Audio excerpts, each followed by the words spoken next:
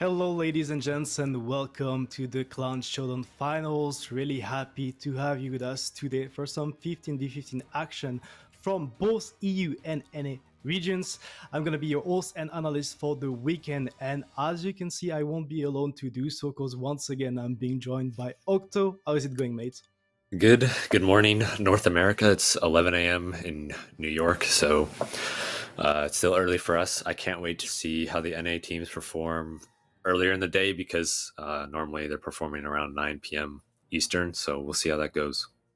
Yeah, we'll see that later. That being said, let's take a look at the bracket. First of all, the EU brackets, because we're going to be covering a match from there first. And what a match, Octo, because it's a rematch from the last 15v15 EU finals. We had Redan, they were Aboba against Invil.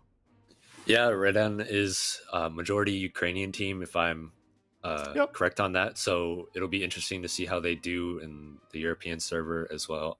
I mean, they've done well in the past, but I'd like to see maybe they win this time, knock Inville down. But uh, Inville's going to have some good games, I think. They played okay in the group stage. I'd like to see them play better this time.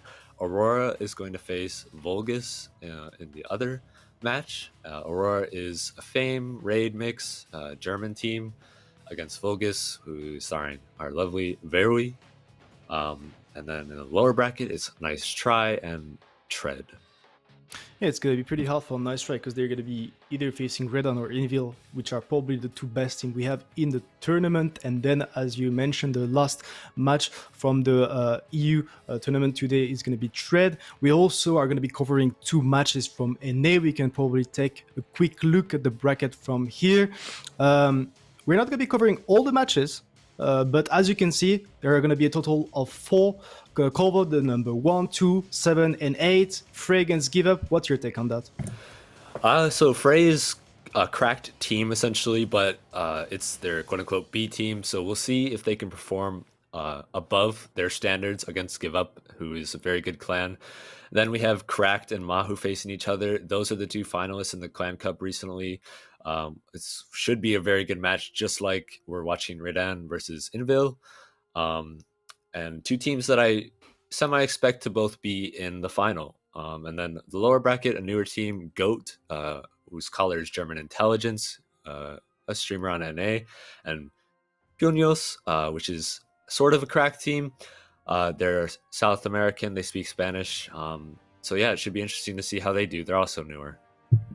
Okay, cool. We also have some Twitch drops, and this time it's a bit different, Octo, compared to what we had in the past, because we have the Twitch tokens. I mean, that's fine, but we have mystery drops tomorrow, and more than just premium days or consumables there.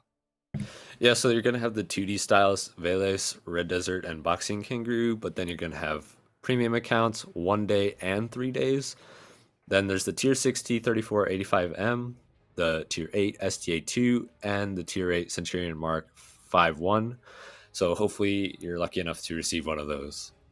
Yeah, you're gonna have to complete 90 minutes, 150, so a bit more than 2 hours on the first day and second day for the tokens, and then it's 4 hours needed on the second day tomorrow to get that mystery drop. That being said, now I think we can actually get into the mood for the first match of the day and take a look at the community predictions between the two teams, Inville and Redan, and the community going Inville's way. They won the last tournament against Redan, but definitely not going to be easy for them.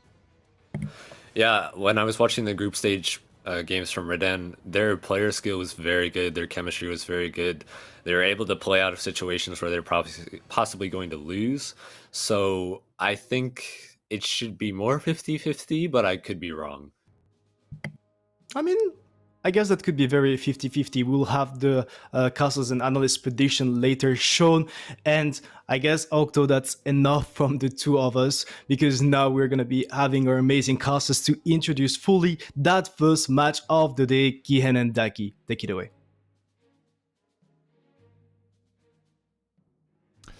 Well, hello there, everyone, and welcome with both beautiful shiny Ducky today and me. We're gonna be, basically taking you through the matches. 6 of them are gonna be played today. That's 2 more than we are used to, so let's hope we're gonna be able to keep up with that. That being said, I think our analysts already set the stage for the first match, which is definitely gonna be a cracker of a game. It's gonna be Showdown, formerly called Aboba, against Invil. It's a rematch of the last tournament finals. That is because I think Invil didn't perform too well in the group stage, coming second only. Then again, Invil sort of did like the classic Invil, not really doing well in the group stage, but historically speaking, when it comes to playoff stages, they're clapping, Ducky. Yeah, they actually lost 2 out of the 3 matches they played in the group stage, losing against Aurora in a tiebreaker, losing against No Timing in a tiebreaker as well, which was really a match of no value for No Timing, but they still won that. They're not going to be showing because that was the only thing they also won in that group stage. So yeah, that ended up with Invil not topping their group, actually. But then again, that is indeed classic Invil. Group stages for them are always, for some reason, mysterious to everybody, hard. But then when it comes to the playoffs, they are very often, not every single time, making it through the upper bracket to the finals, which is of course the easier road as well. You can chill more, you don't have to play as many matches. But Showdown here did also have reinforcements in their team and did look good in the group stages as well. They added, for example, I think Fly, who was playing with Panther at some point, with Magic as well. I think Respix wasn't in their last tournament as well. So they did some reinforcements to the team. We have to see how that works out. And for them as well, of course, they're now playing on these thing called tournament accounts with every tank available, because on their own accounts, they don't always have everything. Hence why you see sometimes positive play on, for example, an S-Konk, which I don't think we're going to be seeing here anymore. But then the Invil lineup, no surprises in the names. I mean, Monster is the captain on paper. Barbarian is the endgame FC. He's the one that calls the shots. Not much to say about these players. I mean, all of them experienced, solid, playing basically all formats, whether it be 15v15, 7v7, or even smaller tournaments. So they have experience to go around. Exactly. I mean, now we're probably going to take a look at the Showdown lineup near you here, the captain joining us, and basically all of those players here are known by now as well. You should know them from the last Clan Showdown event. Before we go to gameplay, though, okay, we're going to directly hop into gameplay, leaving the pick and bans probably for the next break. First of all, let's take a look at the predictions, though. Casters and analysts split right down the middle. Octo and I going with a win for Invil, and both you and Insane saying Showdown is going to take it in a tiebreaker here on Prokhorovka, first of all. Yeah, I mean, they did really well last tournament. If they can keep the same style here, and they had the better group stage, so that's why my prediction comes from for Showdown. They did better in the group stage. They had a more solid performance, and it's good to have some split predictions here. Not everybody aboard the Invil train. All of us expecting it to go to tiebreaker, except for Kihan. But that's normal because Kihan just wants the show to be over as fast as possible. He is 30 now, so he has to get up to bed on time. That is indeed true. I value my bedtime a lot. We are probably not going to fall asleep during this first map here, though, as Showdown is coming into this one with 1 EBR, 1 STRV, 1 Badger, 1 CS, double Chieftain. Then we have, what is that, 4 279s. We have triple 260, double IS7. Yeah, they're already making the amount of tank differences from the prediction form go up. Invil, on the other hand, no such shenanigans. WBR, STRV, quad 907 and 8 279s. Yeah, and historically speaking, Invil on Prokhorovka has always been a very, very, if not ultra-aggressive team, basically trying to force the decision at the beginning stages, and some teams have struggled against this. Now we'll have to see Monster and Mentos in the EBRs respectively, trying to get some information. Good job by Monster here, not taking any damage, getting a lot of information early on. And the thing to highlight here is that 4CB that we see right now in his EBR, he's actually playing against 2, so he needs to play this one super careful. He obviously is going to get the info about the enemy EBRs, so he maybe can spot the hill and see that there's nothing, but you can already see Ketsai being pushed up. And near you, the, I think, in-game leader here trying to trade against the 279s by Invil. Yeah, you can see the brawl in the middle coming, but the 907s from Invil trying to close as well. Monster in the meantime, not having a good one in his EBR, down towards a one-shot. But the 907s from Invil, they came close here. They're now jumping across the rails, though. Never is the first one there, but you can see the 260s are on the outside as well. This is not that great for Invil right now. They're trailing in HP. They have these tanks kind of stuck, but they need to be careful with these 260s from the Redan side, because there is the hill. There is Ketsai as well in position. I think they're now swinging back towards the outside, and the brawl in the middle in full effect. Conrad down towards the one-shot already, but so far, Redan in a commanding position. Barbarian, the in-game SC, little too far, little too much as Siruk picks it up. The first kill going here the way of Redan and the HP. Definitely their way as well. Exactly, and now we'll have to see what those two 260s, Luke and Skittles, are going to do here. Are they going to be able to force Ketsai off that corner to possibly then have cross shots into the middle? That could be crucial, but Luke, on the other hand, is taking a lot of damage, down to 331. Mentos also getting spotted. That is both EBRs by Invil, down to very, very low HP. Both of them possible one-shots for the 440 Alpha guns by Redan here. Right now it's calming down a bit, but Redan up 5k HP, up a gun even, so looking kind of good for them.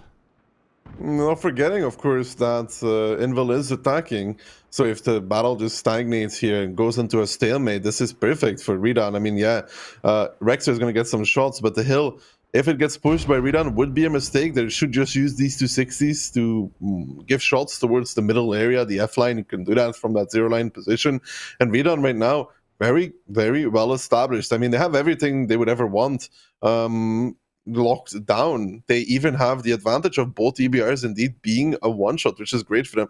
SCRV, Badger, NCS to cover 1-2 should be enough for the side of Redan. They're even bringing 4CB back as well, which is another tank to support there. I mean, near you is Amarax. If he gets pushed, he's not going to be doing too much damage, but what does that really achieve for the side of Invil? Yeah, they push near you, they kill him. But what have they gained from that? I mean, what is really the plan after that? They will find near you because they're even pushing up quite unspotted. T-Sec here now coming in as the first 907. Non-connection. Oh, big connections from the back though, dropping him to 921. And near you is actually just pushing up and over. I'm not sure if that is the play near you, honestly. I really don't think so. He uses the Repair Kit on the Amorax. He did not have one available for his track. He goes down. I think it would have been better for him to just stay there. Yeah, exactly. He could have done one, possibly even two more shots. I mean, I understand why he's going for it, but then again, with the SJRB in H1, he's never going to survive anyway. So, probably good thinking by him, but probably thinking too much about this one. Now, Rishek and T-Sec both down to 900 HP apiece. Little taking one there, has to use his Repair Kit as well, and all of a sudden, Invil back in striking distance, I would say. Oh, T-Sec and Rishek both making it out of there unspotted, not losing any more HP. That is good stuff for Invil. HP disadvantage still 3k, but I think that move kind of worked out for them. Yeah, and so far Piotrix has been doing a really good job in that SGV. He is in H1, but he's already stacked up over 3k damage. I think it showed on screen, so he's been farming away at those tanks from Redan, bringing it closer, bringing it indeed within striking distance. Still disagreeing with the move that Nier made, but that's what they're going to do. It's going to retake the hole. Nico Hines just seems to be taking back inside the hole where Nier was. He's either pushing down 1-2 or taking back the hole. We're going to have to see. I think he's just going to take back the hole to get a bit Dries here, but those 907s have left for the side of Invil. So Dries is going to be bailing out of the hole. And this is actually pretty good for Redan. I mean, yeah, they did lose near you, and yeah, he could have done one more shot of damage, but they just re-established the position. So Invil still can't freak the middle. It's like the good old switcheroo. Yeah, you take one head, will spawn two more. Exactly. I mean, we just saw in this split screen that Invil is now doing a rotation with all of those 907s, but look how badly beaten they are already. Ketsai taking another shot of damage is not going to help here either. The thing is, though, Redan actually has two tanks pushed up on the zero line at the hill. Double 260 being there. Akka seems to now be doing the right thing and just running away, because and also look at the other side, Ski, A6, SRV, ACS coming as well. Redan doing all the right things here currently, and the reason why I was emphasizing on one of the 260s leaving is that you never want to have like 2 or even 3 tanks for the enemy to push up on. Maximum 1, and then the rest of your team farms, and I believe that's just what is about to happen here. Invil looking to end the game here with that crucial push over the zero line. They do get spotted. So far, no damage taken. Finally, Rexar takes a shot. Skittles is trying to bail here. Fly does get picked up, and Skittles does lose his loader here. Is he going to be able to make it out of there? He's trying a move that we saw a lot in the group stage, but I think he just got double-tracked. He's not going to make it away. No, but he's going to try and trade out his life here, actually, against Ketsai, who pushed forward. Ketsai down towards 638. He's going to need a little bit of help. Rishek not connecting the shot there on the back of that 260. That spaced armor with heat. Not always easy. Ketsai down towards the one-shot. Panzer Fury as well. Down towards 56 HP. He was very healthy just before. And now you have the CS and the double 260 at B9 as Fury gets picked up by Kopiat from the middle. Rexar pushing down is not going to have a better time in this one here. Ooh. Just no, Siruk actually got that in the nick of time there. Now Ketsai going across as well. Can Siruk find this one as well? Yes, he can. Siruk picking up the triple there, shutting down the Invil push. Exactly. Now we see Mentos in the EBR being moved forward, and we can already see 4CB is just there to greet him, meaning Mentos is actually spotted right now. 4CB should be able to get safe into the waterline here. Ooh, Mentos getting low rolled down to 13 HP. Anyone just so much as sneezing at him is going to take him out. T-Sec taking another shot of damage. The same can be said for Rishek. So that push on the zero line for Invil, it's costing them. And I think, Ducky, it's costing them too much at this point in time. No, it's really not looking good for Invil right now. They have 3 minutes left. They're down 5,000 HP.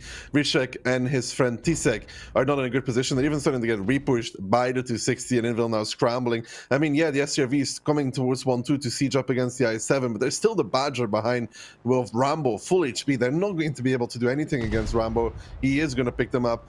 Aka here with the 260, can he get the first? Looking for the gun elevation. He does pick up T-Sec. He does straight away HP, but if he shuts down Rishek and T-Sec, both of them, Nico Hines getting pushed by Piotrix, actually. Piotrix going for the 1v1. That's brave. That's ballsy from Piotrix. I think Nico Hines even bounced the SCRV there.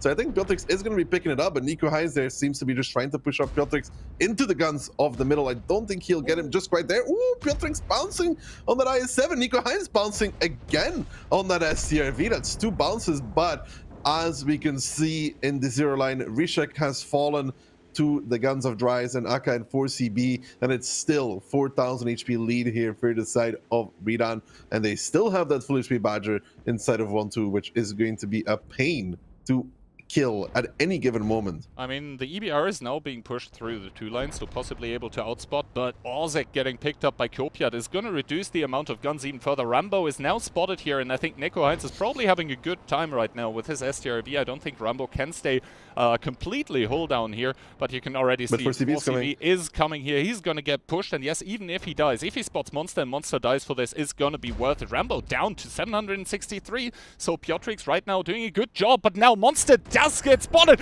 does have the reaction here to pick up 4CB. We'll have to see if Positive is able to pick it up, and it's going to be serious in the STRV, racking up yet another kill, and that should be it here. Radan, I think, should be able to hold on if nothing absolutely crazy happens. That being said, though, Beast dropping in his 279 in the middle, but Invil only 2.7k HP left on the 6 tanks that they still have remaining. I mean, you don't want it to be that way, but right, Piotrix being 5 HP, they don't really care about it. It's actually good that the STRV doesn't have the HP, but instead it's someone else. But yeah, Rambo now going unspotted. I don't think Invil really has the tools anymore to really dig out the defense that Radan is putting on here. Like 37 seconds, who are we kidding? Little taking another shot, but little is it gonna matter as Piotrix, another kill, but he's now spotted in the STRV. Yeah, I think this is actually Zero clearing with his SDRV. Went all the way to D2. He found him. He picked him up as well. Little now killing DJ and Never falling. 3 tanks are standing for Invil, who come into this match playing hyper aggressive. But this 907 shoot a 6-line move for Invil. I mean, they pushed over the rails, but that didn't really gain them anything at all. They lost the middle trade hardcore as well. On this double I7, I guess you could see the utilization of it, where they take the hole at F2 immediately to shut down the high peaks, because the I7 has the best turrets for that. I mean, I think Neru still misplayed by trying to leave. I don't think that was it, ever. I really don't. I think he just does his extra shot of damage there, maybe one more. And then Ketsai and whoever was with him would be one shot. But then re-establishing him with the second I7 is actually kind of, it denies the EBR from sneaking through. It denies the peaks in the middle. was wondering why double I7, but I guess, you know, even if they lose the hole, they just take it back. They don't care. Yep, exactly. So good stuff from Radan coming into this one, and Indil getting themselves kind of a bit of a bloody nose here in the first game. I was sort of wondering how exactly Radan was going to come into this one, how they were going to deal with the Indil. Piotrix, though, Jesus Christ. Piotrix, 8k damage. All right. Yeah, I mean, the shooting, obviously if you're shooting at like weak spots, turrets and stuff, that sort of explains the 31-23 pen ratio, but overall, I mean, if someone does 8k, you can't blame him. So look at my average random battle, man. I do 8k damage and my team still loses. So he's probably, you know, on TS right now. Man, 8k damage, still lose. Anyway, on the other side, though, the other STRV also with quite a high score, 6.4k, 4 kills. Serious, that 1 kill shot on the 279 was a really juicy one. I think the 279 went unspotted and like it just looped over the hill. The biggest thing there, I think, for Redan was the fact that both Monster and Mentos misplayed, both of them. Like, no, just one, but both of the EBRs misplayed, which gave 4CB quite an easy time in this battle, because Monster and Mentos were one-shots from the beginning. 4CB was not, so he had like a little bit of free roaming space where he could go and do whatever he wants. He doesn't have to be afraid. And then even Mentos getting low-rolled by Siruk at some point to let him live till the end game. I mean, it's a big thing, the EBRs being that low HP from the beginning of the game. Don't think they were too happy with that. I don't even know how Monster got outspotted on 1-2 to begin with. That being said, though, now finally we get to look at the map pick and bans. We can see Invil taking out Live Oaks, then Radan taking out Sand River. Keep in mind, Live Oaks, Sand River, and Ensk have switched sides. That'll also apply for the NA part of today's stream. Prokhorovka being the first pick by Invil here, them losing the first round. Then we are headed towards Fisherman's Bay, and if we get to it, it's going to be Ensk and Cliff, obviously best of 7, so first to win 4 rounds here. Keep in mind, this is still the upper bracket, so there is a safety net for either team, but both of them probably want to make it to the upper bracket finals, because you pointed it out earlier already, it's just the easier route to take towards the finals. I mean, you only play once today. You play twice tomorrow, if things go well. So it's a bit different than having to possibly play quite a few matches through the lower bracket. But second battle here on Prokhorovka, Redan on the attack with the 260, the 279, the Singular Chieftain, the 597s, the STRV, and the WBR. And for Invil, we have WBR as well. Then we have Piotrix whipping out the Badger as well. Then we have, how many is that? 6 907s. We have 5 279s and Rexa in that IS7. So compared to the Radan lineup last round, only one IS7, but we'll have to see if Radan sort of wants to clear the hole as well, or if the IS7 even gets sent there, which seems to be not the case, as Rexa right now on the rails here. 4CB, ooh, he does get spotted early in that 1-2 line. Monster and Mentos doubling up here. This could be bad news for Luke, who is right now, he does see both of them. He does connect his shot as well with APCR, but you can see now Mentos, Monster, both of them with the connection, and Ozek with the 279 of all things to pick it up. So at the start of the game, one of the Radan EBRs getting deleted, and even 4CB is spotted here. This is absolutely catastrophic for Radan. I'm pretty sure Rishak has some sort of spotting equipment actually on his 907 to spot this EBR. We need to see that, because look at his HP, 2080. Seems to be very specific here for this side of he sees them Invil. already. He sees them already. Yeah, I'm pretty sure he has spotting equipment, and they're just plowing down 1-2, man. This is not looking too good for Redan. This is indeed. Hey, look at Rishak. Yeah. Low noise, CVS, optics. He thinks he's a light tank. I was actually hoping here for binoculars, but yeah, purple optics does the job as well. But now we see the push by Radan. They don't have any other options left. It's in full swing. They've lost all of their EBRs. They need to put all their eggs into one basket, which is what we see right now. But also in the group stage, how many of those 1-2 line pushes have we seen fail? And this one right now is not faring well either. You can see the damage being dealt here by Invil. The Radan tanks, they just need to get close toward that corner, but even then, what are they going to do? Barbarian and the other 907 from the corner are just going to completely farm them to pieces. Yeah, this is done and dusted already. I mean, even the WBR is already behind Sirk and the STRV. It's a slaughterhouse for the side of Redan. I mean, they're trying their best. They're trying to push down all the way, but they're getting plowed from every side.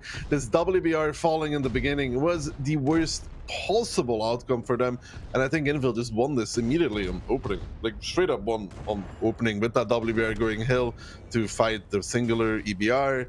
Rishek even with the spotting equipment coming out, and that really, I think, caught Redan off guard. Exactly, and now, I mean, even looking at the minimap, there is nothing left for Redan here, who are only down 5k HP. I would have expected it to be more at this point, but this is just a mop-up operation. We can see the focus fire finally starting to kick in for Invil. They're starting to pick up the kills. Direwolf, Copiat, both of them probably going to be the next ones to fall. And Invil, after, you know, a first round in which they looked like they kind of struggled, this second round definitely showed what they're made of. It's going to be a, well, not clean, but it's definitely going to be a firm victory in favor of the Polish team here, evening it out 1-all. It was really scary here, though. The fact that Redan is so far behind in this match and somehow Invil only has 6 HP left at the end of the game. Yeah, I think there was kind of focus fire issues for Invil there, which is pretty uncharacteristic for them. Normally, if there is like a one-shot, it's not like in randoms where people will shoot the high HP, but they will all try to get the one-shot out of the game. In the end, though, I mean, after the WBR died and Rishek there spotted the push, it was basically over at that point. I mean, Redan should realize some things, by the way. If a 907 has less HP than his friends, there's usually a reason for this. In this case, he's a spotter 907. First, CB did outspot Rishek, then stayed too long on 1-2, but even then, Invil had all the info from the hill either way. Even if 4CB doesn't die, they have all the info from zero line. They know like exactly what's happening because neither Monster or Mentos gets shot out or spots anything at the rails. Yep, and here we can basically see that, yeah, if you're the tank spearheading a push like that, that's doomed to fail. Well, then you're not going to be doing a whole lot of damage. On the Invil side of things, though, I think it was Barbarian and who was the other 907 in the corner. They should have had, like, plenty of spots, plenty of time to deal damage. You can see Barbarian actually ended up getting focused out. But I think it was probably Ketsai, right, in the corner as well, and he just had continuous shots. No, Ketsai was one of the guys on the 2-line. It was Barbarian and somebody else in A1. I don't remember who, actually. Like, that is just the dream scenario. And, yeah, Invil ending up, yeah, able to make it work here, evening it all out. This means that now we are headed towards Fisherman's Bay. Normally Prokhorovka is a map that plays out quite slowly, like we saw in the first round. The second one, yeah, Redan was kind of doomed to push that because they lost the EBRs early, but I think they were planning on a 1-2 commit anyway. Fisherman's Bay is a map that I think personally favors the defender. And most of the time it ends up pretty slow. I think teams started disagreeing with this, actually. Since the middle changes, it's pretty hard from the defense to play aggressive from the start, which usually leaves you in a position of having to defend both sides. It's not as favored as it used to be. If a team is fast and proactive on Fisherman's Bay attack, they do have the time to make a good and precise push work. It's not as clear-cut as it used to be. Now, the other thing I would be interested in for Fisherman's Bay specifically, I mean, it is a very 279 heavy map. How many 279s are going to bring config and how many are going to be blowing up? I can just check by the HP that they have. 2,800 plus is bond HP, and 2,700 something is experimental HP. Now, Redan coming into this one, bringing once again one EBR. We have one E3 being played, one SJB, double Chieftain, and that is going to leave 10 279s.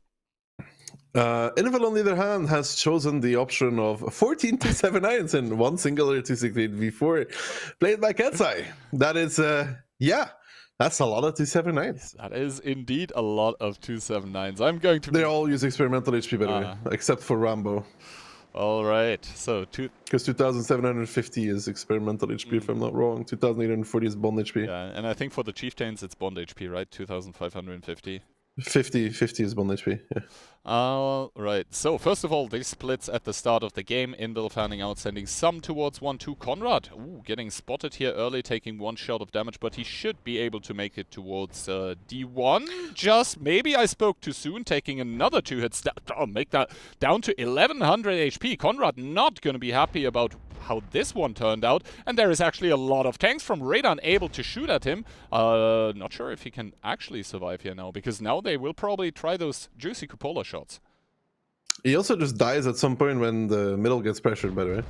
Like, he cannot sit safe in the middle. T-Sec also taken some 877 on towards him. And so far, Radan doing a really good job here at lowering the HP from the Invil side, which is probably already going to start reacting pretty soon. Conrad is a liability. You can already see on A3 the 22279 starting to pull back from the side of Invil towards the city. But for Radan, this is the perfect reaction if Invil does decide to push the city, because they have most of their team still chilling in that part of the map. Skittle getting pushed back now ever so slightly in his 279 by Piotr.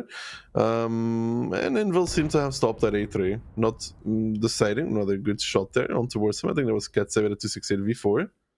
Yeah, we'll have to see. Piotr now the only one that's spotted there currently, pushing up, so they are going to see that he is coming. They don't know what Ketsa is doing at the moment, though, and Piotr is probably headed towards the F0 position, where there's some super nice spot for the 279 to basically stay safe, force cross shots. Even you know, the people behind him in like C0 are going to be able to support him with crossfire. Piotr once again getting spotted, this time from the middle, but Beast and Near You both are not able to get a shot in here. And yeah, Piotr is just going to be chilling on the other side of the map. Some blind shots happening, and now Little starting to get pushed up in his Chieftain. I think if he takes it all the way, he should have good angles onto Conrad here. Yeah, he'll be able to pick on that from behind, normally speaking. Okay. Conrad getting spotted out. The goal here for Invil is to delay as long as possible. They want to, like, they're actually just giving up tanks on both parts of the map, aka Piotr, but Piotr is very safe. Mainly, though, Conrad to delay Radan by as much as possible, run down the clock, so that they have little time to execute the final push, because really, you lose Conrad. Okay, you still have 14 tanks behind this. Now we can see Little trying to make the position at the stone work here, from which he should also be able to get crossfire in towards the middle, but you pointed it out. It's already 3 minutes taken off the clock here. Yes, Invil lost some HP very, very early on, but Conrad is doing a good job of not losing HP here. Currently, Piotr has a super strong position, and actually the HP lead has shifted in towards Invil's favor once again. I mean, it's not really a lot. Just as I say that, cast a curse, Invil taking another shot of damage. It's kind of even, but that always does favor the defender if the guns are even. Yeah, but more tanks here coming towards the city for Invil, while there's still quite a lot of Radan tanks. How is he taking so much damage? Piotr is farming him. Oh. Well, that was because he's speaking against Piotr. Yeah, also probably he has to be careful from the tanks from the middle. Now, Invil, I'm not sure if they want to push here. They don't have to. As I said, they are defending, so they don't need to commit to some all-in kind of play, but I think they're realizing, yeah, here Conrad does go down, they're realizing that Radan is just putting the pressure in the 1-2 line, so they want to generate some map control somewhere else on the map. This seems to be currently the 8, 9, and 0 line, Mentos, Barbarian, all of them being pushed How far up. Ketsai is unspotted, though? Low noise on the 2684. No, I mean, like, the EBR is now getting a lot of info, but this is okay for Radan and okay for Invil. Invil will find some success here on the city push when they go for it, but Radan will also find success on 1-2 line, because they will be able to swing to the middle very, very quickly. I mean, yeah, they don't have the city spotted right now, but 4CB sees absolutely nothing. He's finally going to spot out Monster and realize that it's only just Monster, which means that they should be swinging towards the middle rather quickly as well, because it's just Monster by himself, and Ketsai pushing down here on the city. Yes, a tremendous amount of tanks in support, actually. Near You falling back to behind the building there, but here come the 279s from Invil, though, pushing down this 9-0 line. Reshek Barbarian up front, Skittle now peeking up, trying to do some damage, gets one on towards Piotr. Here comes Barbarian, Reshek, Mentos, they're just plowing down this fly. E3, 279 still behind to do some damage, but there needs to be a very quick reaction here from Radan towards the middle of the map, usually, because Skittle's going to fall. The rest of them are going to fall as well, but they're not going to fall easily. They're going to trade away the HP rather effectively, as Near You has readjusted, Diavol has as well. T-Sec down towards the one-shot for this one. 2 is being cleared, more things being sent towards the middle, but the biggest issue here, there's no EBR key hand for Invil, which means that they will not be spotting 4CB on the cap anytime soon. Exactly. Cap has been started and now Monster being double teamed on by Beast and Dreiser here, so he should be going down. The bigger question though is how much success is Invil finding in this 1-2 line push, taking it at the HP. I would say not an actual lot, because they're not able to clear all the way. The E3, the 279, both of them very, very healthy still. Rambo has not even gone down, and that E3 is just gonna keep on tapping those 279s, just gonna keep penetrating them. Rambo now down towards a one-shot. He's probably gonna go down rather soon, but as I said, Cap is ticking here and Invil is trailing with the HP 9k. Redan has taken out the complete 1-2 line by Invil, and the tanks by Invil in the middle, they just don't have HP anymore.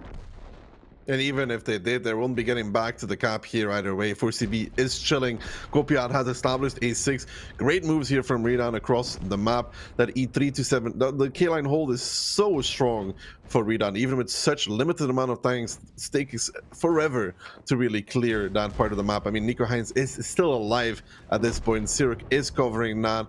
The tanks in the middle are covering that as well. And Redan here with a very, very good Fisherman's Bay attack. Invil's experiment, or what we would call it, not working out for them, as Redan gonna put themselves up 2-1.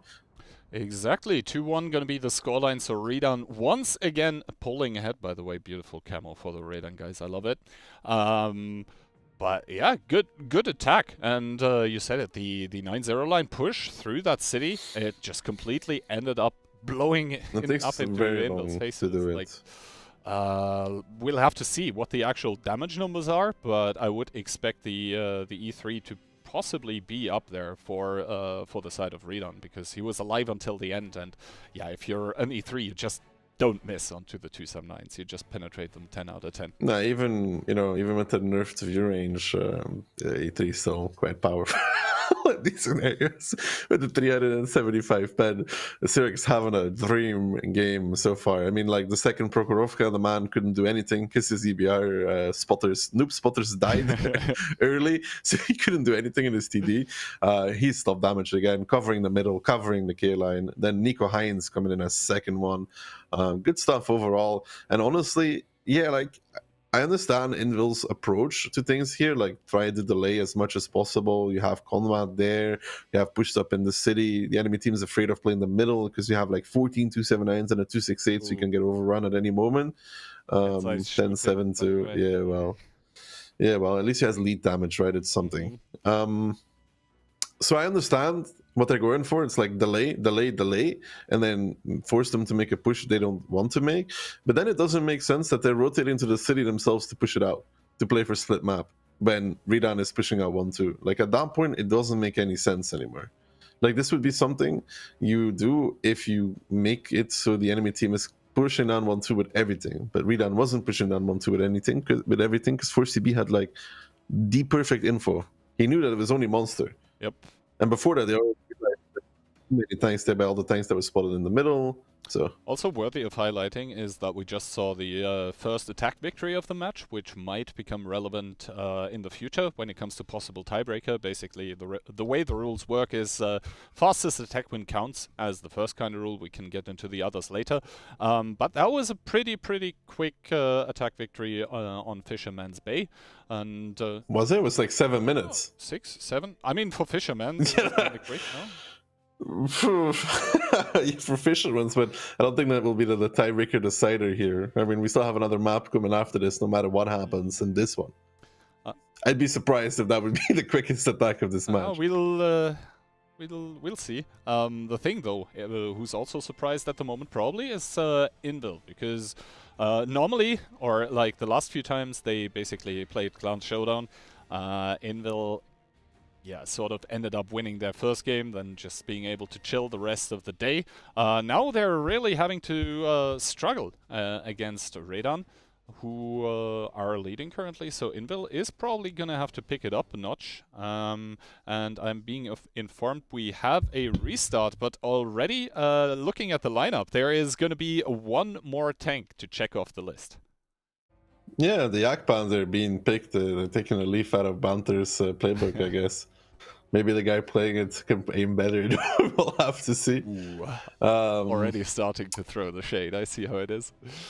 Well, unfortunate. 420 pen though on that Yak Panzer. If you're wondering why Yak Panzer, well, it has 420 pen. It does not care about 279 armor as long as it hits It pins. something of the 279. It basically goes through it.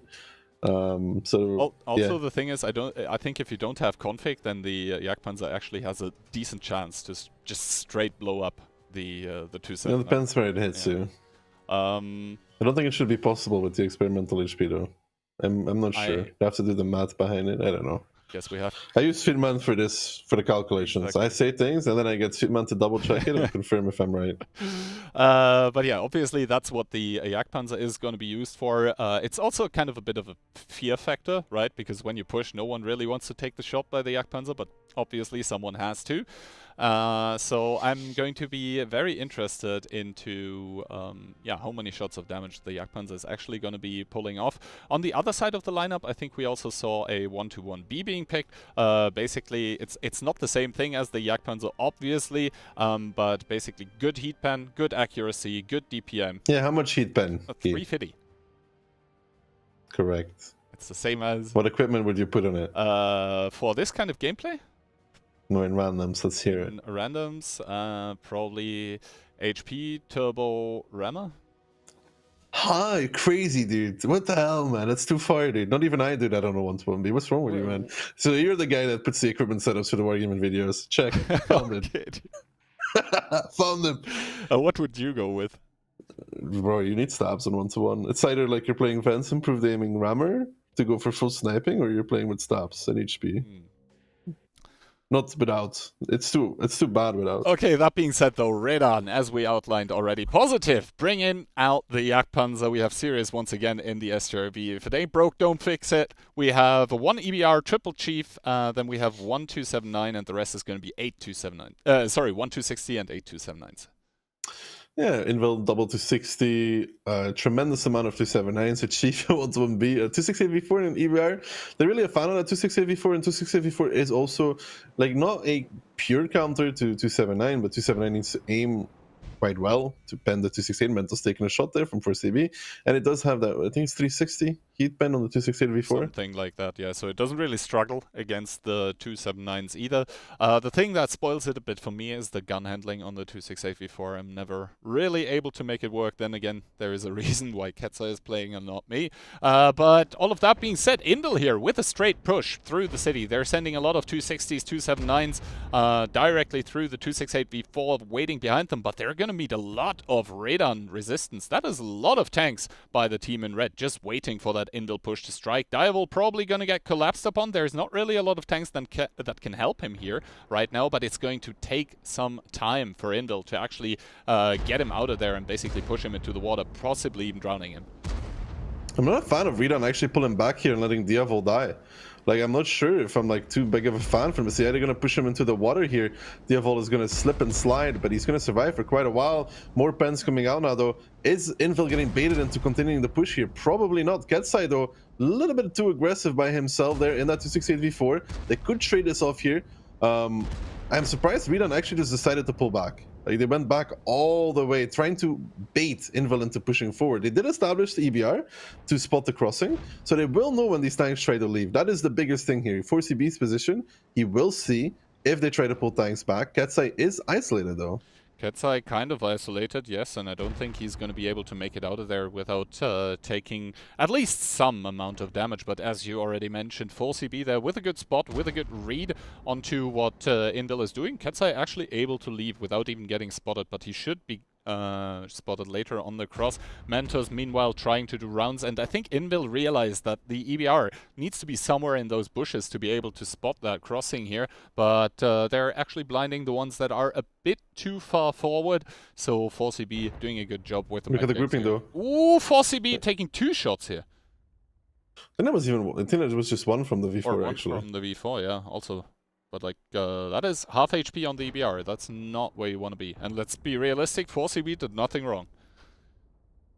No, but now the tanks getting spotted out here for the side of Redan, pressuring back up that city. There's still a lot of tanks here though for the side of Invil defending. And this little push-up here got spotted out. I don't think it's going to make too much success here. Never is in a little bit of a crossfire there in his 279. He's dropping lower. He's dropping even further down towards 1.5. But 1-2 line, Kihan, is what Invil is able to rotate to now. There is Nico Heinz, Dryzen positive behind with Siruk and another 279 coming back in. So good rotations coming out from Redan. They are reading the game at the very least. Good rotations from Redan, also positive with that. Jagdpanzer probably looking for the connections. Nico Heinz does get spotted here in the 260. That should probably indicate towards him that there is going to be the EBR somewhere around. Realistically, none of the other tanks are going to have like optics or something like this. And already the push getting spotted. Good shot by Dryza, and positive with the connection into Kubash, reducing him to a mere 1300 HP. But Nico Heinz now should fall back a bit, I think, into the hold down. Jagdpanzer currently still on reload. Dryza is trying to do what he can with his 279 to support Nico, who does bounce one of the shots onto the 279s. But Conrad down to 1k. That's a possible one-shot for the Jagdpanzer. We'll have to see. I don't think the Jagdpanzer currently has an angle on anything. He's looking at Kubash, but he won't find it. But they did trade off Nico Heinz rather effectively for this, I must say. They did get a good chunk of damage on these 279. Siruk is in A1, knocking over the threes, establishing the defense. Dry is there with a shot against T-Sexo as well. It is close between these two. It's a very close game of Fisherman's Bay. And I think 4CB still had the info on who was trying to leave the city backwards, because he spotted out the 279s as well. So Redan can still rotate across the A-line. However, they will be spotted at A3 if it comes down to it. They will be getting spotted by the EBR of Mentos if they decide to cross back over. Yeah, the matter of the fact being, though, that the double 279 that actually ended up pushing into the 1-2 line, they're kind of stuck there. I don't think Invil can rotate those out anymore because Dryza should be able to see them leaving. That being said, though, he has to repair his gun. He also takes a shot of damage, so he is actively trying to peek there to see what's happening. Invil, on the other hand, they have a lot of tanks still committed into that city area. They have some in the middle that are going to be coming in handy if they push somewhere. But Redan, they have so much HP on this 9-0 line. Even if Invil ends up pushing their monster with good blind shots onto Dryza. And now I think Invil is rotating back over towards the city again with all of their tanks. A bit less than 5 minutes left, and I think Invil, they have to commit somewhere now deeply if they still want to stand a chance at deciding this game in their favor. Yeah, but still 4CB will get the info. There's not that many tanks committed here from Redan. There's 5 against still 3 holding from Invil, but Invil does have that double tank lead though. Don't forget that. They have already picked up 2 guns from the side of Redan. Once again with the spot, I think. Yeah, but there's not that many Redan tanks here though at all, because like they have an extra 1-on-1 too, and they also are -2 already from the beginning because they lost those 2 guns. So they will need little to cross over in that chieftain. Yep, 4CB now trying to evacuate, and you can see the Redan tanks setting up shop here, trying to greet the Invil tanks with heavy fire here. So far, no shots connecting though. Finally, Rishek starting to get tagged down towards the 1-shot, has to stop here probably and leave his other teammates to keep pushing near you with the cross shots from the middle here. And Invil, they just need to pick up guns here. They need to close the distance quickly, but it's costing them heavily. Rexa down towards half HP. Piotrix has to repair his Amarak as well. And now Redan here, finally the distance has been closed. We have to see how big the punishment actually is. Yeah, the Invil tanks here kind of disjointed. I mean, Rishik taking the initial damage. Piotr now in the middle of the Redan tanks, completely surrounded. Gonna get obliterated by Beast. Siruk in the SCRV falls though. I think he got spotted on the crossing there, but now they want to kill Aka in that 279. Fury on a 1-shot. Piotrix out of the game, and this is not looking too great for Invil right now. They still have the crossfire though. Can they actually make it work for them? That's the question. Fury there trying to tank for his life.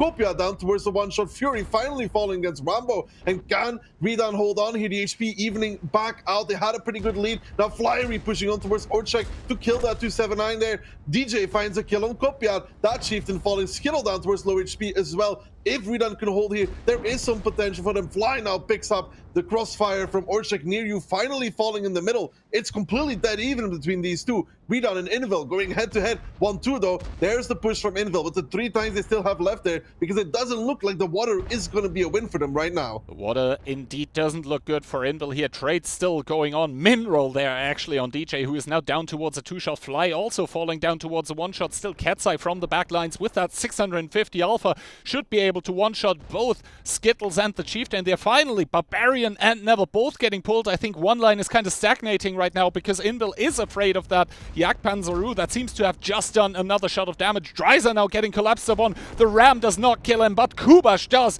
And now only Luke and Positive here left for the team of Radan. Positive almost reloaded here. He's able to kill anyone in this line except probably Kubash. Takes 2 shots for basically 3 and does not connect his shot. It's going to be Conrad to pick up the Jagdpanzer. Now only Luke here left for Radan. The HP almost dead even, but the tank Starkey. Invil seems to be doing it once again. So many one-shots, but the HP management is just there. They keep their guns in the game and they keep themselves in the match as they're going to be evening it out. Once again, it's going to be 2-2. Yeah, yes, SJV could have been huge here. But I think Zero getting caught on the crossing there, losing another tank, and I think Redan, what really cost them here at the end of the day is the fact that they did have that, how do you want to call it, that deficit in tanks, right? Because they lost the initial tank on 1-2, and they also lost another tank on 9-0 line, both the 260 and the 279 respectively. So they were -2 guns. They almost pulled off the 9-0 line hold though. But I think the fact that I think it was DJ took that walk at A9 with Fury, put so much crossfire on Redan that they narrowly actually won it. Narrowly. Yeah, I mean, you saw how many one-shots there were. At one point, there were like 5 or 6, and there were 8 or 9 tanks left on the Invil team. So they were just doing such a good job of keeping those guns in the game. And even if you're a one-shot, if you do like 1 or 2 more shots of damage, then that can already be enough to turn battles like this in your favor. So the individual skill on the Invil side, once again, just there. Simply there. I think we'll have a look at the post-battle results in a second here, and we can see, the Jagdpanzer, 2 shots of damage. Yeah, he bounced his last one as well, but Cirque with 0, that's a big issue there. I think he got outspotted by Mentos on the A-line crossing, and that's -3 guns for the side of Redan. Positive 1051 team damage. That doesn't help either. Not sure who he hit friendly wise. Maybe our secret sixth sense can tell us who he actually shot in the back. Maybe he was just unhappy with the performance of somebody. He was like, Cyric, where are you going? Here, take one. Hold that one for me real quick. And on the other side, I mean, yeah, Invil, as said, they did just a tremendous job of keeping their guns in the fight. It was so close regarding... He shot Dries in the back. That's actually important, by the way. Dries is one of the guys holding 1-2 line. If they win 1-2, they can still win that game even losing 9-0 line. God. I mean, the fact he shot Dries in the back is pretty bad because 1, he's losing 1k potential. 2, he's doing 1k to his teammate. Yeah, and that's basically 3 shots that the enemy doesn't have to do. That's 1 full salvo of the 279s that is not going to be needed. He hit the EBR for 0 apparently with the HG and the Jagdpanzer as well. That's also unlucky because Jagdpanzer Alpha is enough to one-shot an EBR with HG. Actually a group stage clip of a Jagdpanzer with HG one-shotting an EBR on Fish Bay. So that definitely is a possibility. Anyway though, after Sand River and after Prokhorovka and Fisherman's Bay, both the teams are once again tied 2-2, all even. We are going to be heading to Ensk, and Ensk is kind of an interesting subject because the Ukrainians, so Radan, basically being transferred from the ex-CIS cluster, that cluster has been known to have basically Ensk kind of figured out. Right, but Invil has been training a lot against those kind of teams, so they probably have a pretty good idea of what's going to happen as well. Yeah, we'll see. We'll see. Ensk could be a very close one between these two. Invil loves Ensk. I mean, they like to play it. They've played it a lot. They've played it a lot in campaign as well. It's one of their go-to maps. Ensk Himmels mainly. But Redan is also a good team on Ensk. So, to be honest, Key, I wouldn't be surprised if we see another 1-1 come out of this. Then my prediction would already be down in the bin. Currently still possible. I just need Invil to pick up both rounds here, but obviously more rounds, more content, especially in between teams of this caliber, is always appreciated. On Ensk, how many 3s are we expecting this round? Not more than 5. Per team or? Per team. Yeah, once again, reminder, the sides are going to be switched compared to Clan Wars. So the north is going to be attacking, the south is going to be defending. Normally the north side is considered to be kind of favored. We'll have to see, first of all, how the trades go on the rails. And Yeah, let's take a look at the lineups, I guess, where Radon is coming into this one with double E4, quadruple E3. We see Skittles playing the recently buffed T57, and then we have 8279s. Envil, on the other hand, more simplistic. Double E4, double 268, double Chief, and then 9279s actually. That it does not say a lot of Rails control for the side of Envil. I mean, they do have that double 268 V4 to put some pressure on it, but in general it doesn't really scream we will fight for the rails. It's like City or 1-2. Yeah, like the E3s by the side of Radar are just going to be doing such a good job of trading. That being said, though, Little already taking a lot of damage. The same can be said for Beast here. That initial cross, it's so crucial at the cap to destroy. Also Barbarian and Ketsai taking a lot of damage though, but basically you always want to destroy those walls to get those cross shots, to get those cross spots, but Radon seems to not be done yet here. Push coming out on the field. Meanwhile, Invil sweeping through the city here. Aka probably has to evacuate soon behind the house. Little is just in the nick of time making it behind the house as well, and now Diabol in crossfire here as well, but Piotr is going to be the first one to get picked up. Yeah, in the meantime, we can see the swing from Redon. They know, they realize that they have to go. They have no plays anymore but to push.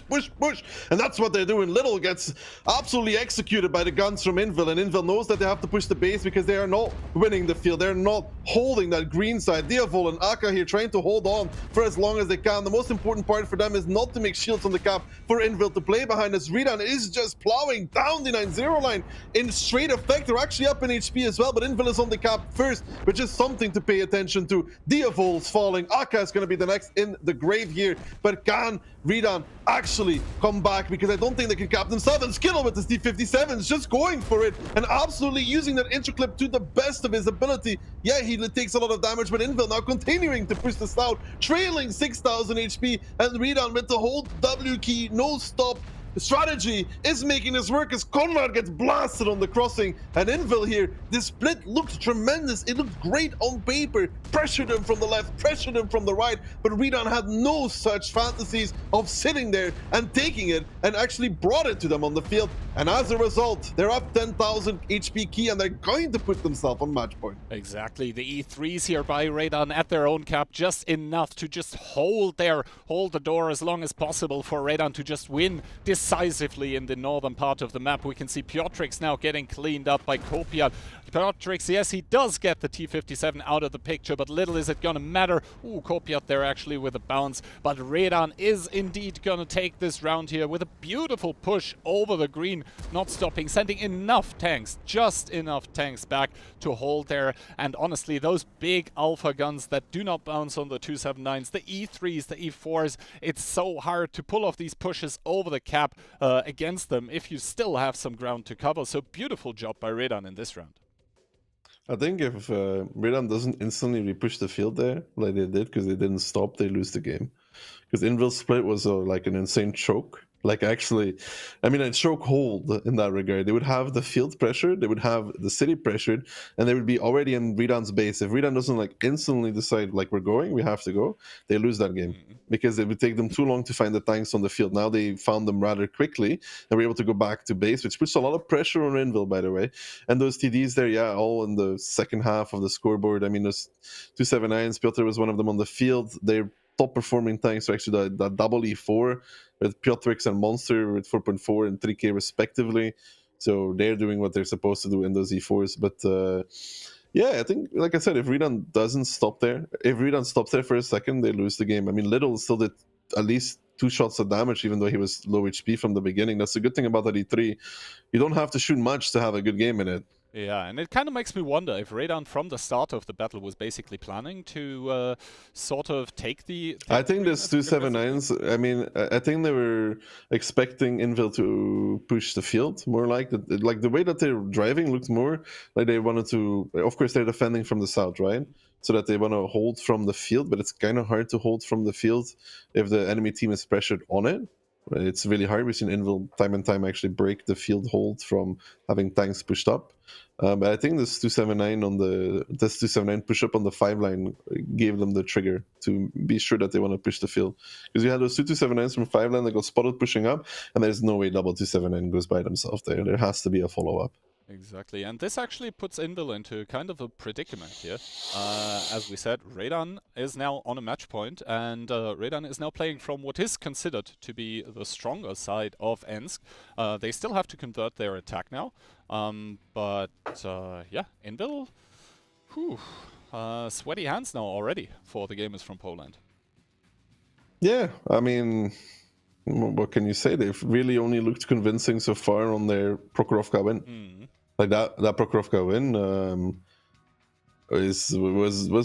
was convincing in terms of opening, not in terms of HP, but outside of that, it's been pretty close between these two. And I think Redan so far has shown just the better cohesion at the very least. Yeah, Redan following up on the performance from the group stage, and unfortunately for the Invil fans, we have to say the same thing about them. Then again, we are quite possibly watching the two best teams here in the tournament right now, so seeing them trade blows is always awesome. That being said though, Radan coming into their match point round with 1E4, double 2684, double T57. Knight Rider is gonna have a blast watching this, and then we have 10 279s. Yeah, well, Invil on the other hand, bit like before the CS though. Double 268v4, double E4, and the rest being 279s. The CS is an interesting pick. Monster, I mean, kind of pushed up. Maybe CVS Gaming? I don't know. Maybe just because he can take the spot fast. He saw all of them, but so far the punishment actually not really there. Not a single shot connecting. And yeah, they did get the information early, Invil that is. But other than that, they didn't get a lot of punish. Dries needs to be careful, though. Is the only 279 in the city. Then we have the 1E4 played by 4CB. That also is in quite a bit of trouble here. Has to cross over both the 2684 and the 279 not connecting. And Invil once again is heavily pushing that city. While Radan is sweeping through the green, there are no stragglers left by Invil. And now we'll have to see, once Radan is grouped up here, if they're actually going to commit to this. Because Invil, they can just turn around and face check this. Yeah, it does look like Redan is going for the all-in option, as in, we all push across in Rambo. And this is not how it went in the movies, from what I remember. He's down towards the one-shot immediately. The T-57's pushing across as well. The Barbarian, the endgame FC here, is going to be the first target for this swarm of Redan tanks. He gets overrun in half a second, explodes. The continuation of this push is now coming across the J-line. The tanks from the back from Redan actually putting some crossfire in as well. Kubash here getting pushed on by Beast and Positive.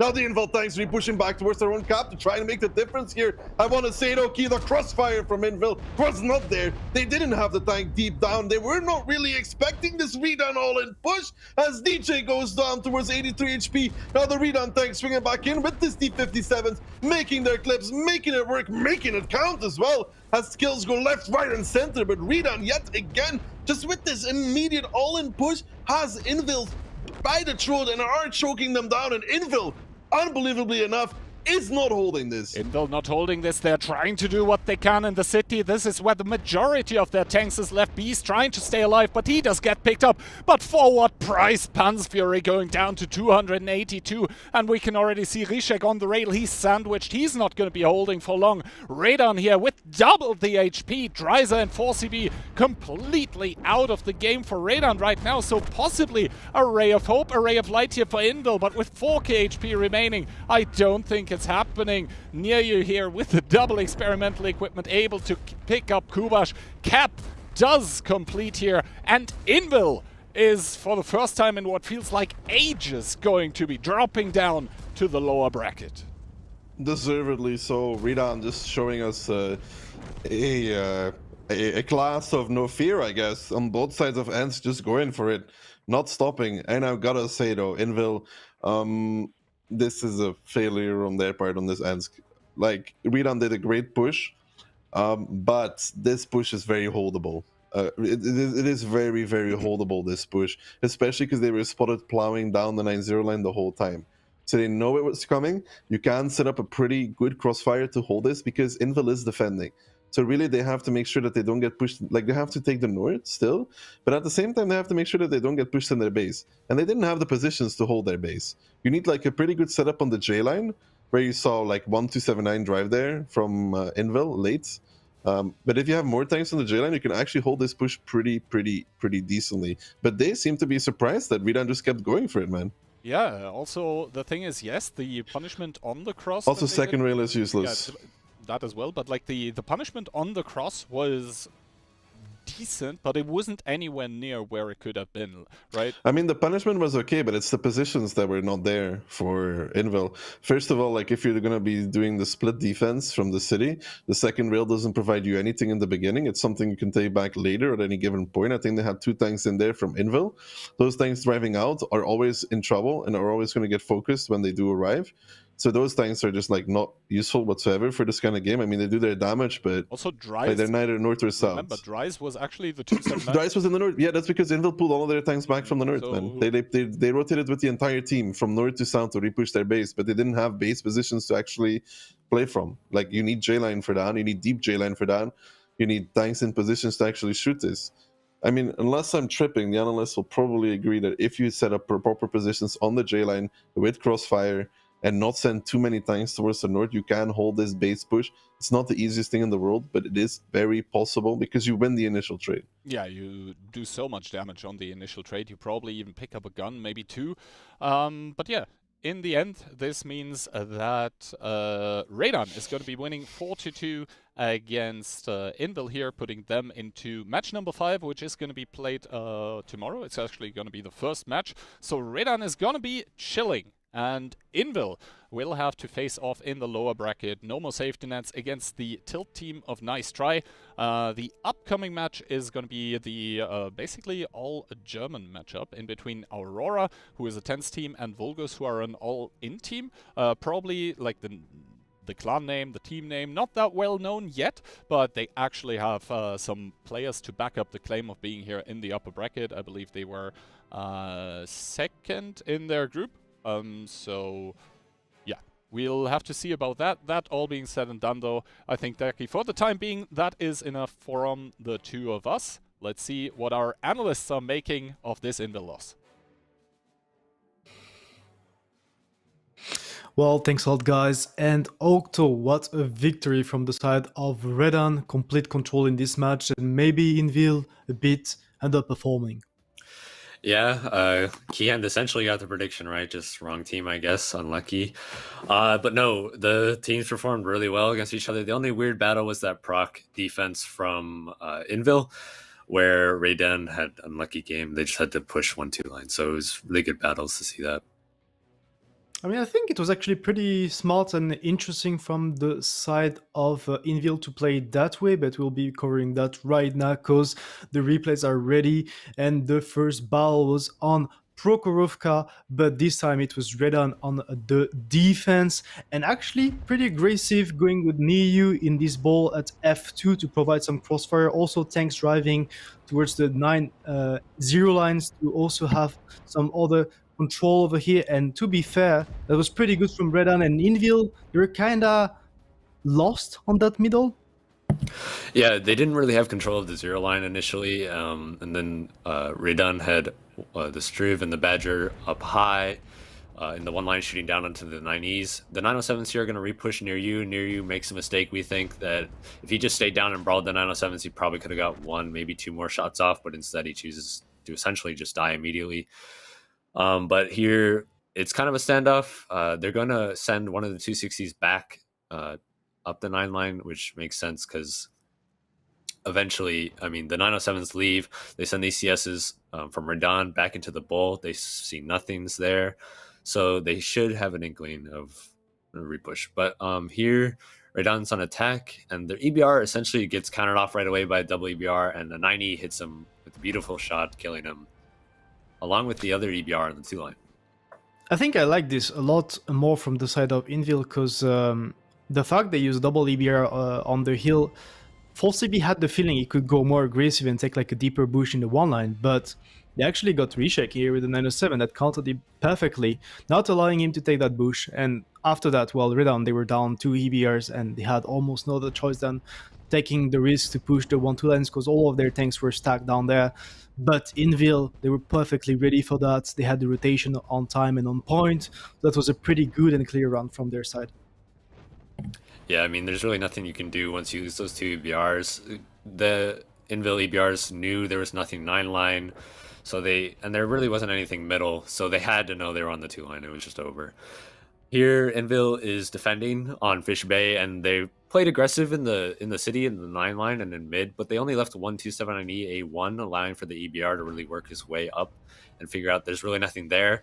And with the E3 and the 279E and K6, it's very easy to hold the push on the 8 line with the 279E behind the building. And you can see it doesn't really work out eventually for Envil. I mean, they trade so well against this push. Like, you see Rainbow, like that's some sort of triangle with Skittles, Rainbow, and all those things in the back. You could even use the 279 around K7 angling up. And, well, Redan is free pushing the 1-2 lines, taking the base of Invil for free. And in return, Invil is bleeding, and they're bleeding hard to actually make that push happen. So that's a perfect play from the side of Redan, completely reading out what Invil had in mind. Invil giving out some information, pushing up in the city, Redan countering, good stuff. Next up, it was Redan on the defense and Invil on the attack. And, well, we had the feeling that that round would go Redan way because they were pretty on points rotation-wise, but something happened. Yeah, so they end up pushing the 1 line here, killing Nico Hines in the 260, and then they come back later and repush the 9 line. It's extremely close. Insane and I probably thought Redan was going to win this, but they make it out. Invil does eventually win this somehow. It just came down to brawling skills, but the Yag on the 1 line actually does hit his own teammate for 1,000. Dryas, the 278, is dead there, so that could have changed the game. He also didn't kill the EBR, so who really knows if what those shots could have done for this battle, because it was very close. The brawling just turned in Invil's way. I mean, you could see at the end, like, those things. If Dre's, that was a 279 at D1 at the Rock. If he's not taking that shot from his teammate, the Yak Panda in the back from B1, and it's actually a shot going into the enemy 279, well, then you don't have enough of those things to clear out the 1-2 lines. That would have maybe worked, but that was then 2-2, teams tied up, and then on Ensk, you had Invil going for the aggression over the city, and Redan from the defense going aggressive over the 7-8, but you could see that those 2-2-7-9s from Redan, they traded super well. Yeah, they lived forever, and they were able to trade off with the E3s and the E4, but here you can see, like, it's so difficult for Invil to keep pushing into this little town area. They chose not to cap, because essentially they can't, because the Redan has the north control. And there's only 2 tanks holding them off compared to Redan had most of their team there. So yeah, I felt like Redan, they kept the perfect amount of tank to actually hold their base, and in return also the perfect amount to push Invil's base. 1 at A0 to kill that Invil tanks, enough to clear out the TDs, and a perfect ult. And then maybe Invil got surprised there, because they were kind of caught off guard. Daki mentioned it, the positioning was not on point. They kind of got baited by Dre's being very committed in the city, and they wanted to whole rush and get some of his HPs, but instead, Redan, they never stopped. They actually kept pushing, and you could see, like, the HPs, they were going Invil's way initially because they took a lot of damage on the cross, but look at the tanks. They're gonna keep all of those tanks alive for so long and utilize the crossfire allowed with the tanks from C6, C5. So to be fair, that's a really, really good round from the side of Redan. That's a really good way to attack, taking the victory against Invil, well deserved. yeah, they could have definitely set up better on the K line, J line, because they didn't kill Invil did not kill a single Radon tank for quite some time there. And if once Radon takes the J line in the building areas, there's a few holes in the buildings where you can shoot through, and it's just an easy crossfire from the cap, and they were actually able to cap this. So yeah, it just didn't really make sense on the part of Invil, where they knew the 8-9 line push was coming, and they chose to keep aggroing the 5 lines so hard, even though they were on defense. Like in advances, maybe it's a cap race, but in this mode, you're on defense, so you don't have to do that. I mean, I really do feel like that the fact that Drace was pushed up that much, like many of them just got baited into pushing and pushing like out in the open and kind of ignoring the fact that Showdown could keep pushing their base. That's why I'm special mention to Dre's. Maybe that was not done on purpose, but it worked that way. Showdown taking the victory for 2, moving to the winners bracket finals that we'll be covering tomorrow. We'll have to see what Invil has to do against Nice Try a bit later on. We can maybe take a look at the brackets as I'm saying that to have a proper a summary of that match. And the next match of the day, Octo, that's the second match of the upper bracket. That's between a pretty newly formed team, the German team, against also one team that we have not seen before. So that's going to be pretty interesting. The German team with a lot of players that came out from Tilt, Fame, Aurora, against that team, Volgus, that did fairly well during the group stage. Yeah, so Vulgus will probably be the quote-unquote underdog in this situation. Aurora, like you were saying, is the newly formed German quote-unquote super team. So we'll see how they do as they're a mix of Fame and Raid players. Raidan moving on, of course. Invil will be facing Nice Try, which is Banter's team, along with Magic Will. Yep. And then Tread is awaiting their opponent. So whoever wins Aurora or Vulgus will move on to play Raidan tomorrow. Whoever loses will play Tread in the losers bracket. Definitely. And talking about the second match of the day, Aurora against Vulgus, we can maybe take a quick look at the community predictions to see what the viewers are thinking about that match. I mean, I guess it's going Aurora's way. No surprise there, 70-30. They are probably the favorites. They have ton of experienced and competitive player, but you gotta give credit to the enemy team. Yeah, Aurora did win all 3 of their group stage matches. So they're on a high point. I believe they had an extremely high win rate in the campaign. I know that doesn't exactly translate to this, but it's still very good consistency at least.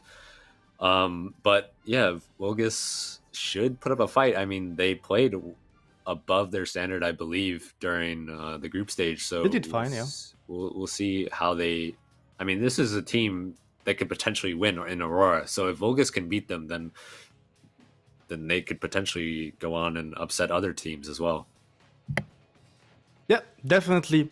Anyway, Octo, we have our very knowledgeable casters to introduce that next match. So we're not going to wait for much longer on the analyst desk. And we're going to just go back to Kian and Daki. Guys, take it away.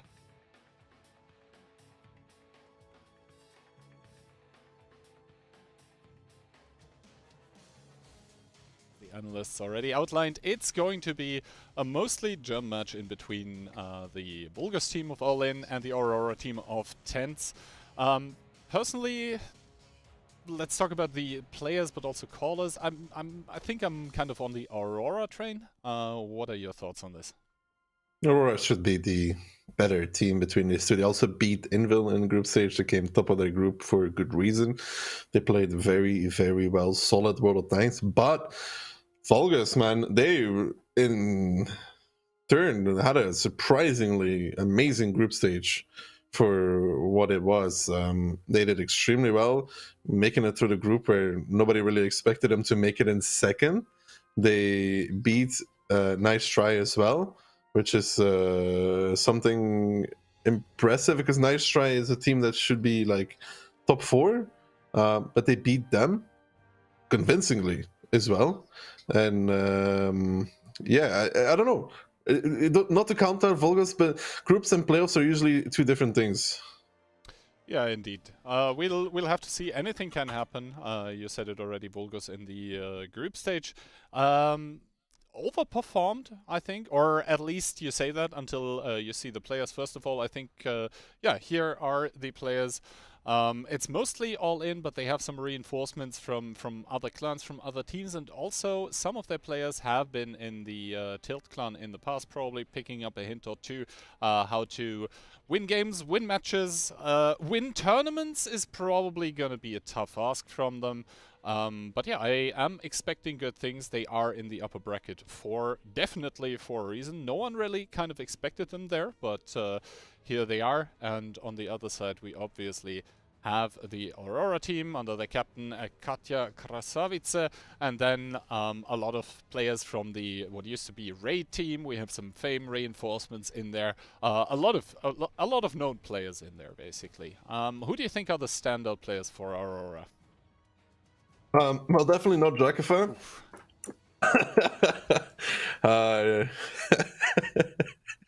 I'm on the rerolls hype train. My boy Simon, he's gonna be doing great. Feli, they have a lot of great players in there. It's gonna remain to be seen who's really performing the best out of there. I'm always gonna be watching people like Feli, Scatter, rerolls, Jakifa to be doing the damage, because those should be the heavy hitters per se. Baron is the FC for the team. The ones that are interested, he's the strategy in-game leader. I think Kalium is helping him with this as well in-game, so I think it's the two of them. Map Pick and Banzo ends being removed by Vulgus, and then the Sun River being removed next. Gives us Moro and Himmels, two maps that we haven't seen yet today, so it's a switch up from the match between Redan and Invil. So we get to see Moro, we get to see Himmels. Yep, and then obviously Cliff being taken out as the next map, leaving possibly Fisherman's, and if it even goes to it, Prokhorovka as the tiebreaker. First of all, though, Muro and Himmels, and as we are starting with Muro, how do you think the meta has settled in since the map changes? A lot of teams go 1-2 now. I've seen a tremendous amount of 1-2 pushes. And some of them from either side. some of them ended up really not working out. I remember that from group stage, where basically both teams went 1-2, and the battle was essentially over after like 1.5 minutes already, which is normally kind of uncharacteristic from Morovanka, for Morovanka rather, as we see the map video coming up. But in the end, Morovanka North is still defending, and I see we're all on the Aurora train here, both of us going with the kind of safe bet, I think, of 4-2. Then we have Insane going with the 4-1, and Octo actually expecting a clean sweep here. Octo expecting a clean sweep. That's not giving enough credit to Vulgus, I think, who had a really good group stage. You have to give them some credit for that at least, hence why I'm going with the 4-2. You're going with the 4-2. Insane and Octo, the analyst, not making any friends today with these kind of predictions, that much is for sure. We'll have to see. In the end, I was kind of swinging in between 4-1 and 4-2. I went with 4-2 just because of the good group stage by Vulgus, but yeah, all of us here agreeing that Aurora should be favored. That being said, I think we're just about to head into the gameplay for the second match of the day. Remember, this is still upper bracket, best of 7, and Aurora is coming into this one with double EBR. Then we have 7 chieftains and 6 279s. I thought I was looking at an A match for a second, but no, it is indeed Vulgus with the quad IS7, the singular 279, 1 SCRV, 1 EBR, and the rest being chieftains, which makes 8 of them. 4 IS7s on Morovanka. That is a lot of turret armor being acquired by the team of Vulgus here. There is obviously the very good position in G0, where you send an IS7 to basically spot and give early info, but like you normally send 1 there, not 4. But we talked about those 1-2 line plays, both teams sending the majority of their forces there currently, although Vulgus on the attack being kind of more defensive, also having chieftains going towards the 9-0 line, towards the water, 1 IS-7 establishing deep into the building. That's going to be Mark, but good spot coming out by the side of Vulgus already, seeing most of the tanks by Aurora that are on that 1-2 line. They are probably going to commit in deep into the EF line, into that little ditch, and now we'll have to see how the initial trades go. Obviously, Why Am I Spotted and Envy, as well as Curry, they are in kind of a bit of trouble here as Vervi is trying to retaliate, takes a shot. But yeah, you can already see that Vulgus, they need to draw those tanks back from there to not get completely farmed by Katja. And YOLO there with a run with the EBR, not quite sure about that one, but Vervi keeps taking damage in his Showdown. Yeah, I'm not sure what's happening to Vervi there, but I know what's happening to Envy. He's taken 1 from the back lines. I think that was Jakify even coming in, giving him 1 shot of damage. Might even find a second one from that position. But Vulgus here just re-establishing, rotating back, going back towards the K line, leaving very limited times here. And this is an interesting way to play it. They can rotate towards the forest, and they have done that very fast, but they need to leave enough to actually punish Aurora pushing down 1-2. Aurora here trying to retaliate by themselves. I mean, Mark is clearing the forest in his IS-7.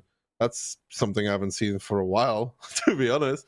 I mean, now we see Aurora also pulling some tanks back here. They realize they have left the forest kind of open, but with the I7 deep established and even C0 being in possession of Vulgus already, it's going to be kind of hard to retake. So I guess they're going to be stuck with a lot of those tanks in basically the A line, and they're not even rotating further here, just keeping a lot of tanks in A4 basically in reserve to react to whatever kind of push Vulgus is doing. That being said though, Vulgus already taking deep in the 0 line, not being punished for this, and yeah, this is gonna be kind of hard for Benzo here, who's already turning around, and to be honest, Vulgus doing a good job of taking map control away from Aurora. That being said though, Aurora responding with the 1-2 line reaction, and now we're gonna have to wait and see. Ooh, why am I spotted already?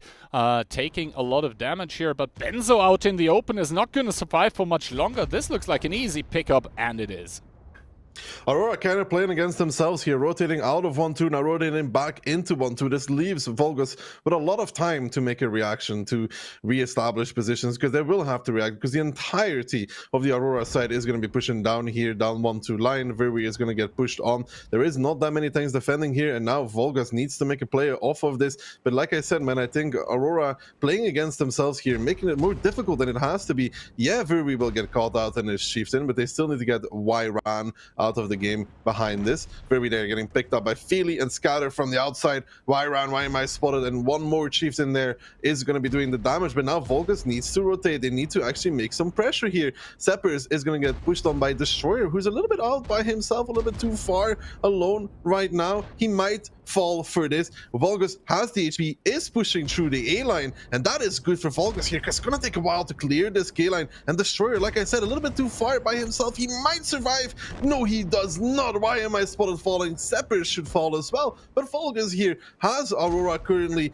in a chokehold. They have the cap established. They have the middle of the map, so Aurora will be forced to drive back and reset. And I think Aurora, like I said, making it really hard on themselves with these rotations back, then ending up pushing 1-2 anyways. And Vulgus, easy pickings for them now. Yran will fall, but Hero in the meantime is going to be capping the whole time. Max and Sami have established A3, and how does Aurora get back in this one? Oh, that's a good question. They still do have double EBR that they can basically expend to get those spots onto the cap, but that is probably going to be one-way tickets here. Cap down to 1 minute and 5, so not really big kind of pressure yet. And now we can see Aurora trying to sweep through the village in the middle here. They're gonna be picking up to Fame, and Old Kings is probably gonna... Ooh, yeah, he's gonna use all of his HP to also get Francesca out of here. Smee completely evacuating. Impact able to farm with his STRV. Cap down to 45 seconds, and now we can see Alexanders getting committed onto this Hero, opting out of that one, basically evacuating from the cap as well. Doesn't want to die for this, and now we'll have to see if Vulgus is actually going to be able to pull this HP advantage into a gun advantage as well, because Aurora, yes, they've been losing a lot of HP, but so far they're doing a good job of keeping guns in the game, and Hero falling is crucial.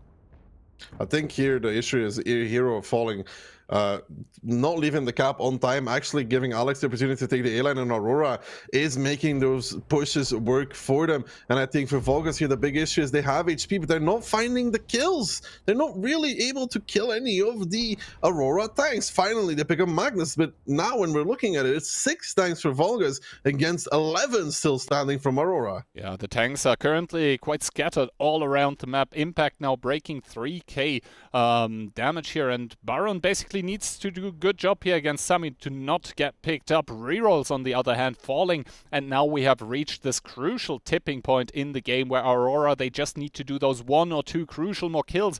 And for Vulgus, it's all about picking up those one-shots. Timmy, 78. Scatter, 79 HP. Kalium also on a one-shot. They need to get those. But Alexandros here, he now has free play in his EBR. The same can be said for YOLO. You can already see the crucial HP they're working out for YOLO. He's just outspotting Curry, and Alexandros is going to do the same thing on the other side of the map. He's going to be spotting the Chieftain here, and this is going to slowly bleed Vulgus and their tanks. They can't just drive over the open to try and find those EBRs. They need to find the hold down positions to fight from, and they're still attacking, which means the pressure is on them once again. Yeah, I don't think they know about Alex being in the forest. Alex there knocked over 3. I don't think anybody was there to see it. So now Vulgus has this issue. I honestly think Hero should have just bailed from the camp so early. to not get caught by Alex, so he can 1v1, because then he can just reestablish the cap later. Envy's now getting spotted out. He might think the EBR is in front of him, but little does he know he is not there. Impact, however, may be finding Alex here, though, in the SCRV. Like, he does get spotted now, so he knows that the EBR is in the forest. Exactly. Impact now having to drive back again. He's not going to try and find the EBR. Alexandra's there playing a beautiful spotting game. Impact still lit up for the enemy team, but obviously no one there really able to shoot him. And now, Old Kings does fall towards me. So one more of the guns from Aurora has just fallen, and right now we are looking at 3k disadvantage for the team that is defending. The only thing that is keeping Aurora in the game currently are their lights. It's Alex. And YOLO as well. I mean, he's keeping the IS-7 in the south on lockdown, but the problem here for Vulgus is how do they counter those lights? I think Envy knows. I think Envy knows. Envy now getting sent up, and this might prompt Alex to basically evacuate here. He's doing a good job so far, but now he's spotted. The STRV able to connect, no one else so far, but this is going to give a lot of control towards the team of Vulgus here. Alexandra still spotted, needs to be careful not to get picked up here, but Max down to 17. That's an HE one shot as well, and Impact taking one as well.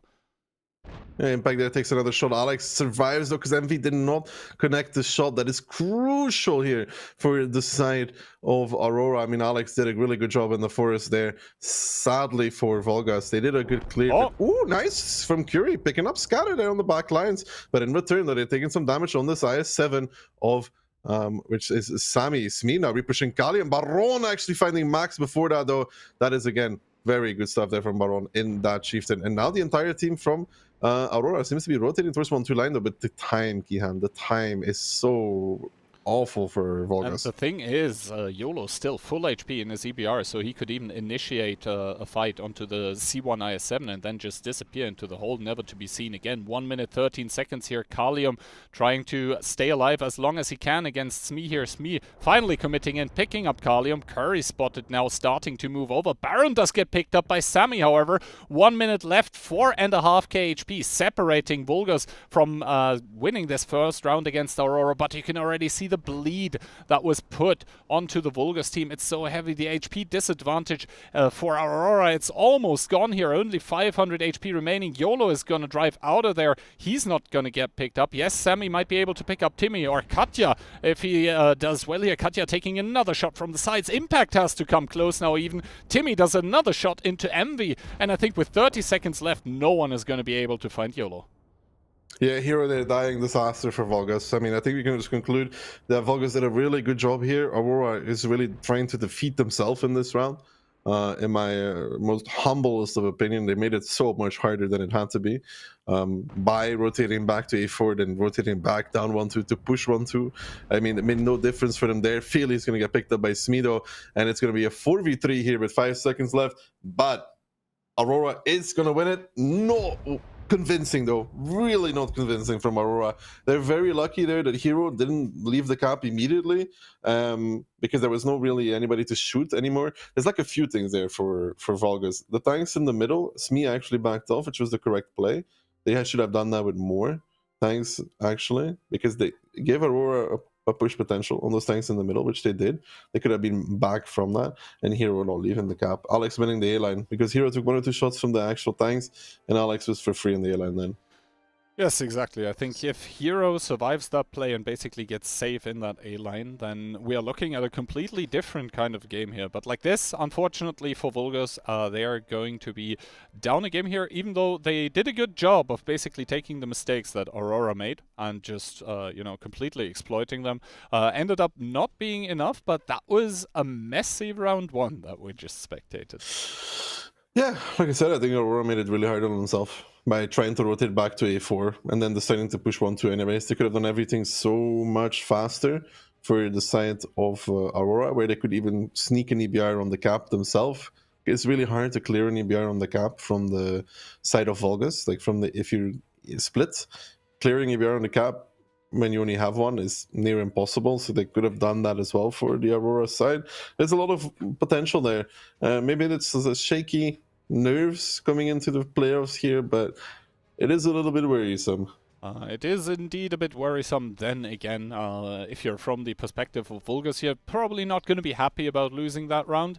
Then again, it was a Muravanka attack, so we'll have to see what they are actually able to do on their defense. And if you're Aurora, you are, on the other hand, obviously happy to win this one, but you're not going to be happy about the way that you just did it. You come into this match, you're sort of supposed to be the favorite, and your rotations didn't really indicate it. So yeah, probably, you know, just wipe off the sweat, reset a bit mentally, and for them, nothing bad happened, essentially, but yeah, they want to probably pick up a bit on the communication. I mean, it's like no disrespect meant to Vulgus, but if you play this kind of round and you put Redan instead of Vulgus in this game, and even with the same rotations, I think this game is like straight lost for Aurora after they decide to rotate back to A4. Which is in turn kind of worrisome for both Aurora and Vulgus, right? But yeah, let's not get ahead of ourselves. Let's first of all focus on the second round in between Aurora and Vulgus. Obviously, Aurora up 1-0 currently, but as we highlighted in past tournaments, 1-0 means no trouble yet for Vulgus, as best of 7th. Still 3 rounds needed for Aurora here.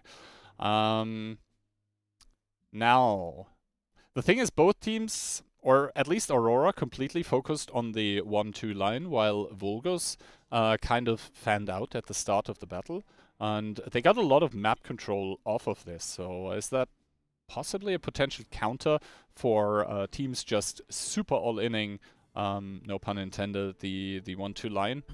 The thing is, if the team spots you going towards the 7-0 line, they just push over 1-2. When you send that many tanks 1-2, which was Aurora's opening as well, they didn't really have good info on the forest, but if you have info like 3, 4, 5 tanks being forest, you just keep pushing 1-2. There's no way that the Vulgus lineup is going to stop that.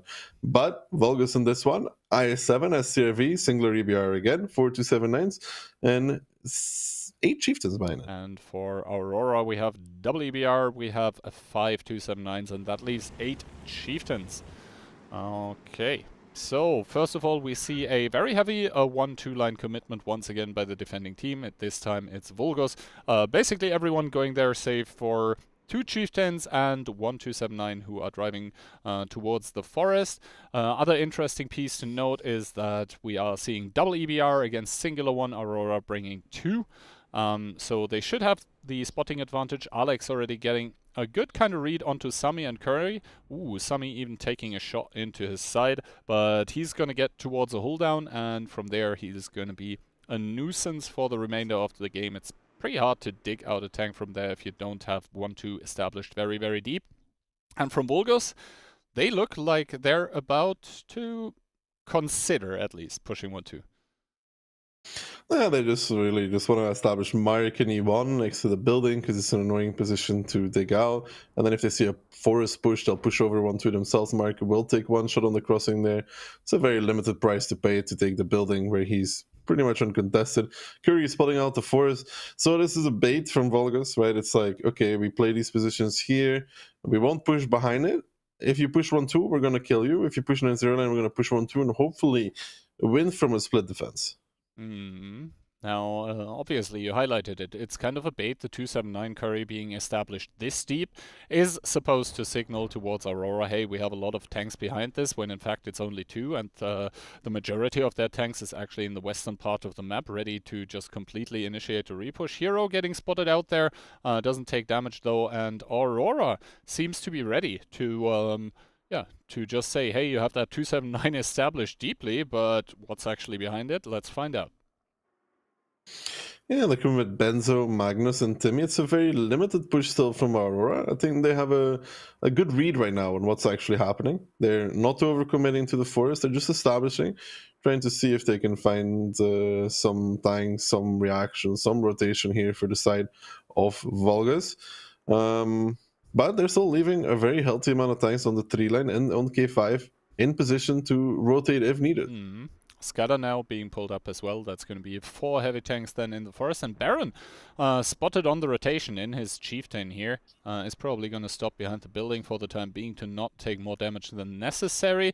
Katya also spotted. So that is a decent amount of tanks from Aurora that Vulgus at the moment knows where where they are, and I don't think Baron can really leave there without getting spotted again. The long rotation that Feli, Rico, and I think Kalium are currently doing, that is the one that you want to do where you don't get spotted. But I guess after that rotation completes, so within like the next 60 seconds, we should see an engagement coming out by Aurora, because so far not really a lot has happened, right? YOLO has taken a shot of damage, rerolls, and the other team, Mark and Sammy, respectively, but that is essentially nothing for over 3 minutes of playtime already. Yeah, YOLO trying to get some info here. He won't find much, and now Aurora pushing up on 9-0 line. It will spring a reaction. The most important part again here is that Hero does not die for this. If Hero falls, it would be really hard to play from. Let's put it that way. And how many tanks are still defending 1-2? It seems to be a 279 and double Chieftain on H3. I think that is triple double chief, yes. I think that's double. Because the other chief, I think, was at like BC0, but I think he pulled back now. And indeed, we see Aurora starting the push off here against Curry. Curry doesn't see them currently, so it's going to hit like kind of a surprise. But on the other part of the map, Hero with the quick kill onto YOLO. So that is 1-1 the score regarding EBRs here currently. And now we obviously see that the 1-2 line push is getting initiated as well. Curry in the top left of the screen right now, trying to stay alive as long as he can, try to buy as much time as he can for his team to actually succeed with that 1-2 line push. Rerolls should probably leave right now in his 279 as he does here. And yeah, it's just going to be a race. Who or which team is going to clear out their push first? Yeah, 1-2 versus Forest. I mean, Curry is going to fall here, and yes, the tanks from Volgas are going to pay for this rotation. Baron and Feli are trying to get back towards K4, but that is usually not the correct thing to do there, because it's just giving a little bit more meat for the side of Volgas to push on. They are pushing the 2 line to try and pressure those chiefs. They're trying to rotate back from the Forest here, though, from the side of Aurora. I mean, Feli's now spotted on the crossing. He could take a lot of damage from this. It's only Baron committed forward right now. Feli is going to take some damage. Rerolls will die on that building. The most important part for them right now is to clear Baron, is to clear Feli, and you can see Feli 820 HP left on that Chieftain, 444. That crossing, it's a mistake, and more tanks are coming here from Aurora. Feli dies on the cross altogether, and the rest of the tanks are not going to have the greatest time here either, as Aurora is scrambling to get back into this position. Why am I spotted? The field commander for this team is going to fall by himself there on the 2 line. Francesca now getting pressured by Destroyer, by Old Kings, by rerolls from that outside, and they are doing a lot of damage here. Can Aurora get back in this one? It is possible. Old Kings now falling, though. They will reestablish the K4 hole. They will keep Simon alive in that 279. Rerolls living slightly longer. Repush now coming out, though, by the guns from Aurora. Baron leading the charge, getting blocked from behind by Ricochet to not be allowed to retreat. You shall fight, you shall fall, actually, as now Ricochet is the next one. Timmy coming in, and it's a scrappy fight here from Aurora, coming in one by one, reinforcing the Forest time and time again. In this Forest, the area on K3, more tanks coming now back across the H line. They want to win this fight. They're putting everything in it. Yeah, exactly. And Benzo being Amaranth is not going to help either. Wyron is going to just survive for so much longer. Vulgus still ahead, 2k HP. Looking at the minimap, I think they should also have the better angles. But Wyron, he is probably going to fall. Puts another beautiful shot into Timmy here. If he's actually able to survive there, that is really going to hurt Aurora. And now once again, a 1-2 line push getting initiated. Yes, Vulgus is paying some HP for this, but they are getting positions in return. Destroyer is going to be kind of in the open here. Rerolls in immediate danger of dying as well. And I think Benzo is doing a good job. Even Amaranth against YM as Timmy picks him up. And now the angles should be starting to favor Aurora once again. The gun advantage is also there, even with Benzo being Amaranth. But this is still scrappy. This is just everywhere. Yeah, Aurora, they're continuously reinforcing the K4 position. They did manage to finally win it. I think Vulgus, again, maybe not enough tanks in position. Some players there, slight individual failures, like why am I spotted dying up front by himself? You don't want to have that happen. If they had more guns there, if the SCRV was in position, if they had a singular guy at H1 Kihan, he'd be shutting down that entire side. But they had nobody left behind. They were still defending A7 quite hard.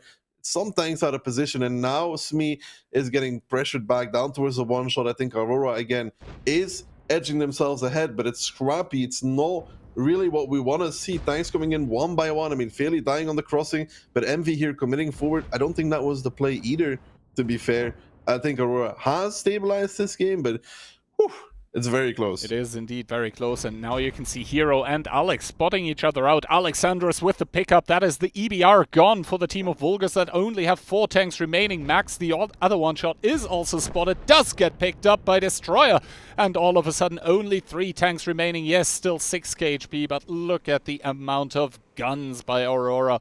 Still 10 tanks in the game, still almost 2 minutes to work with, and you can see the swarm of blue tanks now coming in against 2Fame here in his 279. That is just stranded in the middle of the map. He's gonna get shut down very, very soon by Katja and Magnus both. Yes, Impact still trying to do what he can from the backlines, but the SJRB now getting spotted means he has to relocate as well, and I don't think Sami and Impact are gonna survive for another 90 seconds.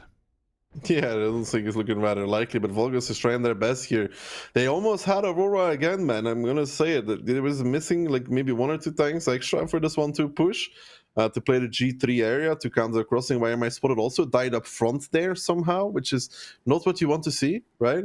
You don't want to see that there. He would have been better off in K2, K3. He died up front on the 3 line. That lost him another gun. I think the STRV could have been super powerful in G1, H1 here, actually. Or even a Chieftain in G1, H1 on that ridge would really farm everything, even the hole if they try and overpeak. That would have been a massive, but yeah, 1 or 2 tanks missing for Vulgus. And Aurora is not convincing. No, it's not convincing. It's not clean by them. I think partly what gets them through those neck-and-neck rounds is also quite possibly the player skill. At least at the end there, like, yeah, it was almost over, but I think the cupola trades on the Chieftains did favor Aurora heavily, and my god, the second time today that basically the first time we almost saw, or we saw 8k being broken, and now Destroyer just showing how it's done almost 8k in his Chieftain. Almost 8k in his Chieftain. I think he's redeeming himself for that. Where was he even? He was one of the people that were delayed repushing the position that Feli got caught on the cross. Yeah, I don't think Feli was too happy dying on that crossing there. But 8k, man, that's the second 8k in 1 day, man. That's a very high damage number for a tournament battle. Yeah, like normally you're happy if you do like full 5k damage. 8k is out there. I think in the prediction game, the highest prediction that I do is normally like, is someone gonna break 7k damage? And now 2 people broke it in 1 day. So crazy stuff. And Destroyer gonna be happy about that round. He should be. The first run he kind of like made a misplay and died for free, but good recovery here though. Yeah, and now for the side of Vulgus, they're not going to be too happy about how Morovanka went. It was their map pick. They're going to go down 2-0, and I'm going to phrase it conservatively. Both rounds had the potential for them winning it. Yeah, in the end, Aurora was able to pull through. Now we are headed towards Aurora's map pick. We are heading to, well, what is essentially the OG map of World of Tanks competitive. It's going to be Himmelsdorf, and boy, I can't wait. I feel like Focus had more chances of World than Himmels. Aurora's Himmels should be pretty good. Then again, I think, or I feel like Vulgus was playing a style that sort of, I guess, Baron, as the caller for Aurora, didn't properly expect. So that's why we maybe saw some of the rotations looking weird, not ending up yielding a lot of results. But yeah, in the end, the individual player skill, I said it already, for Aurora was just there to carry them over the finish line in, I think, both rounds. Because on pure tactics and openings, I think Vulgus had it. Yeah, then rotation-wise, Vulgus should be technically winning both these rounds, actually. They should be really winning this. Just of how the game goes, I think, again, if you put Rita on there, they just win that game.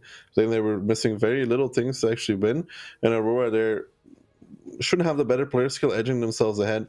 And up to 0, which I don't think is like a good sign of how the game has gone so far. I think it should be 1-1.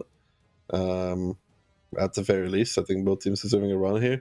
But I worry for them on Himmels. Himmels is a very still player skill kind of map, especially when the quick pushes happen. If there's rotations, it's a bit different, but usually the teams don't let it get down to that point and are pretty fast. Yeah, I mean, Himmelsdorf kind of being a smaller map than Moravanka being less open, so you have less time to react with the pushes and also the reactions to those pushes. I mean, yeah, you have the sort of hill on Himmelsdorf that is kind of secluded from the rest of the map when it comes to the amount of time required to actually go there. Then again, the hill obviously is connected to the rest of the map with the basically angles of fire that you have to and from it.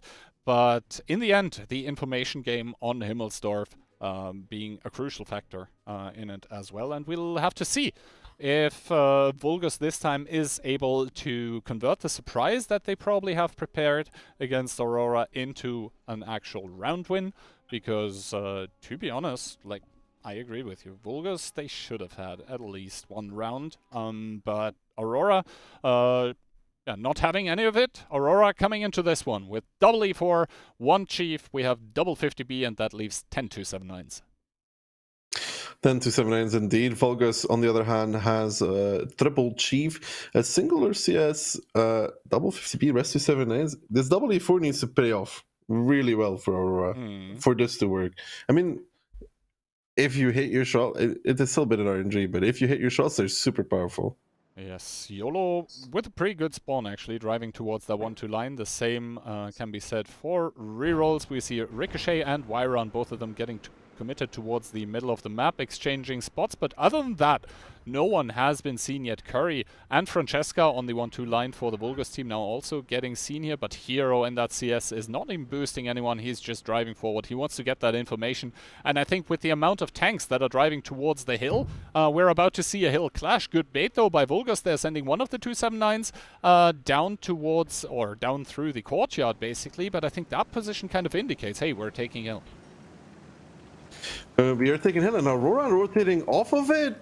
Woo! Aurora rotating off of it is it's a big commitment from them. They seem to smell what's in the water here, and that is a big hill push from Vulgus. They're going to be transitioning into an 8-line, 1-2 line play here for the sign of Aurora, but Vulgus has all the info, Kian. They know everything and anything that's happening right now. They do know everything. Ooh, what a bait though. The 279's actually turning around here. The question is Aurora gonna have enough tanks here to face check what's coming down from the hill? Impact and Ole, the 50Bs here peeking first. Not something you normally want to do, but finally the White Cascade is pouring down from the hill as Vulgus is initiating the zero line push, and I'm not sure if that little hit squad of double B and double 279 is going to be there in time. Normally the tanks here from Vulgus, if they can actually focus fire, should have an Baron jumping over, Benson jumping over. They're all coming in here into the fight. More tanks being pulled here from both sides. Why am I spotted? Why am I driving down the hill here? As he's getting focused out. They lose the first two though. Hero now coming in with the CS as well, but this is the steam gone for Aurora. That double 50B is now out, reloading, and now it comes down to the number of the tanks where Vulgus has a superior overmatch. The E4 is coming to reinforce as well, and this is an interesting game of Himmelsdorf if I've ever seen it. Benzo now getting focused out. He was quick to jump over to help his teammates, but he's also now quick to die as he gets focused out. Scatter is going to be the next one. The E4 is putting in hit after hit though. Vulgus needs to be careful here. They need to be a wrecking ball rolling over the tanks here on the 8 line. The E4 is punishing Wyron and Francesca, holding up the short and Alexandros, and this is looking good for Vulgus. Gotta say it, Kian. For the first time also, it seems like they actually have a tank lead. Yeah, it seems like they have the tank lead. Link is also going to fall, extending that one. Now Baron in the 8 line is going to be the next one on the chopping block, being sandwiched in between Vervi, Max and Sammy. And also regarding the HP, it's looking good for the first time for Vulgus here.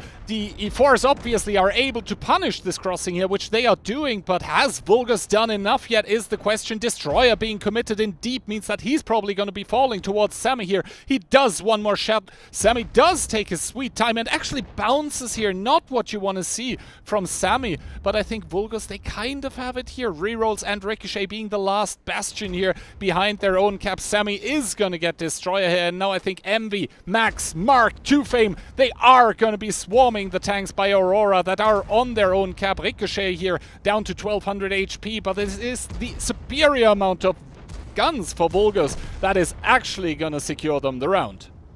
And finally here, Volgas getting what they deserve, getting on the scoreboard as well. Big rotation there from Aurora, the big bait even as well. However, Volgas could have been aware from this that this was happening the whole time, as the CS could have spotted from GAG9 on the balcony there. You see if they're trying to leave at the very least, but they were going for the overpush from the hill, man. Aurora was like, okay, they're gonna go back to base, but Volgas had no such plans today. They were going for the push on the 0 line. Why am I spotted is always the first one. That's a good field commander move. As long as you dive first, at least you can scream at people like Ihan not doing the right thing on the highway when they drive into the cap for some mysterious reason. Yeah. Anyway, though, what a weird round. I think I've never seen a clash with like 20 tanks. Not that many there. I've seen fights there, like Boba versus Invil last tournament had a fight there on 0 line because Invil was also kind of trying to do a similar thing, go up to the 0 line and pull back from the 0 line, push back up the 0 line, get overrun. And Aurora, like if Volgas rotated more tanks off here, they would have had it, man. Also, Ola did only 500 in his 50B. Not sure how that happens. Good question, actually, as we're going through the shoot. But yeah, that was the weirdest clash ever. I mean, it was cool to see. Basically, the tanks jumping up and over. Ola probably getting a bit ahead of himself there in that clash here. 2 shots of damage only. At least he max rolled, dude. Unless he rammed somebody. I think he had 2 pens. So he did 1 pen and. Oh wait, no, he killed somebody. Nice, my brain's not on fully yet. Very actually top damage. We won't be seeing that again today. Yeah, Vervi putting... That's a first and a last time for everything. We'll see. Now, if Vervi does it again, he's gonna rub it in your face for like forever. Anyway, though, Vulgos finally getting on the scoreboard, deservedly so. 2-1 here, and you have to kind of start wondering, right? Like, the score doesn't properly reflect it, but I think in all of the 3 games that we watched so far... 3. We are not there. We are about to see the 4th one, but basically... I guess you're 40 then instead of 30. Okay, dude. 4 is 3 now. The 3 is approaching for you as well, my man. At least it's not there yet. There's a difference. Anyway, though, the thing I want to highlight is that Baron, who is calling for Aurora, I don't think he's on top of the match right now. Like, in all of the 3 rounds that we saw, I think Vulgos had the better read, had the better tactics. The Aurora players were able to pull through on both of the Moravanka rounds, but we highlighted it already. Himmelsdorf being such a closer and tight-knit map, you have even less times for the rotations. You have even less time to decide.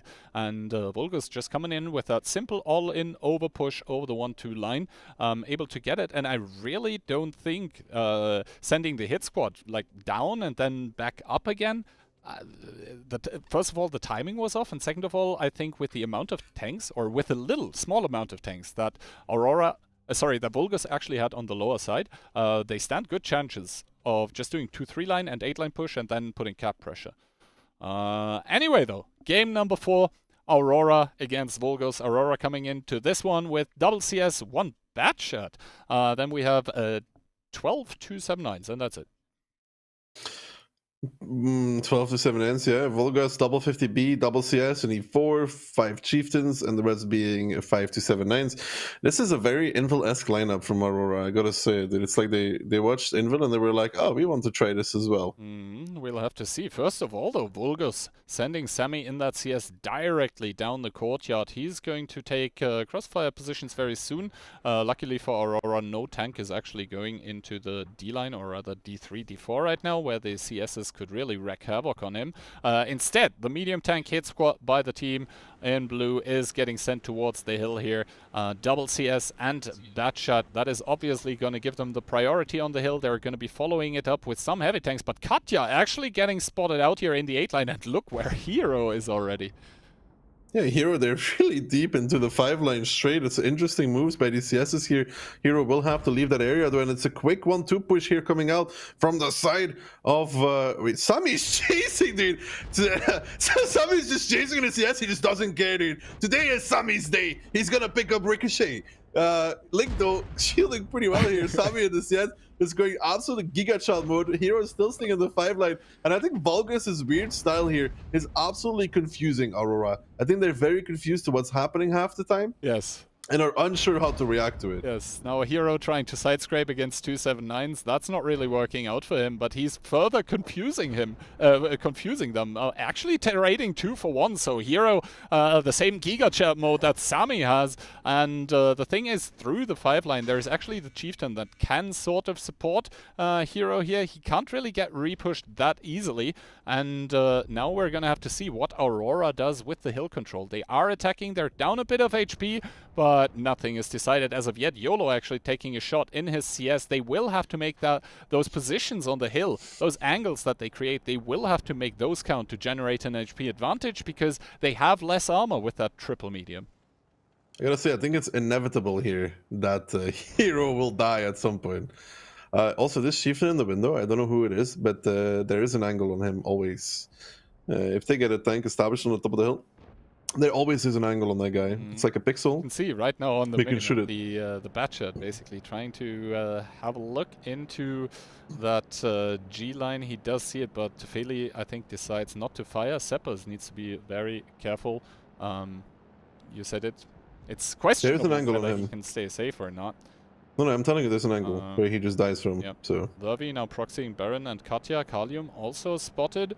So Aurora kind of threatening in the 8 line, and there's nothing really by Vulgus that could properly punish, except for the double 50B. But as soon as the double 50B on the 1-2 line opens up fire onto the 8 line, that is where the tanks from the hill from Aurora can then punish the 1-2 line. So, Seppers, I think Aurora finally has found the angles against him, down to 1200 HP, and it's not looking to stop.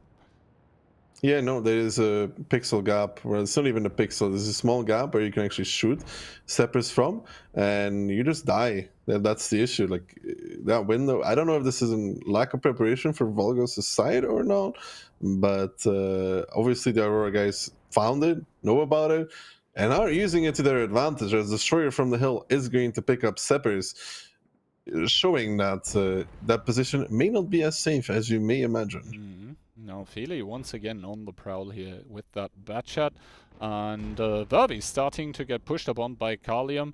And yeah, Vervi obviously just had to use his repair kit. Kalium, I think he has kind of... The 5-line hero is getting repushed. And now a hero. That was a pretty interesting play with the CS. He did get some early damage, but obviously as soon as you get repushed with a 279, there's little, if anything, that you can do. And now Vulgus starting the march onto the cap here, but is it going to help them is the question. Yes, they do get the windows, but they're never really going to be able to pick up the double 279 Ricochet and Link here. There is so many guns firing at them. You can see the 50Bs basically completely melting. They wanted to take out Alexandros with a cheeky move, but Alex might be able to make it out of there, and they're just paying so much for this. Yeah, and Feli here found an angle on Virvi as well in that bad shot. He took the window, and he's going to putting in the next 3 shots as well. Virvi getting Amarag there. Feli is not going to be missing that one. He has one more left to make Virvi a 1-shot. Not connecting on that one, though. Still a good result there for that bad shot. And I think Vulgus there, you could see as soon as that tank of Seppers in the window died, they weren't sure what to do anymore. Link there, though, kind of getting out-traded. I mean, the Ricochet is not high HP, though. Got to remember that. He's not very high up on HP. If Smee could get 1 or 2 Cupola snipes, that could be massive here. But look at the Aurora side, how heavily they're stacked on the AB line, and they're going to go for this repush as well. Yeah, and the thing is, the punishment is not going to be really heavy through the 5 line. Yes, they will take a shot or 2, but in turn, they are going to convert onto kills, as Smee is actually able to pick up Link. Link, they're trading a bit too liberally with his hit points, and now this push here is going to start hitting.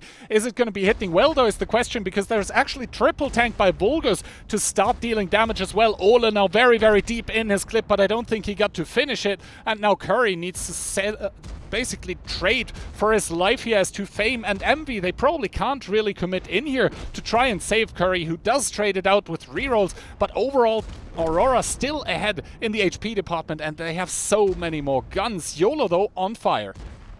Yeah, the story of the game is Aurora having more guns, except for that one singular game on the previous Himmelsdorf. If Aurora keeps pushing this, though, there is a crossfire available to the side of Vulgus. They have that CS there in position. This may be the push to many. Francesca is out hunting in his E4. He has a lot of HP on the team here. And for Vulgus, it's just so hard being down this many guns. I mean, everything you're going to do is going to cost you. Finally, Virvi falls. That's another gun down for the side of Volgas. They're doing well on the trades, but they can't seem to just be able to kill anything here for the Aurora side.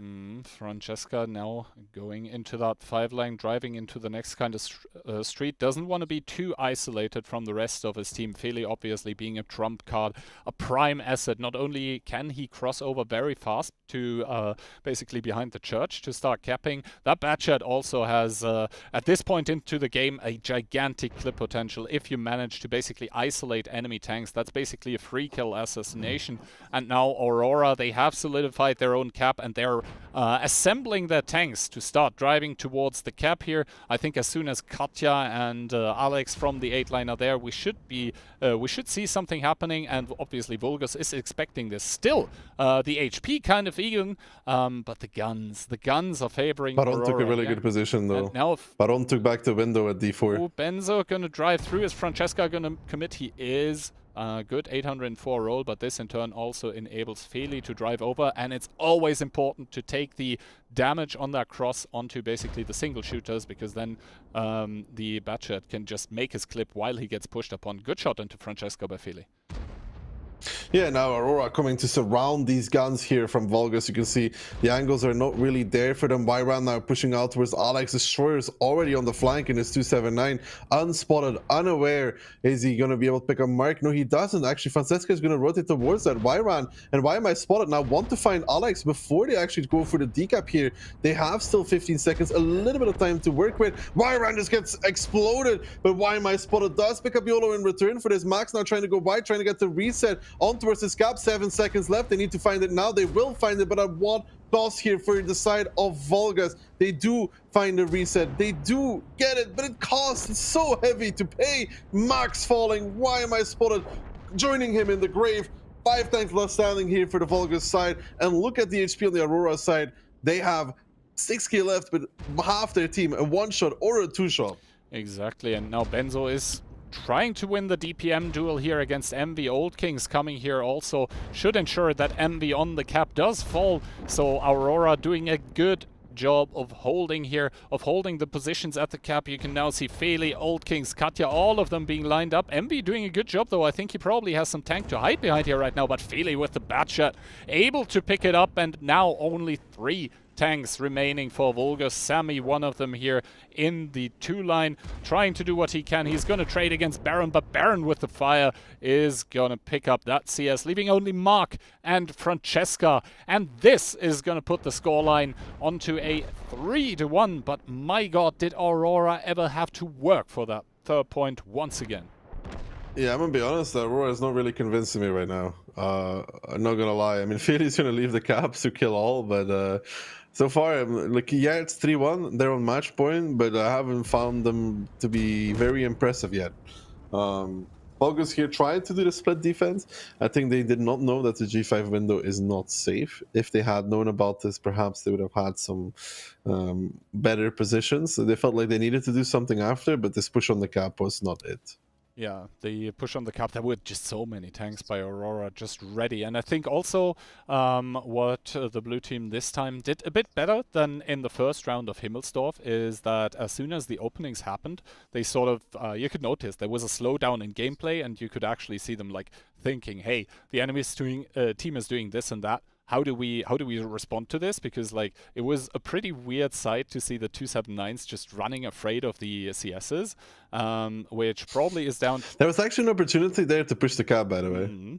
But the thing is, what I want to highlight is that Aurora this round seemed to like actually consider what was going on and then trying to come up with a response instead of just hasty reactions that lead to unnecessary HP losses everywhere. It still was messy, don't get me wrong. It still was weird to watch at times, but I think in the end Aurora looked better in this round than they did on both of the Muro rounds. Yeah, but still shaky. Still by no means good, no.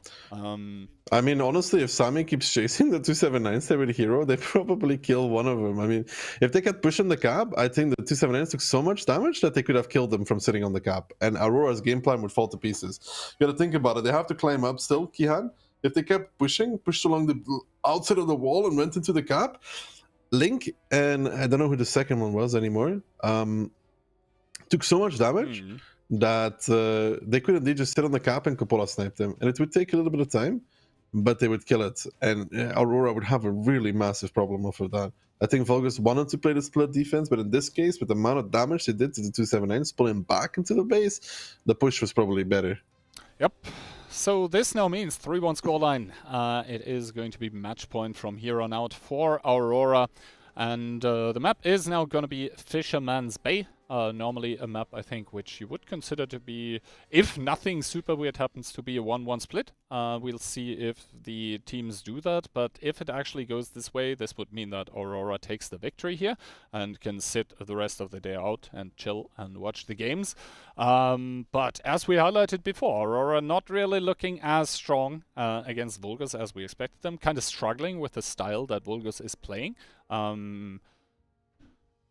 I mean, interesting match, not like the crazy high reaction level that we saw in the first one, but nonetheless very, very interesting to watch. Now, Aurora is going to try to close it out with 1 EBR, 1 E3, 1 Chief, 1 260, and that leaves 11 279s.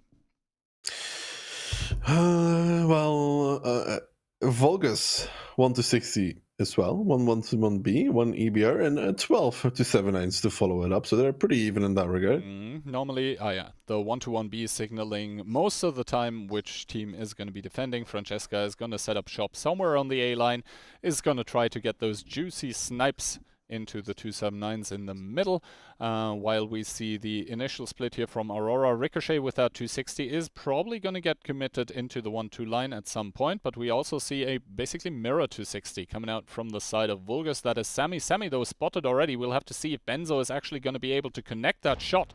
As he is, this means HP advantage for Ricochet, but Ricochet doesn't get committed in. Yeah, Ricochet not able to commit in because from that side he is slightly slower, so Sammy has the advantage there. Thanks following up for the side of Vulgus. But you can see Aurora already massing along these 1-2 lines themselves, actually, looking to potentially make their own play over it because they're not seeming to back down and rotate towards the city where Vulgus is very heavily stacked, but rather want to take back 1-2. Interestingly enough, though, YOLO getting pushed up in the E3 towards the middle. If you really do a 1-2 line commitment, then normally you want to have the E3 like at K5, where we saw one earlier, because otherwise you're just going to get outflanked, and you basically, if you don't overpush middle, you need to kind of hold the K7 position, otherwise your tanks are in crossfire. They seem to be kind of unconcerned with this right now. Some blind shots going on, and I think Aurora, they noticed in the previous game on Himmelsdorf, hey, why don't we take our sweet time and first of all feel something out. Old Kings there taking some HE damage down to 2,650, not that that is really going to concern him a lot at the moment. But yeah, those blind shots are actually getting kind of close towards Alex. Kind of close towards Alex, but you know, he's still pretty alright. Sammy there taking one from Magnus on the outside, actually. Some blinds going out. They're trying to clear the EBR with these blind fires, shooting the bushes at the back. However, what they don't know is that Hero currently is just driving in circles. He wasn't in any bush. It's hard to blind fire the EBR in the bush if he's not sitting in one. He is sitting in the bush now, and we can just see shots from the middle flying towards those Aurora tanks here currently. But I think now a call seems to have been made, at least for Ricochet to maybe rotate, or is he just also going to go in towards this line of sniping tanks? They all try to blind fire Hero once again with the same result that we basically just saw. Gives a lot of info, though. It does give a lot of info for not a lot in return. So they know that the EBR is probably somewhere in those bushes, but as you can see, not a lot of damage. In fact, none has been taken by the EBR yet. So all of this time that Aurora is taking right now is not really giving them a whole lot. We now see the Reef Shuffle, though. This is going to transition into a 1-2 line commitment. Yeah, Baron already indicating that it's going to happen. I see Vulgus, though, with this amount of spotting, is going to move some tanks more towards the A-line. They are aware, they know that there was a lot of Aurora tanks there, so they can do this relatively for free and be chilling. But yeah, Aurora is going to plow down 1-2. They will find Sammy. We saw between Redan and Invil how losing that tank Hero advantage. driving into 1-2. Oh, another shot into Ricochet, yeah. I mean, Old Kings and Rico both got spotted and took a shot of damage here. Ricochet now committing in, does take some, actually a big ton of damage here, down to a 2-shot, and I think even Benzo does get committed in behind him, just to make sure that they're actually able to take out Sami. Sami, one more into Ricochet, making him towards a 1-shot. Rico obviously needs to try and stay safe. Hero can't stay in those bushes for much longer, and now I think Ricochet, his only job right now is to not die. Sami does cross over and does connect, so Ricochet, it's going to be a 1-1 trade, and here we can see the 279s already driving over towards the 1-2 line, so even if they take out that 260, ooh, that was a lot of damage taken by Smee, by the way, but even if they get this 260, I don't think a push has a high chance of really succeeding here. Yeah, Smee overplaying a little bit there, wants to try and help Sami, but you know that help is costly, right? It can be punished, and that's exactly what Aurora did. If Smee didn't make those extra peaks, it would probably be fine for Volgus, but now Aurora does get the better hand of it because they don't only just kill Sami, but they also put Smee at 900, which is not that close, which is if you push 1-2 is always going to be a kill. No matter how you look at it, it's always going to be a kill for them. Now the EBR coming in from Alex to try and take E1. Benzo there shooting at Ola, at Curie. He has some shots on them. Francesca is going to try and counter this. Alex did take the bushes. There's no way for Hero to prevent this if Alex comes from the south-hand side. But now the time is starting to run low for Aurora, and one of the things that usually is the case on this map is if you let it run too low, you are going to struggle later on in the game. And I mean, Failey's being pushed up in the city slightly. They have done a good job at getting an HP lead though. 4k HP lead here for the side of Aurora. I mean, not bad. They are spotted going down 1-2 though, and there is a lot of Volgus tanks here.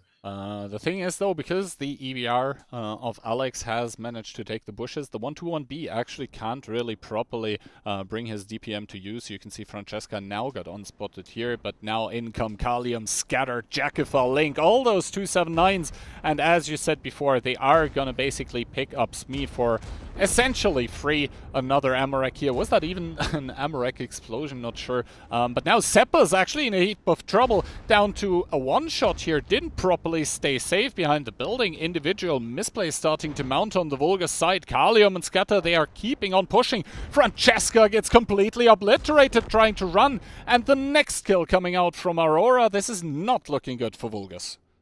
No, it's not looking good for Volgus. They're having some failures on an individual level in this game. I mean, Sepp is not realizing he can get shot from the middle.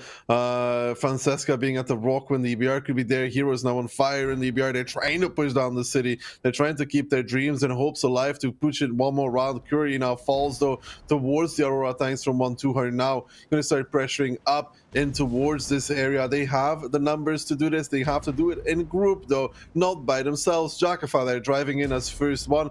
He's kind of left alone now by his teammates. Luckily enough, he has a building to hide behind as the city push now coming into effect, but this is not going to find too much here as Baron is already going to be in the cave for Wyran and to Fame. They may find Kacha, but there is still the tanks shooting from the middle as well. There will be Baron locating to a position to cover, and even if Vyran and To Fame do finish off Kacha, it is going to be probably all that they manage to achieve on this part of the map, as the signs for Volgus here are not looking good. Very getting outspotted on A1 as well. He's slowly fallen, and Volgus, this is their worst round so far, but they had a good run in this match, showing signs of perhaps continuation in the lower bracket, because the upper bracket is going to be Aurora. Exactly, and the middle part of the map being firmly in control by Aurora now means that those tanks that are supposed to hold the 1-2 line, they don't have any way to stay safe from a crossfire. Overpush already coming into effect. Aurora just trying to clean up this round here. Max able to pick up Kalium, so a little consolation prize, but he's probably not gonna care, as Aurora is going to be picking up this match here 4-1, which means they are going to be facing off against Radon tomorrow. And if what we see so far by Radon is anything to go off of, then Aurora needs to definitely kind of pick up their game here. Volgus in turn is gonna drop down towards the lower bracket, where we are gonna see them later today. But yeah, Aurora, I think the last two kind of rounds did the right thing. Sort of after the initial openings, which might have confused them, sort of slowing down the game, feeling out the enemy, getting information, and then acting upon it. I think this was the strongest Aurora round that we saw in this match. Yeah, it was also the worst Volgus round at the same time, but Volgus did pretty well on Moravanka. Sadly for them, wasn't able to convert any of those rounds towards them, or they would still be in the match right now. But comes to show, you get what you deserve at the end of the day. Aurora had the better individual plays on Moravanka, giving them the 2 rounds, able to close it out here on Fisherman's Bay. They are going to need to tap into a different barrel, though, in my opinion, if they want to challenge Redan in the upper bracket finals. Definitely, definitely. I think first of all, let's take a look at the damage numbers that the players managed to pull here. And yeah, I think the biggest issue for Volgus in this round was that essentially some of the players were throwing HP away for no reason, and also the rotations that Aurora was doing were just, in the end, super solid. That was basically exemplary gameplay. Also, Alex taking the bush there to essentially cut off the rotation to and from the one line. Francesca paying the ultimate price for that. So, well played. Good, rock-solid game for the first time today by Aurora. Yeah, and they're going to be happy. I don't know if they're happy that they're playing Redan or that they're not facing Invil, because they already beat Invil once, right, in groups. But Redan looking mighty fine. Yeah. That match is going to be, for them, a super important one, right? They win that, they're into the grand finals already. If not, the journey to the lower brackets will begin, but that's for a different time. That is for a different time, for a different day. Yeah, here we see the updated bracket, actually. So the next match that we're going to see is the loser of the first match of today. It's going to be Invil taking on the Tilt team of Nice Try, and then we just saw Volgus dropping down against Aurora. They are going to be the last EU match of the day. Later on against Shred, a mostly Balkan team that I don't think we've talked about a lot yet, but I'm sure we'll be able to in the future. First of all, Daki, though, let's hear what the analysts have to say. Insane and Octo, take it away.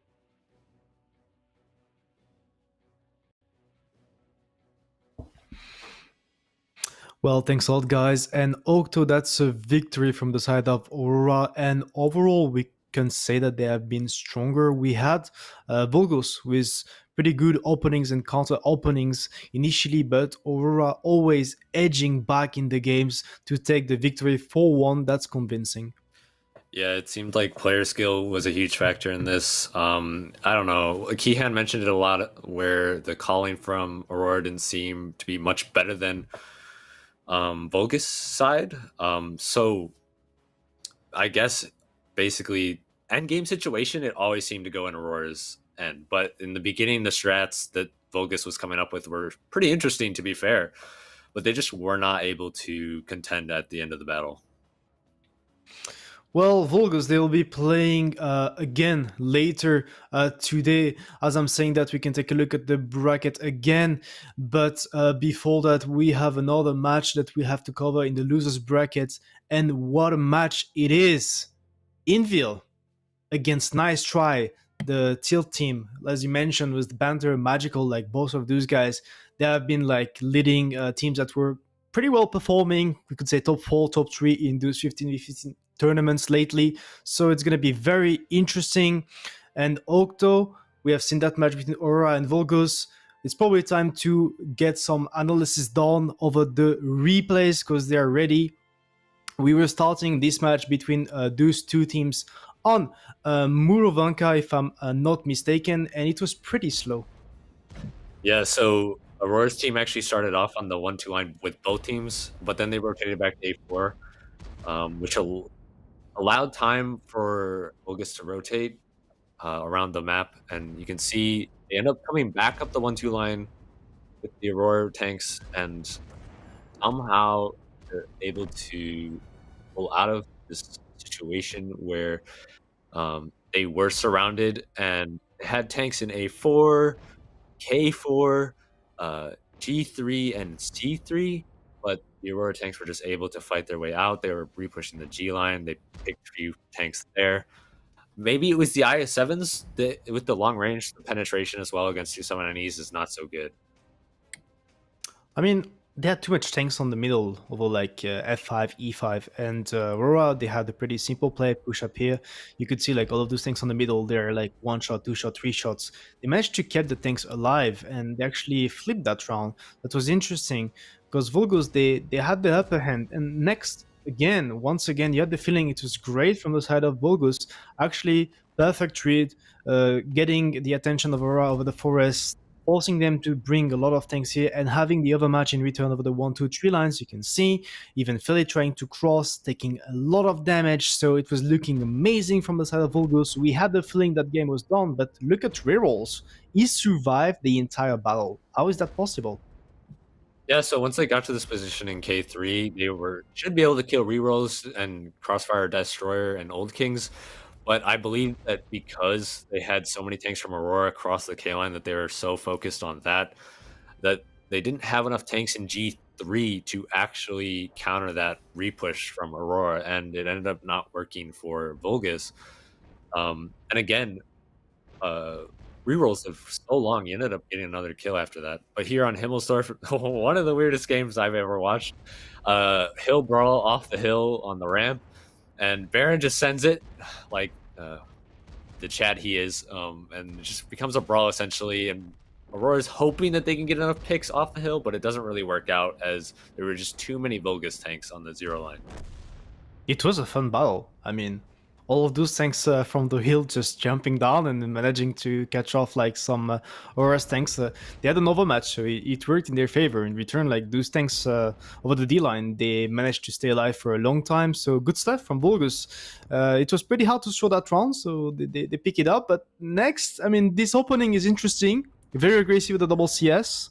Allowing themselves to get all the info of the word and having some pretty deep aggressive position on the lower side. But after that, Vulgus, I don't know why, but they're going to freeze and they're going to allow Aurora to repush with Alexandrus that CS over C5, start working on Vervi, kill the guy in the Widow in G6, G5, because they have angles from the hill. And you can see at the end, Vulgus is forced into making a play because they're slowly losing HPs everywhere, but that didn't work in their favor. Yeah, I definitely think they should have tried to protect Verily and held their cap better. But on to Fisherman's Bay. Aurora's on attack. They chose to push the 1 line here. They had middle control, and Vulgus's issue mainly was that they didn't have enough tanks on both sides of the map, and they were way off with their timing. So it took a long time for them to repush the 8 line to attempt to even get any counter picks. And they didn't have enough tanks on the 1 line in the correct positioning to actually bleed them coming in. I mean, it was a pretty decisive round from the side of Aurora, probably the best they had in the entire match. Full control from the start to the end. A very steady approach, taking their time, clearing the 1 line slowly on top of the mid, having few tanks over the city just to defend. And, well, from the side of Vulgus, maybe it was not the greatest defense. You could see the positions of Sepas just doesn't work. There's 1-to-1B getting spotted over A2, and then just losing the middle, pushing out the city, but in return looting everywhere. Yeah, timing, again, did not work in their favor at all. Aurora was already up the 1 line. They were high mid, and Vulgus was in like C8, D8, trying to repush the 8 line to get counter picks, and it just did not work out. And like you were saying, the positioning on the 1 line was just not adequate to actually receive that push. With all the C7INEs, it's difficult enough to pen them at a distance. Well, good stuff from the side of Aura, moving to the finals of the upper bracket. That's going to be tomorrow against Showdown. And now it's time to start covering the losers bracket. We have 2 teams that we didn't see yet. Nice try, the team from Till that is going to be playing against Invil right now, and afterwards Vulgus against Red. But we will also have 2 matches from the NA version that will be covering in between. One of the matches after Invil Nice Try, and the last match of the day will also be a match from NA. And all of that said, Octo, that Next match, Invil against Nice Try. It's a BO5 as we can see the brackets from North America. Frey against Give Up, Crack against Mahu. You're probably going to be the best analyst to talk about those matches next. But you can see Invil against Nice Try, 73%, 27. I mean, it's not surprising, but that's kind of disrespectful for the side of a Nice Try. Yeah, I mean, as we saw, Invil was not playing, as we would say, to their best. So we'll see if Nice Try can take games off of them, potentially win. Yep. Anyway, time for casters to introduce the next match of the day. Invil against Nice Try. Both teams having one last chance in this turn. Well, hello there, and thanks first of all to the analysis to Insane and Octo. Now, we have arrived in the gruesome lower bracket. Teams losing now are, well, out of the tournament. The first one is going to be Invil, the still reigning champion. We'll see for how much longer, because they're facing off against Tilt Nice Try, a team that, in my opinion, kind of underperformed in the groups. I think they were supposed to come second. They ended up being third behind Vulgus. And yeah, first of all, obviously the Invil lineup. We saw it once today already. They are playing once again, and they are probably, yeah, not happy about how the first match went. No safety nets. They're not used to this kind of stuff normally. Yeah, not used to this kind of stuff, but they're facing off against a Nice Try with their captain Magical, actually, being the captain of this team. Normally, Banter would be the FC of this team, but I hear that he's currently on a holiday in the south of England on a beach drinking some cocktails. So I guess Magical's going to be leading after all. We'll have to see. I think there's quite some people in there who have the experience to do some shot calling once it is required. First of all, the map pick and bans, Liveoaks and Ensk being taken out of the picture respectively. Then Invil once again picking Prokhorovka, saying, well, basically the way it went against Redan was fine, especially the defense. On the offense, we know what we did wrong. We know what to do instead. And then Cliff, the second map, is a very, very interesting one, because Cliff has the potential to be over very quickly, to escalate crazily. And I see all of us are on the Polska Gorom train. Yeah, I mean, again, all of you voted 3-1 for Invil. I'm voting for 3-2, just based off their first match and the fact that this Nice Try team can be pretty good. They have the player skill, they have the tactics as well, but it comes down to the execution of them. Invil here with their backs against the wall, just like Nice Try, earlier than they would like to be, both of them, in the tournament. But it is what it is. In the lower bracket here, it's going to be a banger between these two, setting it off on Prokhorovka. Prokhorovka indeed, and we do see the lineups coming into this one. Invil bringing double EBR, 1 STRV. We see 4 907s and the rest is 279, so skipping Chieftains and IS7s entirely. Yeah. Invil, though, that's again with these 907s, the 4 of them, the 8279s, the STRV, the double EBR. Against the Nice Try's double 260 for Chiefs. The 260 V4 is a bit interesting. WBRS 279s. I mean, I don't think Invil's changing here from what they did before. This looks a mirror to what they played against Redan. Kind of similar, yes. Monster once again with the spotting run through the middle, spotting out Attila in his 279E. And other than that, Nice Try leaving a lot of tanks on the rails currently, 1-2 hold as well. The 2684, I'm kind of doubtful on a map that is as open as Prokhorovka. Ooh, Hannes there getting spotted extremely early. Mentos, you don't see Mentos miss those often, but he did not get spotted for that one, so probably went to double bush. And the thing is, I was talking about the 2684. Yes, it can be good in like some close brawling situations, but the gun handling really is letting it down on these open maps. Monster being spotted super early in that 1-2 line here, and he's going to attempt to try and make another run, but Sam is well established in the DE1 position. It would be risky to try for Monster to try and dig him out of there. Then again, the tanks that are behind Sem are not the best snipers, low shell velocity across the board, except for the Chieftain. Und oh, Mentos! Mentos! Oh my god. He dead. Oh lord, he dead. Oh lord, he was coming, and oh lord, he got finished. Oh no. I was gonna say Invil's probably happy with this because it's more of a slower game where they can utilize their tactical knowledge and positioning to make their plays. But Mentos, they're not having a good run so far. Yeah, today. Hannes with the outspot there, and this means that Invil is gonna have to make do with the singular EBR of Monster that was already spotted very, very early in this 1-2 line. We now see a slight reshuffle going on by the side of Invil, but Barbarian, Attila is doing such a good job here in the middle. Just as I say that once again, Trading HP for info. trading HP for info, yes, and for important info at that. We see nice. Oh, but this try. rotation is so early. Then again, no one is set up yet. But it's so early. It's so early still in this round to rotate all your tanks to 1-2. Oh, the thing is, do they want to actually do a 1-2 push? You can. No, they can do a 1-2 camp where, like, you can. They could listen, okay. There is the strategy where you pull all of your tanks to 1-2 and you play it as a camp.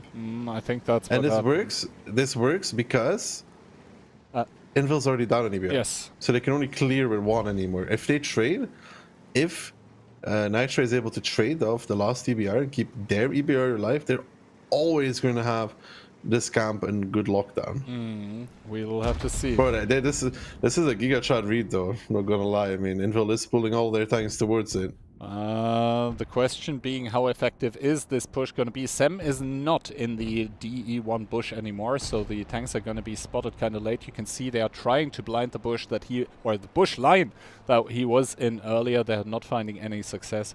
Sem playing a very, very smart game here so far, and Hannes on the other side, he would see any kind of rotations that Invil are doing over the 9-0 line, and as long as Hannes doesn't see anyone there, they don't really need to do anything. You can see now Invil pulling up their heavy tanks in towards the middle that are basically going to supplement that 1-2 push. That seems like it's going to happen pretty soon.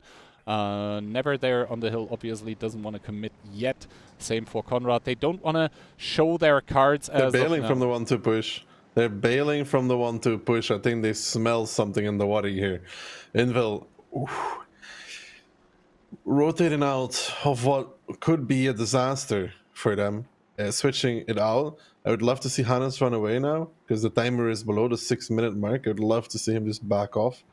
I don't think he makes it out if Invil does push over the rails.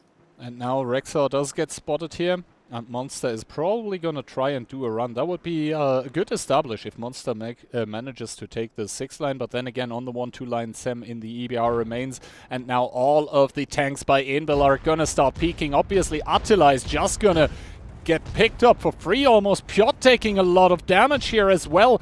But yeah, Attila is going to die for sure. The question is, how big is the punish? Hannes still trying to make it out here. That is a lot of tanks peeking by the side of Nice Try. I don't think they're spotted yet. The damage is good, but is it good enough? Not really, in my opinion. No, some more going on towards Rishek there. And now I think Invil knows that they're fully in 1-2. Hannes is going to bail towards A0. But usually you can like figure out that the EBR is there. And that is not that great for Nice Try. I mean, it will take some time, but they will find Hannes normally. And it's a full 1-2 camp now. And they have nothing on the 3 line, which I think is the biggest issue here for the side of Nice Try. The fact that they don't have a single tank in D2, D3. And that's not good for them.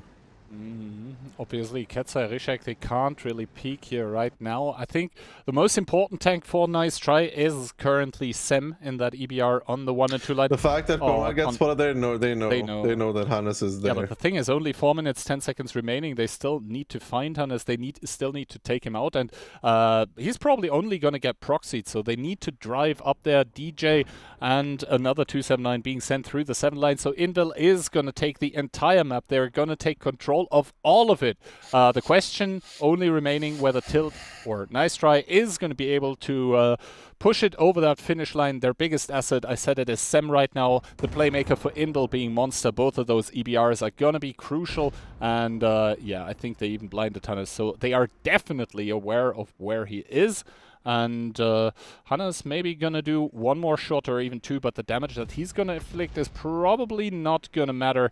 The 907 is going to be there soon. There we go. So Hannes does get found, and I don't think he even connects another shot.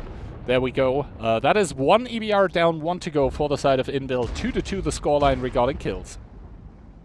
Yeah, but this is not good for Nice Try. They can get surrounded pretty easily here. There's 3 minutes left. The entire Invil team will be able to push up almost unspotted. Even you can see Barbarian, Fury, T-Sec, Orchek. They're just going through the outside, Kihan. There's nothing to spot it. Sem doesn't spot it from that bush. Barbarian finally getting spotted out in his 279. Perhaps some damage, but some damage is 1.1 immediately on towards him. I think now Sem is actually spotting him out, which is huge here for the team of Nice Try. They might be able to do something from that. Monster now coming on the outside road. He doesn't spot Sem. Sem doesn't spot him either. The Nice Try tanks here, they're trying to peek. They're trying to do the damage. They're doing it actually towards Conrad as well. Look at the HP lead actually, Kihan. Conrad there in that first 279, dropping towards a one-shot. He's going to go down. He's going to make a shield though for the teammates coming behind him. Can the team of Invil actually make this HP lead, HP deficit work in their favor? Magic's now coming in at 268 v4. He's pushing up. Not sure what he's going to try and achieve there even. But now, what does Nice Try do? Did they just sit here, play it out from this point? I mean, Magic leaving the position. He's getting farmed already. Ali pushing up as well. Invil crawling back in. They were 6k down. They're now making it back here. It's still looking good for them. I gotta say, I don't know if they can hold on for 2 more minutes. They do find Ketsai though. Magic is trying to, like, I don't know, spot something from that position. Sem is still alive. That is actually huge for them, that Sem is still alive. If he was to magically get a spot on Piotrix, it would be so important. Yeah, Ali finally goes down, but Rishek paying a lot of HP for this as well. Nice Try once again up 5k HP. So far, Sem is doing a good job of spotting Kubash, spotting all of those tanks. Monster finally spotted out. Him going down would be huge. Ali taking another shot of damage. And Nice Try, they're trying to hold on. Currently 3k up. They do still have the gun advantage, but they need to convert this into further kills so they can finally overpush. 1 minute and 20 seconds. The EBR Sem still full HP. Rishek on a one-shot. He could try to make it out there. Barbarian with the one-shot now trying to push up. DJ on a one-shot as well. Those crucial cupola snipes, those are the ones that need to connect. Rishek going down in the 907. And now Invil, I think they realized it's do or die for them now. Kubash being ammo-racked in the 279 in the one line doesn't help either. And Nice Try, they're holding on. They're holding strong as of now, but the Invil tanks are now starting to converge. And those cupola hits, they need to connect on the one-shots by Invil. Nothing having being in A1 is kind of a disaster here now for the Nice Try side. A Monster finding Sem, realizing he's there. There's still 40 seconds. I don't think they're holding this for the side of Nice Try. Sem is probably going to fall driving down. He does get picked up. That's an important kill from T-Sec. And Invil now pushing in with 30 seconds left. Another EBR here could have been the difference maker for Nice Try, but not getting Hannes out, I think, was a disaster for them. They did kill Mentas. I think if they go for this kind of play, they should have pulled back with Hannes too. If they had Hannes in some path, like, there's 2 mistakes there. Attila being in the middle where he can still get pushed on, and Hannes not making it out. If they had the 3-line 279 still, then Invil would have to kill him first, and the EBR would also spot everything earlier than Sem did. There would be more damage, and you saw what an HP lead they took. They took 6k immediately. But, you know, Hannes, it was probably correct call to not cross over, but yeah, in the end that ended up costing them probably the game, as you said it. And for the side of Invil, it was at some point in time it seemed like the poor willpower on their team carrying them over the finish line here. Not really sure what the 268 before in the end was meant to if they had a guy left at A1, he would actually be farming at the end game there, by the way. I think they both left it, both Magic and Ali. I think if one of them stays there, being Magic, he actually gets like a decent amount of pens out. And yeah, I guess Piotrix once again an STRV on Prokhorovka, unsurprisingly. Top of the scoreboard, 6.2k damage. That E1 position is just so strong if you manage to get it against a team that is just bunched up like that. Piotrix, one of the crucial factors, basically keeping the HP close probably. Yeah, he also got 3 kills, so getting those guns out of the game. And yeah, I think Tilt on Ice Try is sort of beating themselves here a little bit. Invil pulling through in the end, but once again looking kind of shaky. Not what we are used to from the play of Invil, at least. No, no, not at all. And they could have really easily lost for this. Like I said, Attila was a free kill for Invil's side, and he can also spot. No, they had nobody spotting 3-line early. Barbarian was able to close up quite a bit before he actually started taking damage. Imagine he is spotted even earlier going over. That's -2 tanks for driving close, and then they just straight up win from this position because Invil lost like 5 minutes already. Because 5 minutes of rotations, they had little time left to make this push. You could see how close it was at the end there in the time.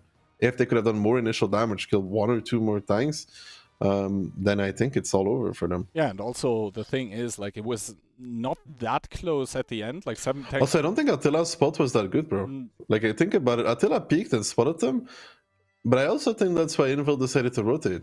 Possibly.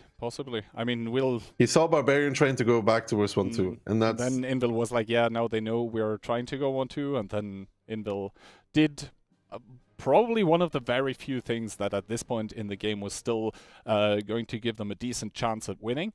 The thing being, though, if Attila crosses over into the 2-3 line ditch, and also... yeah, that one more EBR staying alive, providing the spots, that would have done it. I think for the side of Tilt, and once again, if Ali just stays in the corner and just double bushes. That's a good point made by Insane. That's actually correct as well. Usually when an A-line push happens and you're up this amount of HP, which is 6k, that amount of HP up, you can indeed just repushes off of it because there's not enough damage left from the guys from behind. You repush off of it, you kill the guys close on the A line, can even push back into the 3 line, keep some guys back. If you kill those tanks close, the game's over. Yeah. That's also true. I think that's actually true. Nice Try could have repushed out of the 8 line. When they had that 6k lead, they didn't, and they let the 279s go above them. Yes. So yeah, multiple points during this game in which Nice Try could have basically secured the round for themselves. In the end, it was like always, Invil won a round. But yeah, Invil is not looking as strong as probably many people would like them to be. I mean, they are in the lower bracket now for a reason. I think we outlined deservedly so against Redan. And at this point in time, any team that is facing Redan next is probably not going to be happy at the outlook of that, namely being Aurora. First of all, though, I think we're almost ready to hop into the second round of Nice Try against Invil. This is the lower bracket, so if Invil picks up one more round, they would be on match point already, meaning that, essentially they need to pick this one up, otherwise, big trouble. Big trouble indeed, because this is indeed best of 5, so 2-0 is a disaster. So Nice Try has to pick up this round here. They were awfully close on the first Proco, but now they have to attack, though. What can they bring against the Invil side here, who of course does not want to go out after one game played? They can bring 4 to 60s in STRV, double Chief, double EBR, and the rest 270. And for the side of Invil, we see double EBR, 6 907s actually, 1 Chief and 6 279s to go with that. And now it's just going to be about how the individual openings by the teams are going to go. Invil opting to send a lot of 279s middle. The 907s, Barbarian and Piotrix, are probably going to chill in the bush line. Might be trying to flank and or push later, but like two 907s only in 6 Same style though. Look. Yeah. Look at Recheck. Look at the EBRs and look at Recheck. It's the exact same opening from Invil. It's a bit scary. It's like they only have one thing prepared for this side. Sam is not going to go aggressive on the hill, knowing that there could be took the a shot double though. bear. In his EBR, only Monster is going to be able to come here. He doesn't see Sam, Sam doesn't see him. Camo holding up for both of those EBRs, so at least they're avoiding the, I would say, Redan disaster, where you just lose an EBR on the hill for free. So at least Nice Try here, looking pretty good, but obviously they still need to attack. And if there is one tank on Prokhorovka that you don't want to take damage on, it is the EBR, and Mentos has indeed taken a shot of damage. Oh, Sam getting spotted for this one. But he does continue through. Good connection by Monster. I think that even was HE 494, so kind of even the HP now on the EBRs. Kind of even indeed. But so far, so good still. For a nice try. They have re-established the hill. They gave him Mentos one shot of damage. Then they're also blinding out Rishek's position, because it is exactly the same one as against Rida. And a team that has watched and prepared would be aware of this. Monster now edging into the bush line. Once again, the camo for either EBR holding up. And yeah, Lip is not going to be really able to peek in his 260 because Monster would be breaking the 260's camo. You can see the blind fire coming in from the middle towards Lip, but he's smartly not directly playing in the bush, but rather a bit beside it, a bit lower. Barbarian, on the other hand, in the 907, somewhere on the map got spotted and took a shot as well. Sem now has to bail here from the hill. They do see Barbarian being pushed up. They are suspecting more tanks, probably. They are correct with that, so Sem evacuating is probably going to be a good thing.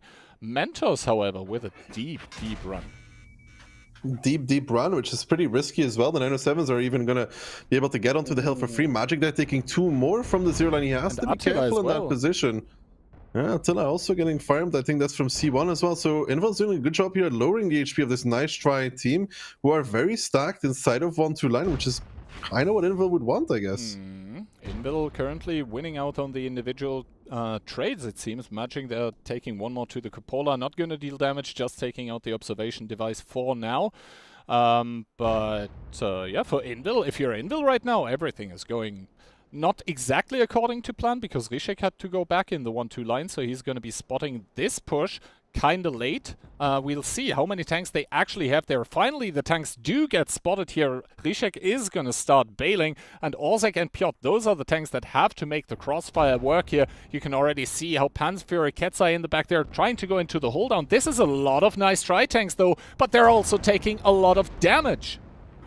Yeah, Piotr's going to be the first one to get focus here in his 907. In return, though, Itok's already low HP. Nice try, just like Redan, forced down 1-2 line. But unlike Redan, still has their double EBR alive. White now pushing past. Lemmy getting rounded by his own teammates there even, but getting forced to push forward. Now the middle is going to start getting pushed by Invil, and Nice Try is down in HP here. They have the potential to clean out A2 though. If they could do that, it would be huge. Lip is still in that 260 there on the other side of the map. A2 is being won here by the side of Nice Try for now, but here come the reinforcements. Here come the 907s, Barbarian, Monster, Never. They're all pushing in, trying to pick up the guns here. Danley is going to fall, and Invil might have just made the perfect rotation here if they can clean up A2. If they can do it, there is still some tanks left here. Panzer Fury going down, but I think Invil brought just enough to this fight here. Lip is going to surround from the outside though, but there's going to be a lot of HP for the Nice Try team that is going to fall here, as Albert is going to try and pick up Never at the very least, but they're going to lose Never. They're going to lose Albert. They're going to lose White Stroke as well,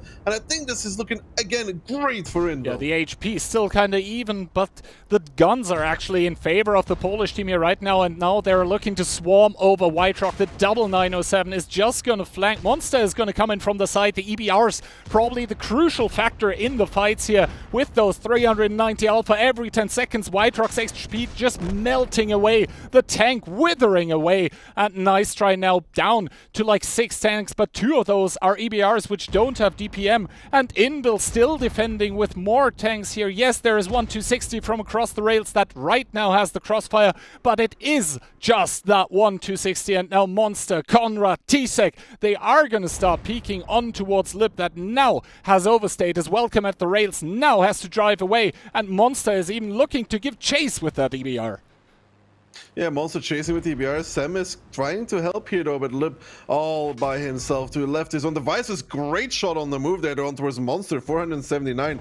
Lip trying to do what he can in that 260, trying to take this somehow slightly better position, but he's surrounded by the guns from Invil, Conrad, Tisek, Monster, and Mentos there to cover an Invil there just in the nick of time, reinforcing A2. Now finding Lip. 1-2 is being pushed out though by the side of Nice Try. They want to make a play over that part of the map. They're using the double EBR to try and kill Kubash there. Hannes is now down towards a one-shot. Is he going to commit in? Sam down towards the one-shot. That's the Barbarian farming from the back lines. If he could pick up Sam, that would be huge. Hannes still alive though. Sam still alive as well. It's EBRs against EBRs here. If Hannes could find Kubas, he can. A beautiful shot from him. Surviving as well. Now Ali's pushing down 1-2 with Sam, with Hannes, but still though, K-Line is being taken by the side of Invil.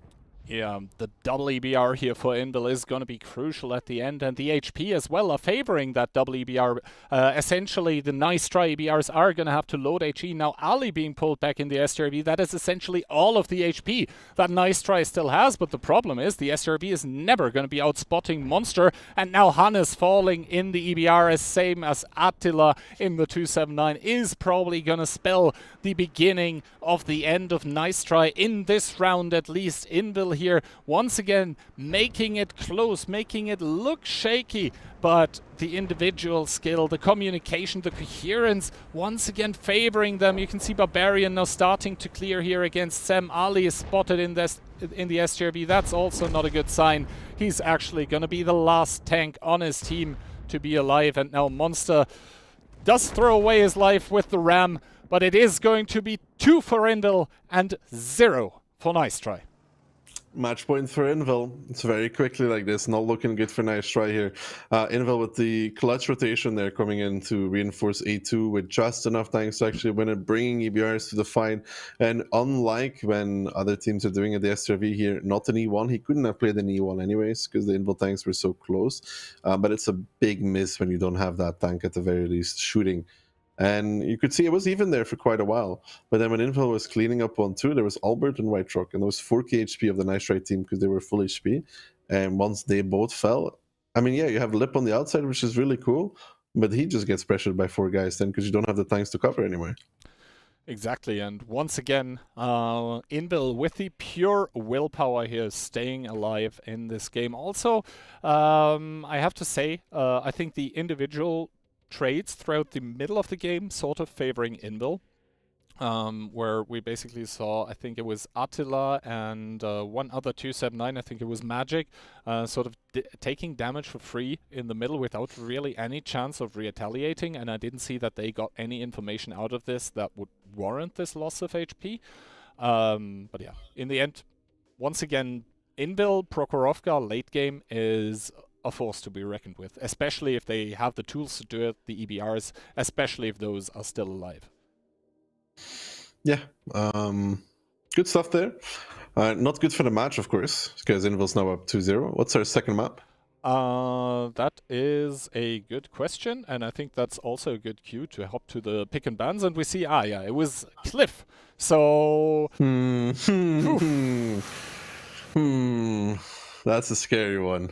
Cliff can be over fast. And the same holds true for the match, I guess. What's kind of scary here for Invil is they're running the same openings like they run against Redan. I mean, at the moment, it's kind of good enough.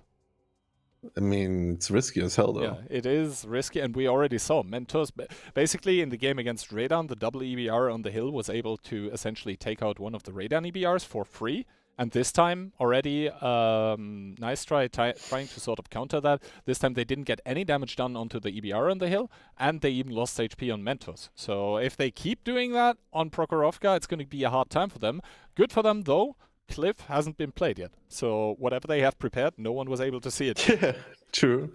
That much is very true. But Nice Try had opportunities here. More opportunities in round 1 than round 2, I would say, because Invil made a good rotation on round 2 that won them the game, flat out.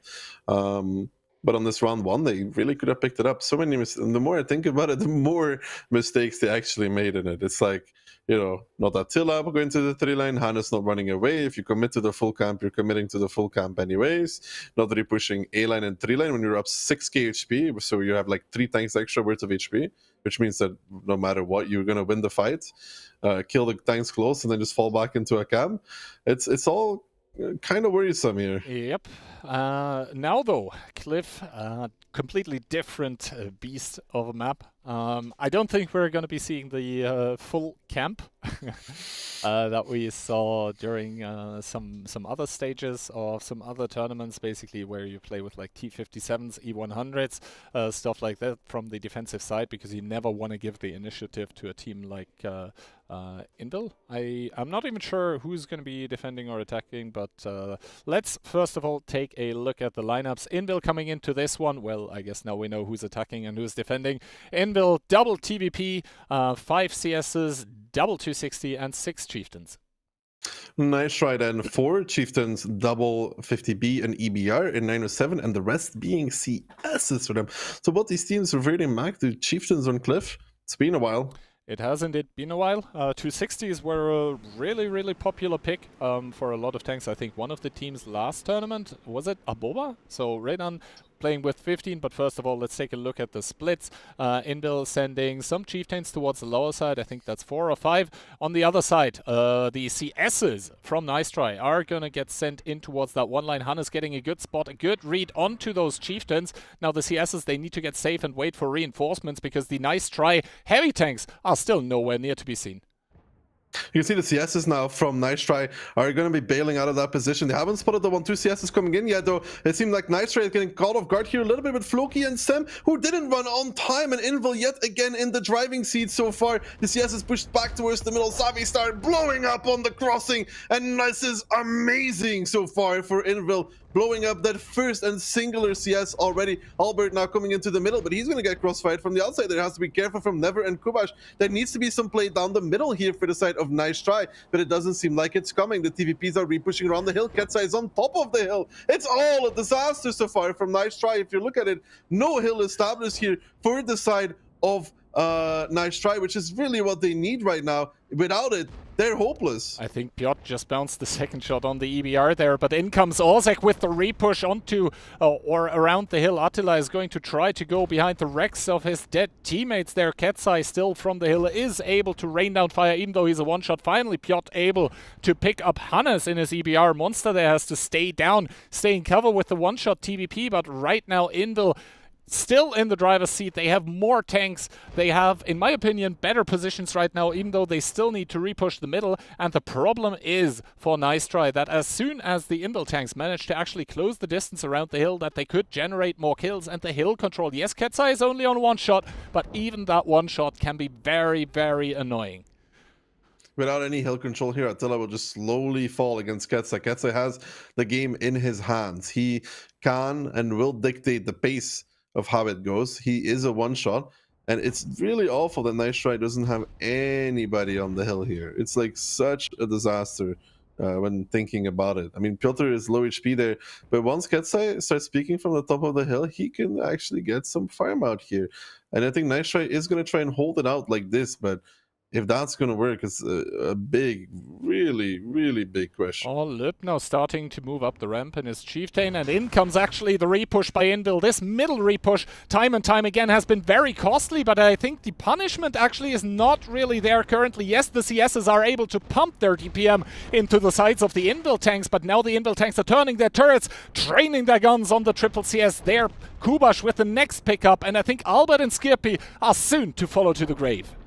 Yeah, Albert and Skirpi are going to go into the grave, so it has to be a play down the middle again for Nice Try, but look how many tanks they're down. Invil doing a good job here at keeping the guns alive, and now Piotr gets to fire from behind, and now the Nice Try tanks grouping for the final attempt down the middle of the map. They came, they saw, they lost, because Invil is not taking any prisoners right now. Initial failure there, you could say, from the CSs on 1-2, but a good opening from Invil, a strong opening as well, having the hill under control, taking 1-2, controlling the middle, and a Nice Try. That's all it's going to be. 3-0 for them. Not what they wanted in this tournament whatsoever. And for them, it's going to be the end of a very short road. Exactly, Nice Try here, getting completely obliterated by Invil. One could say the first round they could have taken, but the other two, there was just no ray of hope anywhere to be seen. Itox, the last tank in the game, the last tank in the tournament, even for Nice Try. And well, to be honest, team name didn't hold true. I mean, it was a Nice Try, though. In the first game, wasn't it? Yeah, there was potential there for them. I don't know. Sad to see a team go out like this, but you know, Invil showing a good recovery from their match against Redan, moving through the lower bracket onto the next step. They did still look at times more beatable than they've seen in the past, perhaps. Yes. Which is a... I mean, Invil has dropped rounds also in the playoffs before, but I don't think they've ever lost, like, basically their first match. They always managed to win that one and just secure their spot sort of in the upper bracket final. Not today, though. Showing a good reaction, showing a good recovery. 3-0. Unfortunately, we have to say goodbye to nice try here. And now we can take a look at the damage numbers. And I have to agree with you. Like, that initial reaction by the CSs, like, Hannes did even spot all those chieftains coming in. And, like, they still stayed and lost, I mean, Zavi for free, for example. I didn't quite understand how that one, like, what the thought process was there. I don't know what the thought process were there for them. I mean, they stayed on 1-2 a little bit too long, and then I think they got surprised by the CSs coming from Invil, like, you know, down the crossing, because I don't think they were spotted either. But this split for Invil working out great. Yeah, exactly. And yeah, this in turn means now that we have another score, and now we are, especially compared to last tournaments, going to shake it up a bit. We have had 3 EU matches. Now we are going to switch servers and take a peek across the pond.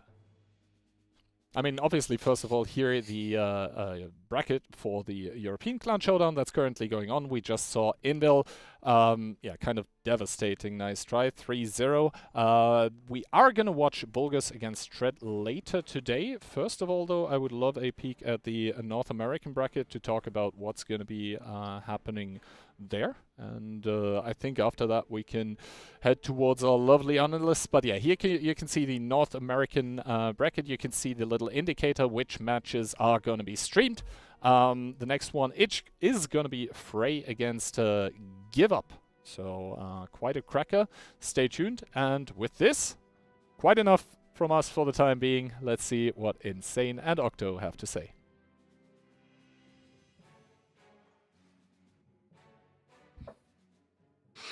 Thanks a lot, guys. And what a convincing victory from the side of Invil. I mean, Tilt, nice try.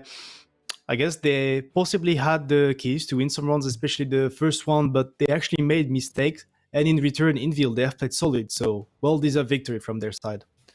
Yeah, I thought they improved a lot better from the first match, at least. They seemed to rotate better this time, especially that first proc game where they lost an EBR off the bat, but the rotations after that were very clean, so it was good to see. Good stuff from the side of the Polish team, so they're staying alive in the tournament, and they'll be facing either Volgus or Trade, which is going to be not the next match, but the one after, because now, Octo, we're going to be covering, that's something new, some NA matches, and I guess you're the best person to talk about that. Yeah, I mean, hopefully the EU teams can learn something from what we're about to see. But yeah, so Frey is going to be playing Give Up. Like I said earlier, Frey is essentially Crack's quote-unquote B team. I still think they're good, but they're definitely an underdog here against a team like Give Up. I think Mahu, Cracked, and Give Up will be the top 3 to watch for the final.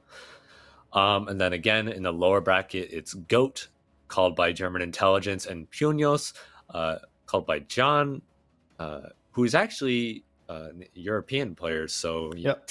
There's some crossover happening. Yeah, I think he's Spanish, if I'm not mistaken. It's interesting to see him take over a team from there, like South America, playing on the NA server. And as you mentioned, the next match we're going to be covering the first one of the upper bracket, Frey against Give Up. I mean, we don't know Frey as a name, but you mentioned it's like the B team of Cracked, and we know what Cracked is, and Give Up also. Those were like the major 2 teams. Also, we can count Mau. Yeah, so when you're looking at these teams, I'd say Mahu is going to be the most interesting one strat-wise, as they'll probably use 705As, T57 heavies a lot more than anyone else. So we'll see if that does come true. Frey, again, newer team, newer players to this competitive scene, so we'll see how they react. The Give Up players, they're having a collar situation of Jack. Normally, he's their 15v15 caller, but he was under the weather. So Wallhacks and Chapa Misha, aka 750 damage, will be doing the strats and calling in game, as far as I'm aware. But if Jack is there, I'm sure he'll be helping them with in-game rotations. Yeah, I mean, you've said that Frey, like, they're possibly like a good team with potential, but you still go for Give Up. Do you Do you still go for give up if you know that Jack is not going to be main calling this game? I think the player skill difference is enough to still say give up should win. Yeah. But I think Kabali is a good enough caller, and I think the players on Frey are good enough to perform above their level. Sort of like how we see Volgus playing, how we think that maybe Aurora should have just wiped them. I don't want to say it like, you know what I mean. So essentially, I think they can play up to a higher standard, but we'll see. Yeah, so what you're saying, it should be at the very least an interesting game between the two. We're going to be having shortly the replays of the last match, which was a very short one, Invil against Tilt Nice Try. And Daki mentioned it. That's a pretty like feels bad for that team. I mean, this is like the first match they have in the tournament in the playoff stage. This is a BO5. They get knocked out with a pretty like harsh way 3-0 by the Polish team. We could have expected this team to actually get into the upper brackets, especially considering how strong they were in the past tournaments.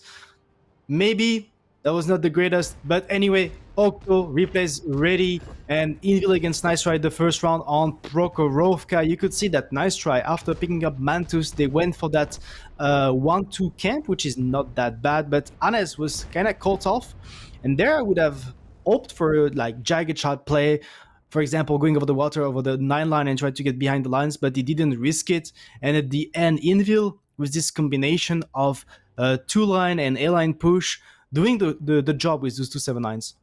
Yeah, so Nice Try. They started out more spread, but then they went back and re-equipped their 2-line. But what they didn't do is they didn't put anyone in E3, that kind of area. So when they pushed the 3-line between the bushes, Invil, they didn't lose that much health. And then, like what you were saying earlier, Nice Try had that HP lead to the point where they could have repushed the A line actually and probably won the game if they took advantage of it. But once you let those 279Es get on top of them with the Striv, especially the Striv and E1 shooting down onto those chieftains, it's pretty much over. Yeah, I mean, they could have lost like 3 full HP tank to kill like the one which was half HP and one shot, and they would have probably won the round. So it's a mistake from the side of Nice Try, and Invil is the sort of team that is making you paying dues. And next up, you had that push. I mean, it was not that bad of a push, because considering the amount of tanks Invil had in position to take it, receive it, they did great, good amount of damage, but the issue there is the amount of tanks on the mid. They still have 4 279s, 2 in the ball, 2 behind, and that's not enough tanks to actually win the confrontation over the 2 lines. So Invil, they're just jumping back in with the EBRs, cleaning the A2 position and then pushing on right rock. And in the meantime, in the middle, you could see that those tanks from the side of Nice Try, they couldn't really do anything. Overpick, so good stuff from Invil, good reactions. Yeah, the 279Es from Nice Try in the middle were not able to really perform much because they were getting shot from the hill in the beginning. And so when they did the 2-line push, they committed 2 into the bowl, and I don't think that was the right plays. They just didn't have the HP for it. But here, Invil is attacking on Cliff, and they catch out the CSs heavily, so their initial is better, in my opinion. And that's usually how Cliff goes, is like sometimes it's 50-50, your initial just straight up counters theirs. But they should be able to kill the EBR in the corner, and they get a CS on the hill, which is extremely important with Ketsai, as Nice Try had no one on the hill. So when they do this re-push in middle, yes, you bleed a lot, but if you have hill and you have the 2-line, you have a really good chance that it's going to work out. Honestly, it was a chill round from the side of Invil. Like, their opening completely countered what Nice Try did. It was risky, even, to say the least, what Nice Try did. Like, going with like 2 tanks around the hill, like few over the banana, and like all of those slower tanks like Chiefs over the mids. It's very splitted, and maybe they tried to counter like a full mid play from the side of Invil, countering them from taking the hill with the CSs and so on. And well, that risk didn't pay off. Invil coming up with a pretty counter tactic, working out on the angles afterwards and managing to do the repush on the mid, which was like probably the best play they had. So good stuff on the side of the Polish team.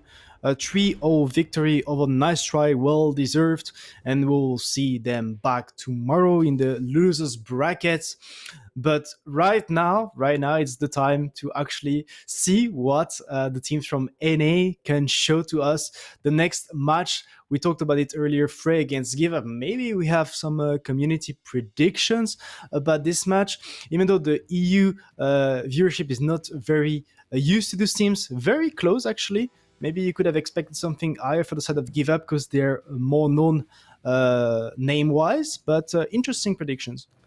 Yeah, I mean, what I saw from group stage, at least, Give Up didn't perform as well as I thought. I guess you could compare that to Invil, but anyways, I still think they should have the upper hand with the amount of experience they have in God Emperor, Brett, Wallhacks. Oh, they also have Verwe, so we'll see. That should be interesting. But yes, 11D, Manu, Sheep. Sheep is the Tomatitos caller, by the way. And Spirit Walker as well. Old Gold League players essentially on this team. Whereas Frey, you have new players like Jordan. Kabali is he's been around for a long time, so he should have good experiences to deal with quote unquote newer players. But you have a few EU players as well on Frey. You have Frugo, A-King, and Oris. So, yep. Maybe they can make the EU tournament. Eric as well. So, well, they have a good knowledge about those players, but I know that someone else has a pretty good knowledge about any players overall because he plays there somewhere and he even played a bit there during the campaign. It's Daki, and that being said, we're going to be jumping back to the casting desk, Kian and Daki.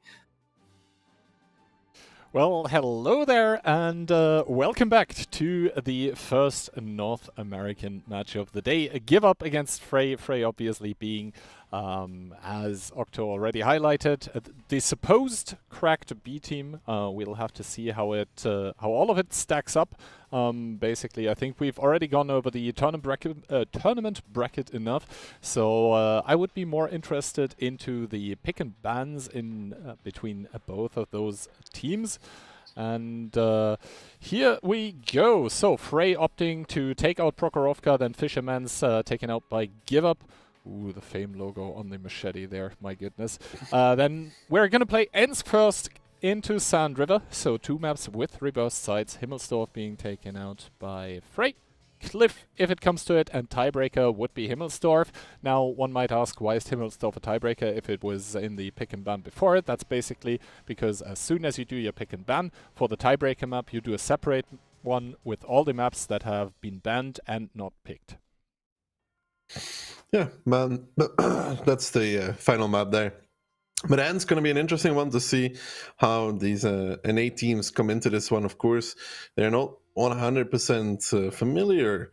They've had time to prepare though, but they were not 100% familiar with the swapped sides. It does go to a little bit of a different kind of scenario, especially from Ensk South.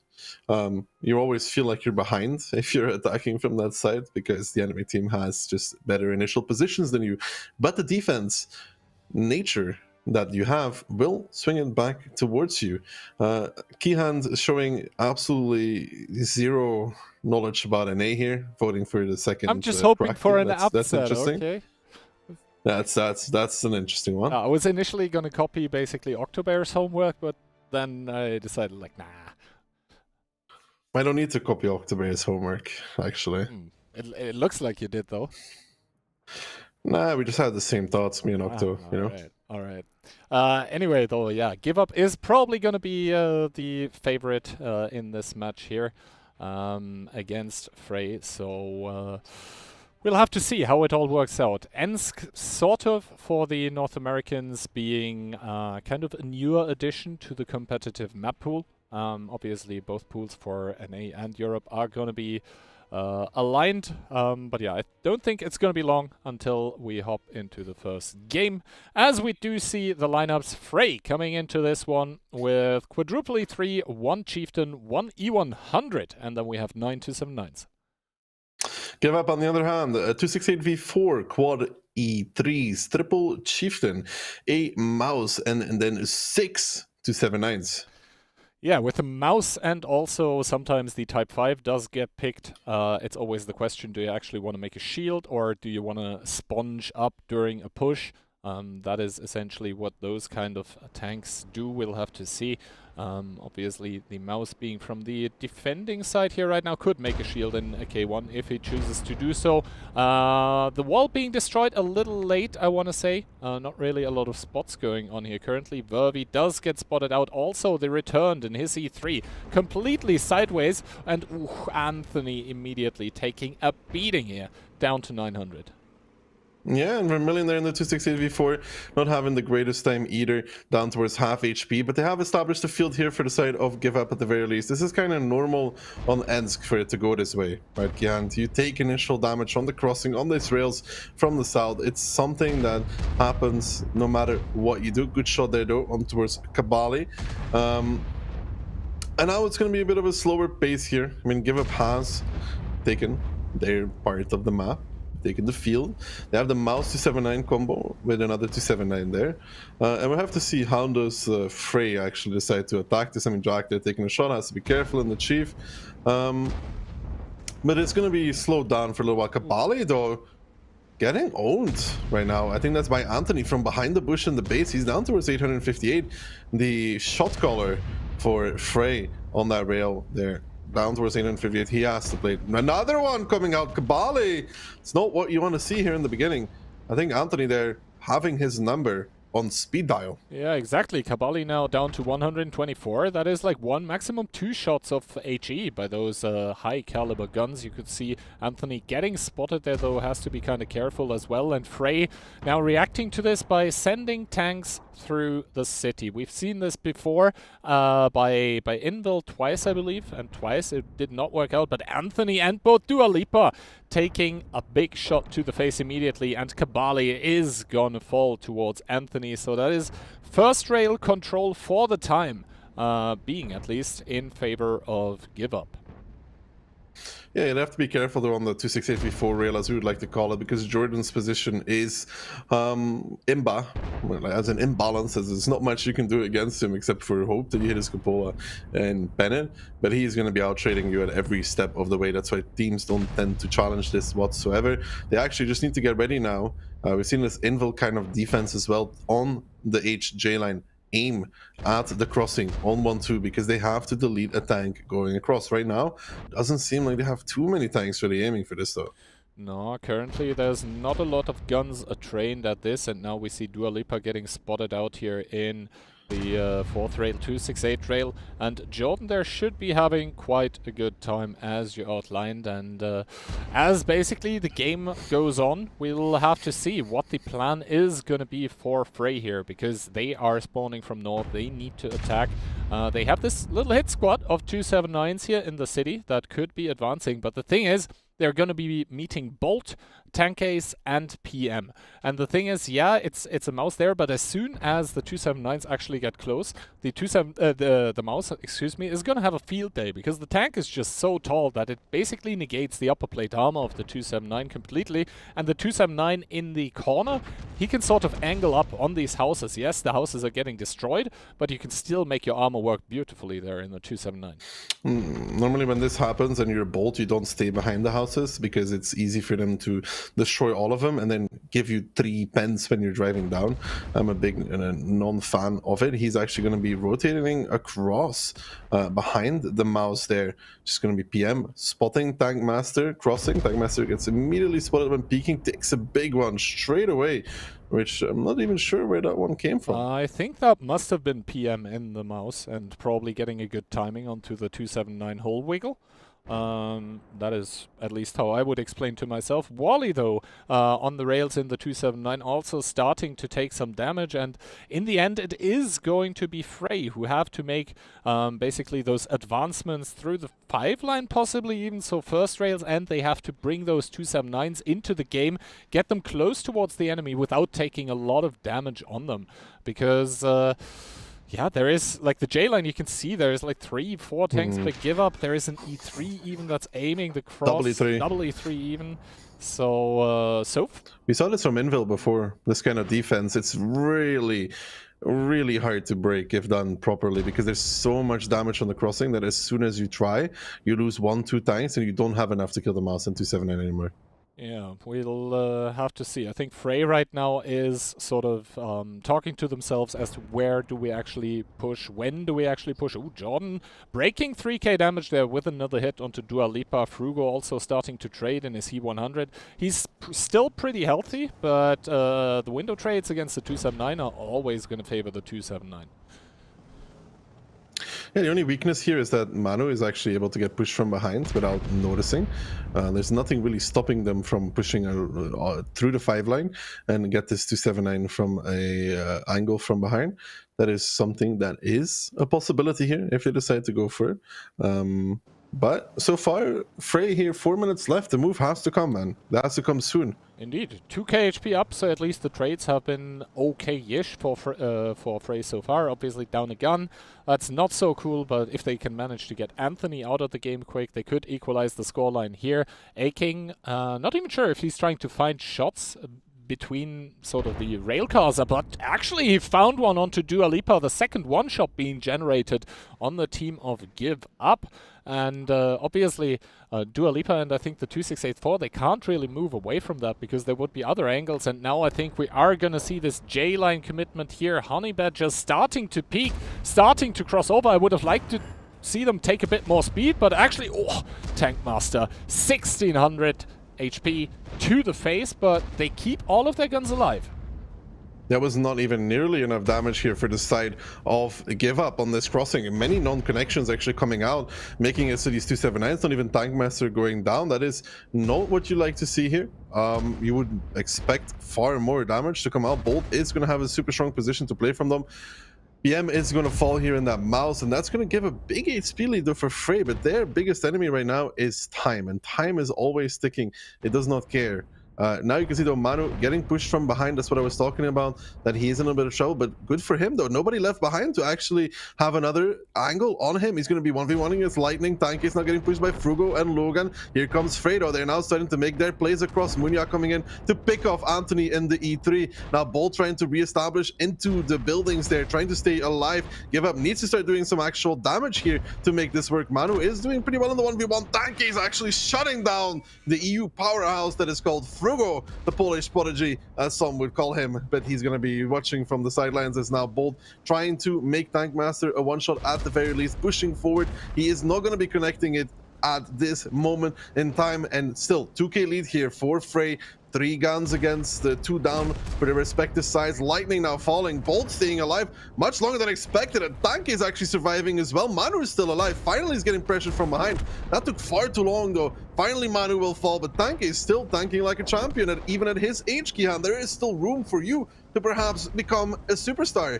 But now though, Frey coming in, getting the gun lead, finishing off tanks left, right, and center. Zero line is still under control from Give Up, but they still need to hold on here for 1 minute and 40 seconds. 1 minute and 40 seconds left, and the gun lead starting to mount for the team of Frey that have also pushed tanks in the zero line on the green here to generate further crossfire onto the tanks by Give Up that are currently only like 1k HP behind. The shots below the rails also starting to come in. The return still trying to stay safe in his E3. Cap has been started, so the resets need to come in. 43 seconds, 42 on the cap, 1 minute and 15 in the game, and the zero line I think is starting to push now. The pressure is starting to mount. Those double chieftains, as soon as they are down, it's going to be very, very hard for Give Up to stay alive in this battle, because as soon as the double chieftain is gone, it's just going to be crossfire everywhere into those shots. Munya finally does get picked up here. Logan is now going to start pushing up. The cap pressure is still there though, and now Draps and Jordan also starting to come through. The cap pressure not an issue anymore, as one of the players by Frey does get picked up, but I think Citizen is about to die, and 43 seconds might just about be enough.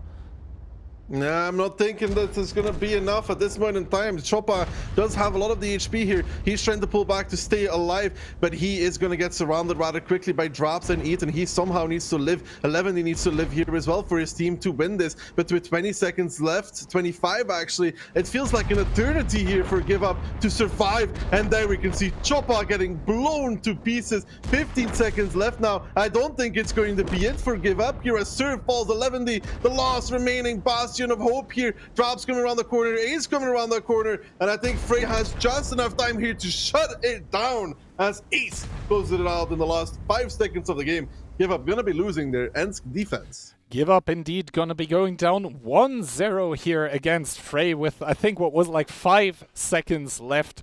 Some would call it cut it, that it basically was cut too close. Other people would call it calculated, depending on who you ask, but definitely a banger of a game to start off with the better end here for the team that I predicted to win the match, by the way, Daki. Since when does one round mean anything, Key? You also have 1 gold fist. Does it really mean something? No. I know who doesn't have gold fists. Yeah, but I would still value him more as a player than you. I guess I have to stick to my casting then. Now though, let's take a look at the damage numbers being dealt, and yeah, Dua Lipa not really having a good time in his E3, but sometimes, you know, it is what it is. Was too focused on singing. I guess so, but yeah, the shot's not connecting for him. Vervi having a good game in his E3 respectively though.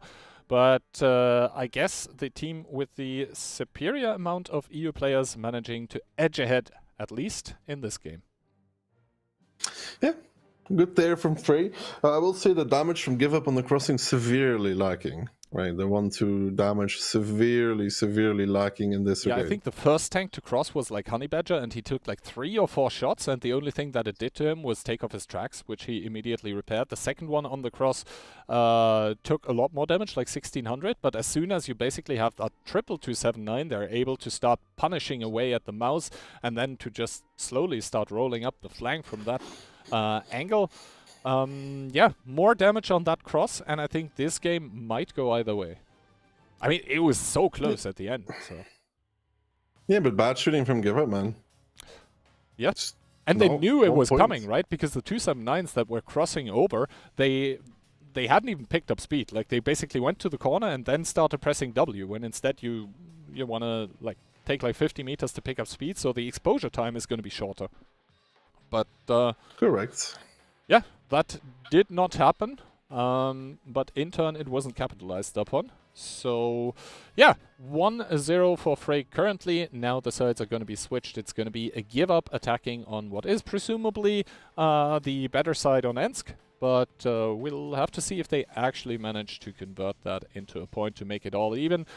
Just to remind all of you, obviously we are in the upper bracket here again for NA, so it is best of 7, so still some way to go here. Yeah, still some way to go, but you want to start it off strong and hard, and that is not what Give Up did in this one. But they're going to be coming on to the next game here on the Ensk on the attack with a 268 V4 triple E3, and then the rest being 11 279s. And for the side of Frey, we have 9 279s. We have a singular T57 heavy. We have 1 2684. We have triple E3 and 1 E4. And while I have to say, yes, I really like the T57 as a concept on Ensk. It's sort of the same thing as 50Bs on Himmelsdorf, where one of them is kind of weird because you can't really clip out the tanks. You need 2 to actually just completely delete an enemy tank. Yeah, then Give Up, you're going to be starting pretty standard, aiming down, and this from Frey, it's very much Invil-esque even in a way. I would say they were the first ones to like really try and contest or counter the shots on the crossing by going there themselves, and both teams just going to be staring at one another there. But Tank Master and his 279 having the worst of it right now on that rail against these double E3s that are established. So I gotta say, for Give Up, this is pretty good. Yeah, Give Up with the better trades here, some 279s taking damage for the side of Frey. And for the side of Give Up, we can see everyone still rocking that full HP. Honey Badger, though, pressured up very, very far in his 279, and we'll have to see if that is not a quadrant or two too far, because there is a lot of Give Up tanks that are currently sweeping through the city. Honey Badger is proxy spotted by wallhacks, and now we do see all of those 279 starting to fire at him. He wasn't even turned that way, so reduced to half HP immediately. Tankmaster trading not for the best of it right now on the rails either. Is a one-shot for the 279, for the E3s. And I think Honey Badger, yeah, he might be able to do a shot or two more, but the Cupolas should be finishing him off. Good shot by PM, and Tankmaster is going to be the first one to the grave for Frey. And yeah, not the best of starts for the team in purple. No, Frey now trying to react by pushing down the the second rail, actually, to take some sort of map control. Honey Badger, yeah, it's an angled up to 7, and it takes a bit to kill, but he will fall for relatively free, because so far Give Up has taken one singular shot of damage, Kian. The Frey team has lost about 25% of their HP already, and they've yet to do a secondary shot of damage. Now, for Give Up, this is great. They need to react to this rail's pressure, though. They can't just let Frugo and Lightning do whatever they want.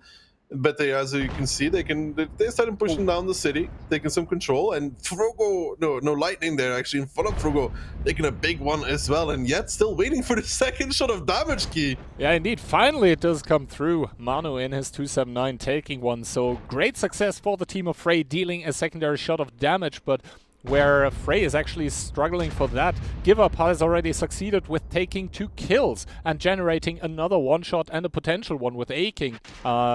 788 HP is not really a lot. I got a question, Key. I got a question. One, how is Frey 12k down? Second of all, why does Anthony and 11, they have 2,700 HP on their 279? Field bots? Pro their own press account. Yeah. Maybe they didn't click them all the way through? I don't know. Good shot of damage into Dua Lipa though, making the total amount of damage basically like 2k at this point for the team of Frey, that are firmly trailing in HP though, 11k down. Dua Lipa starting to get tagged heavily by Lightning and Frugo here though, but I think Give Up at this point in time, they can just group up, they can just power down the tanks by Frey with the HP advantage that they have. The 2684, the next tank to fall here. Citizen is gonna be chilling in his E3 in that very, very strong position, and the 279s on the field by Frey are, well, they found a lot of ground, but they aren't going to find a lot of damage, and Frugo not going to survive for much longer in the rails here as well.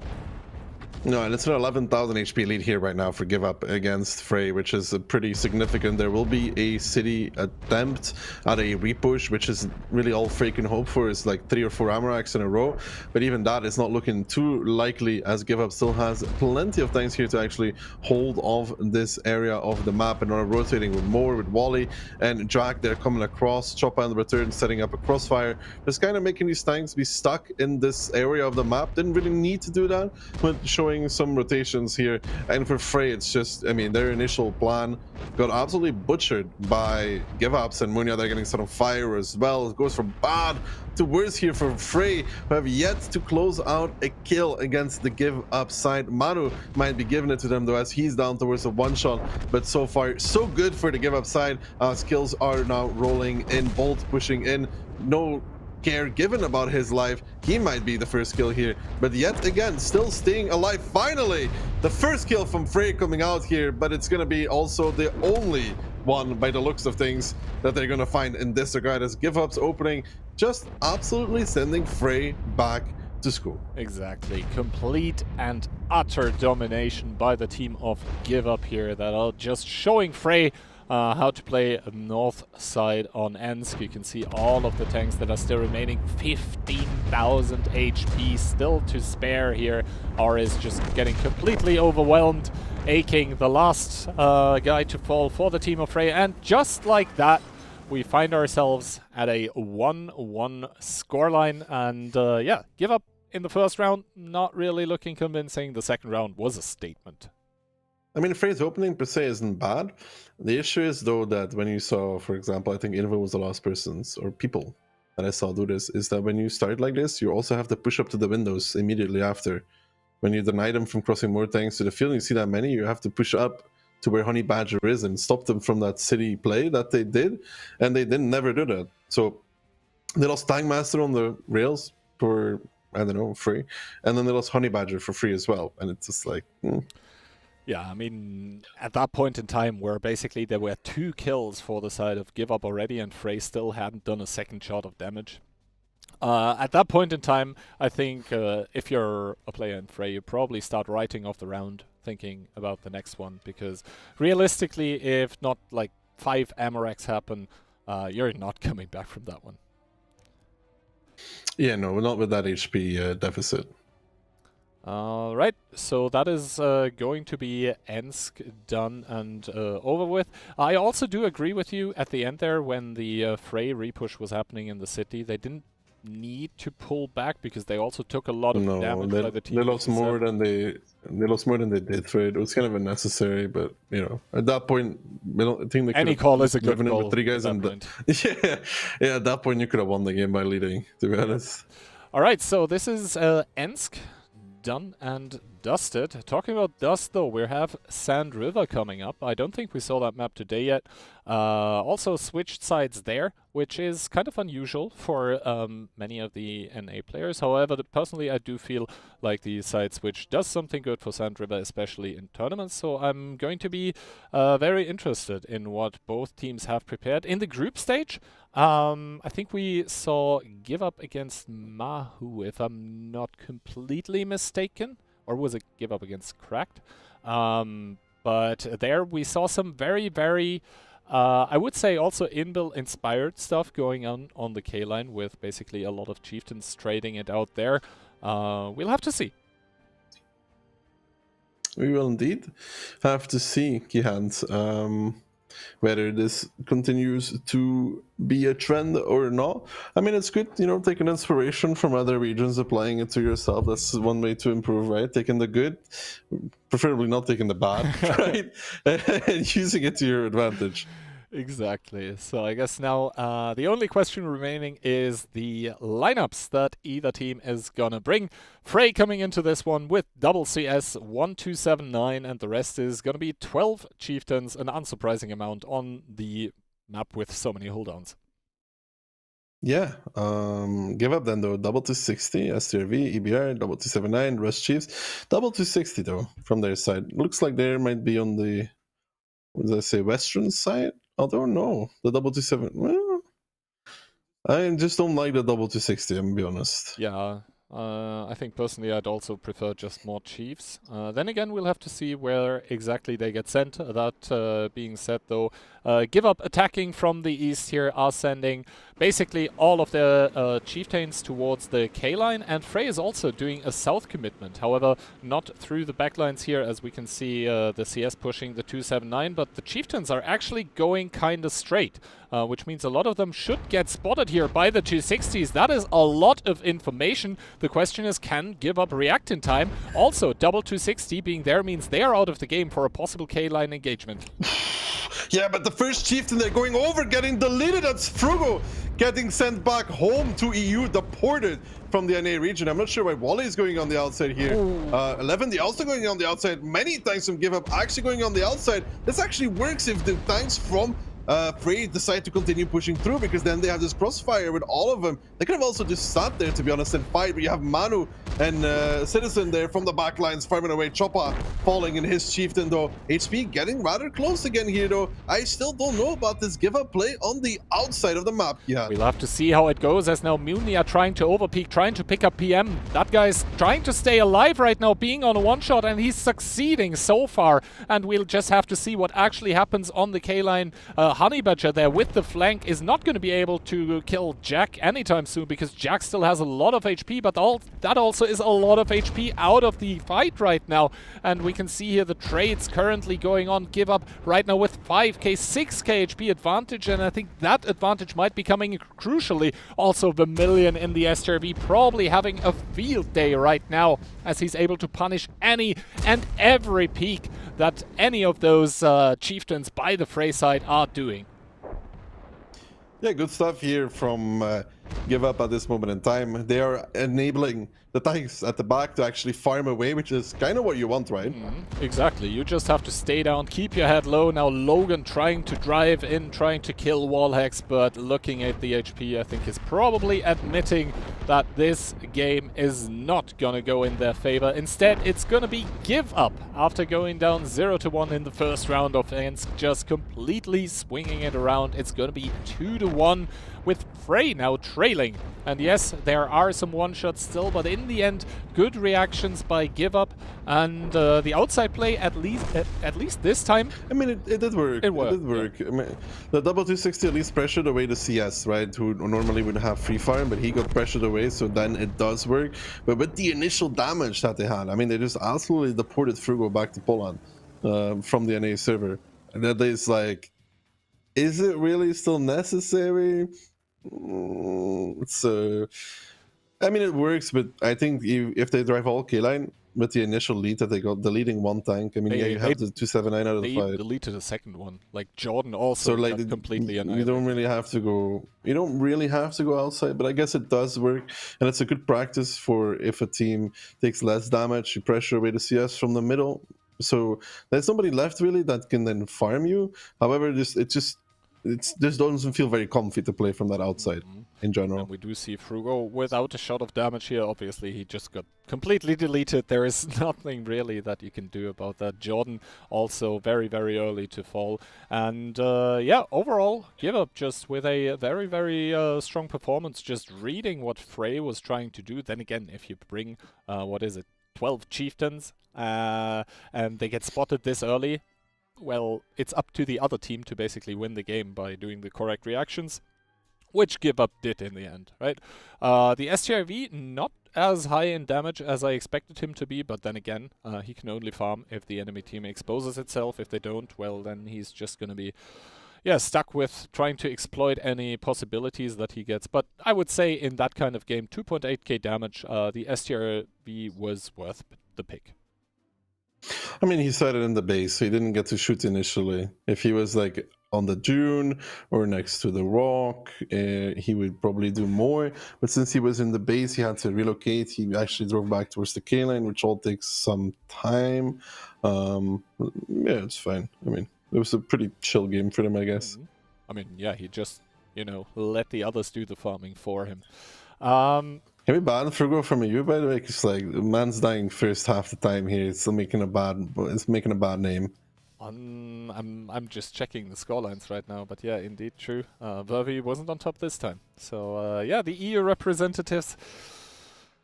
Aking was on top actually for Frey, 4.3. But that's kind of it. Insane said that Aking is one of the best players he knows. Really? We're gonna have to inquire with Insane after this, I guess. He said that he's a better player than himself, and a better FC, especially in 7v7. All right. Well, kind of uncharacteristic for Insane. Not gonna lie. Yeah, it's weird for Insane to praise anybody like that, but you know, French glory, I guess. I guess so. Anyway, I think the fourth round in between Give Up and Frey is about to start. Give Up currently leading 2-1 in this best of 7. So let's have a look at the lineups. And first of all, Frey is coming into this one with 1 EBR. We have 1 STRV, triple 279, and that leaves 10 Chiefs. Yeah, 10 Chieftains and give up, also though. We're going to have a restart, apparently. Wow, I couldn't even read the lineup now. Thanks, dude. I think it was like, what was it, 2 CSs, an EBR, a 279 Rush Chiefs, if I'm not wrong. I don't know. But the thing is, though, double CS plus EBR is kind of weird. Like, yeah, in my aim would say the 3 CSs or 2 CSs and no EBR. I don't feel like the EBR adds much. It gives you the info on the north faster by like 2 seconds, 3 seconds at best, and it's not a combat tank at all that fights. And the thing is, the CS gives you the map control anyway by being so mobile, right? You don't need it's either EBR or CSs. It's like, you know, it's either like 1 EBR and 1 CS, so you spot middle and north, or like 3 CSs. It's half, never been a fan of. Well, we'll have to see about that one. First of all, though, I think the teams are readying up again right now. But talking about how this match has so far been progressing, like, yeah, Frey got a pretty good first round on Ensk, although I think Give Up with some mistakes there. And since then, what you said about the predictions came kind of true, right? Give Up putting the pedal to the metal, just stepping it up a notch, and Frey didn't really look up to the task. No, so far not yet. They do get to play from the preferred side on Sun River that many people like. You want some minimalistic analysis of the match so far? Mhm. Frey won game 1, Give Up won game 2 and 3. There you go. Okay. Do with that what you want. Wow. That is so insightful. Thank you for that one. Could never have guessed. Yeah. I get about the same information from watching one of your map guides. Okay. Are we really going there now? There hasn't even Yeah. been a Sand River one yet. So stop giving me ideas, Ducky. From now on? Another map on the ban list. Whenever you make a map video, I take something off the ban list and I put the map on it. So, Cliff? Except for Redshire, because nothing could. It doesn't matter how many guides you make, dude. Make 10 more guides. It's not going to change anything. All of them are going to happen. But yeah, actually, I finally can take a look at the lineups, at least for myself. And yes, there indeed was double CS and EBR for the side of Give Up, which, as we highlighted, is kind of weird because like the triple CS is not going to be much slower for generating the information. It's 2-3 seconds. Yeah. It spots about the same time in the mid because chieftains take a while to go across anyways. From the base, the CS gets there on time, and for the north, it's 2-3 seconds at best. There's no real delay in info. I mean, if 2-3 seconds makes a difference, then I don't know, man. Kia knows everything about It doesn't. All right. Match has apparently been started though, so we should be taking a look at the lineups rather soon, and then you will actually be able to read out the Give Up lineup though. The thing I deprived you of the last trial. Yeah, so it was 1-2-7-9 double CS, 1 EBR, and the rest chiefs. I did read that right. Yep. Did I say you did anything wrong? Ducky did nothing wrong. No, I'm talking to myself, dude. Okay. It's like having an intelligent conversation. Yeah, I was about to say that's kind of a bad sign, though. Yeah, well, I mean, if I get to pick between talking, talking to you, man. All right, dude. Dude, sometimes you just make it too easy, bro. What do you want me to do? Just leave it hanging there as like the sword of Damocles. Don't directly commit for the dive, Bro, Bill has 2,470 HP. I'm so confused. Guys, field mods, boys. Field mods. K-line from both these teams, but it's a long K-line, though, from Give Up. It sparks this, I don't know, hatred in me, Kian, when I see somebody not have field mods, I mean, yeah, it's just lazy, is what it is. Whoa! Maybe he just forgot, man. There's no need to be like this about it. Jesus. Whoa.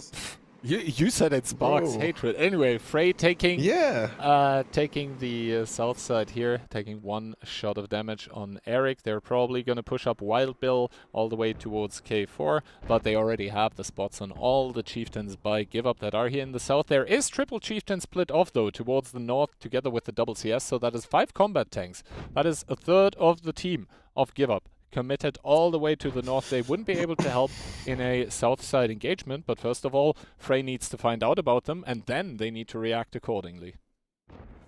I will say, though, that it's an issue to play like this for the side of Frey. What a lot of teams do, and what is actually the right move, is you need to start pressuring up to these guys on J1. You actually need to put some pressure on them, because if you don't, and you sit in this box formation, there will be a push down 0 line or BC line, which will lock you into full position, which is not really where you want to be. That is the issue, but that's why you see a lot of teams, remember, Frey is not attacking. Frey is not defending, sorry. Yeah, they are attacking, so they have to make some moves. So pushing up slowly here is not the way. It allows your opponent to clap you and surround you, which is what's happening right now, because Manu, the Return, and Anthony are going for Eaton in that single 279, and let's be real, Eaton, what kind of support does he have right now? It's Kabali. They need to leave somebody to on Eaton, though. If they all drive past him, he's just going to play up and down with them. He's going to go pull back. Anthony, the Returner, Manu, one of them had to stay and face him, and now Give Up just running away from 1-2 line altogether. Yeah, Give Up bailing from that 1-2 line here, taking some damage on the cross, though, because there is actually the 279 in the middle that's able to farm currently, but right now the bleed seems to have been stopped. A couple more shots taken by the Give Up tanks, but they're going to be able to set up shop in their own tanks, in their own cap. They're going to be able to go towards C1 with some to just play hull down from there. But the thing is, the 279 on the other side of the map is not really going to go down currently because, well, the Chieftains, frankly, they've over-pushed and they've pushed too far. Ethan's still up there, and as soon as Tanke starts peeking, he's going to be starting to get hit from the base here. So yes, he does no peek. He's going to put a good shot into Ethan. But yeah, we'll have to see. There is actually not a big punishment coming into the CS right now. I think the SJV and the Chieftain have already run too far. This is a very confusing game of Sand River right now. Give up normally once, and the Frey tanks to push on them, but Frey is going to go straight to the outside here. Lightning. My man's on a journey. My man's on a journey, but I think he's going a little bit ahead of the pace right now. Rigas and Honey and Wild Bill and Lightning are now going through the outside here, but they're spotted, and they're even stopping for a second, just taking... This is weird. I mean, they're trying to swing wide to now engage onto Jack, but like, Riga's already taking a humongous amount of damage, and Jack, Vermilion, Bolt, they're just chilling there. They're not even taking damage. Wild Bill now taking another one. Riga's down towards a 2-shot, and like, theoretically, if Give Up wanted, they could just swing through the dried out riverbed and clear out Wild Bill, and Riga's Honey Badger also not trading well here, and somehow, behind all of this, Frey still has the HP advantage. Yeah, but that's coming back rather quickly, though. They were up a few thousand, which is now 600, Kihan.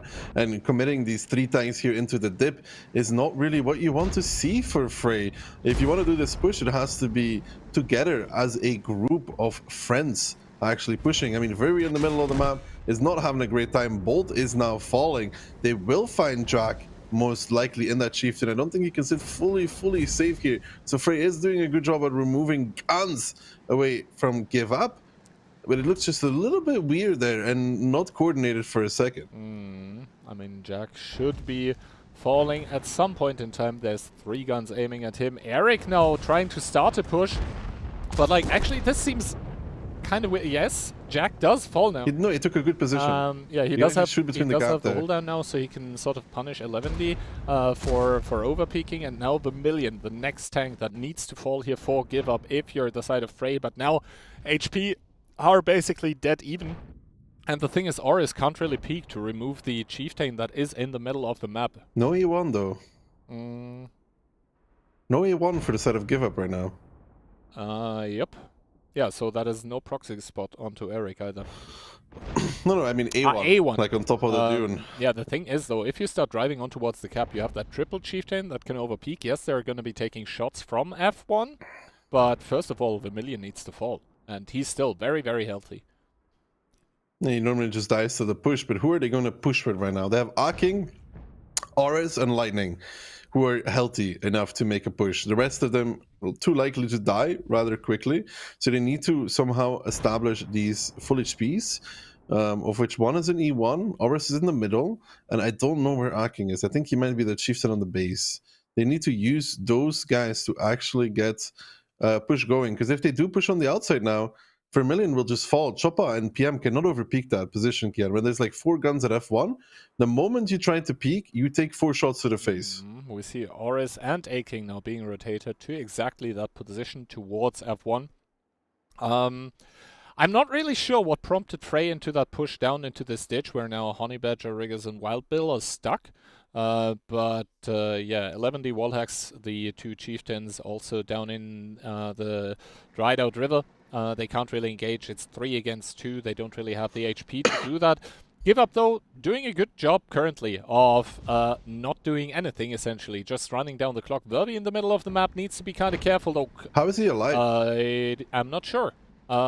Is doing a good job of staying alive for the time being. Kabali taking 1 more for a relocation here. Jordan now getting spotted in his STRV, but the Chieftains obviously aren't able to overmatch him, so he has a kind of comfortable time trading there.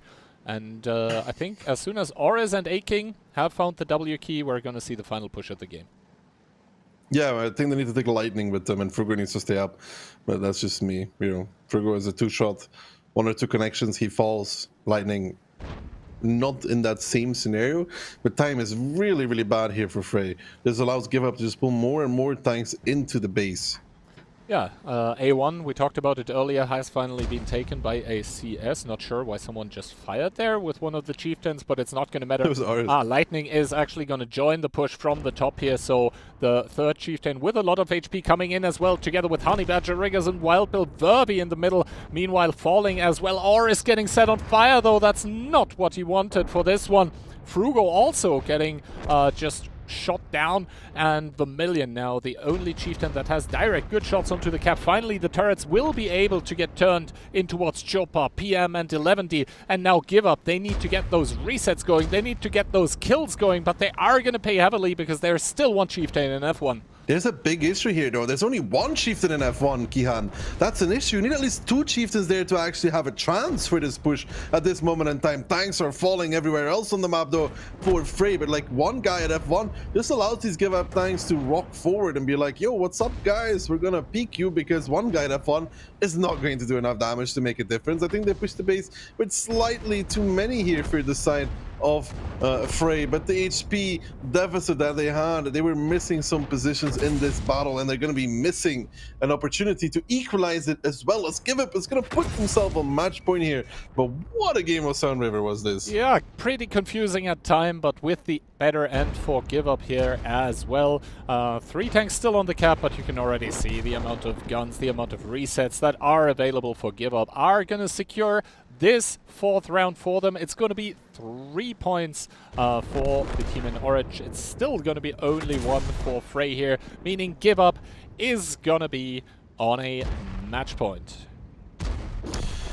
Match point for them indeed. After their rocky start in the first round, they're going to be taking the next 3 to make it 3-1 over Frey here, who is still, of course, upper bracket, which means that that is all possible for them still. Even if they lose out here, they will go towards the lower bracket, which is a good thing for them. Although I have to say, that was kind of a weird round from both teams. First, the overpush by Give Up over the 279 that didn't manage to actually take out the 279s because they went too far. Then the CS being pulled and essentially being able to farm for free. All of it kind of weird. And then this push with the triple chieftain by Frey past the cap, when normally you want to push on the cap.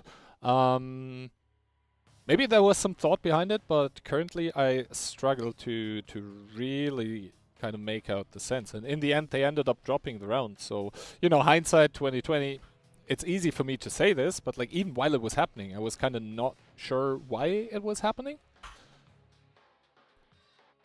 I'm not sure either. Like, one of them should have kept the 279 locked in. Okay, so yeah, I mean, damage numbers here, Chopa on top for his team, but yeah, especially shout out to Dua Lipa, being first, second or third in damage in an EBR. That means you had a pretty good round, because your DPM is nowhere even close to like chieftains or CSs. Yeah, I don't know. It was weird that the 279. This is what I mean, Doki. It's like going K-line is one thing, but you have to progress from it. And I understand it's scary when there's a lot of tanks in front of you, but you still have to push up and actually make some angles on them. And if you're just sitting, like, I mean, Ethan had no coverage, basically. From the base, there was one chieftain covering Ethan, right? If the tanks from Frey actually pushed up closer earlier on the K-line, they would have been able to take the positions and surround them. Yeah. I don't know, some weird plays. However, now we're actually going to go into Cliff. I think Cliff, sort of a more straightforward map. However, basically what it comes down to on that map is, one, the splits at the start of the battle, like who sends how many tanks where, and then even more essential in my opinion is how do you react to seeing the enemy split, right? We just saw Indel with beautiful reactions against Nice Try. Nice Try sort of slow with their mediums, and I'm looking forward how the NA guys are going to play it. Apparently the chieftain key had experimental HP on the chief. But that doesn't make sense though. No. Like, you want to have HP, Turbo, Rema. Yeah, I mean, doesn't make sense. Like, I don't know. Chief is not one of those things that you put it on. Yeah.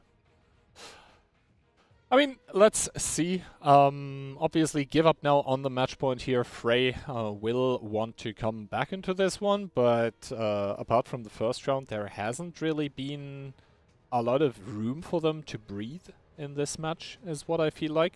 So we'll have to see if they're able to step it up, or whether Give Up is going to have a sort of smooth sailing kind of match after the first round. Frey coming into this one with 1 EBR, then we have 6 907s, 1 CS, we have 5 260s, and Double B.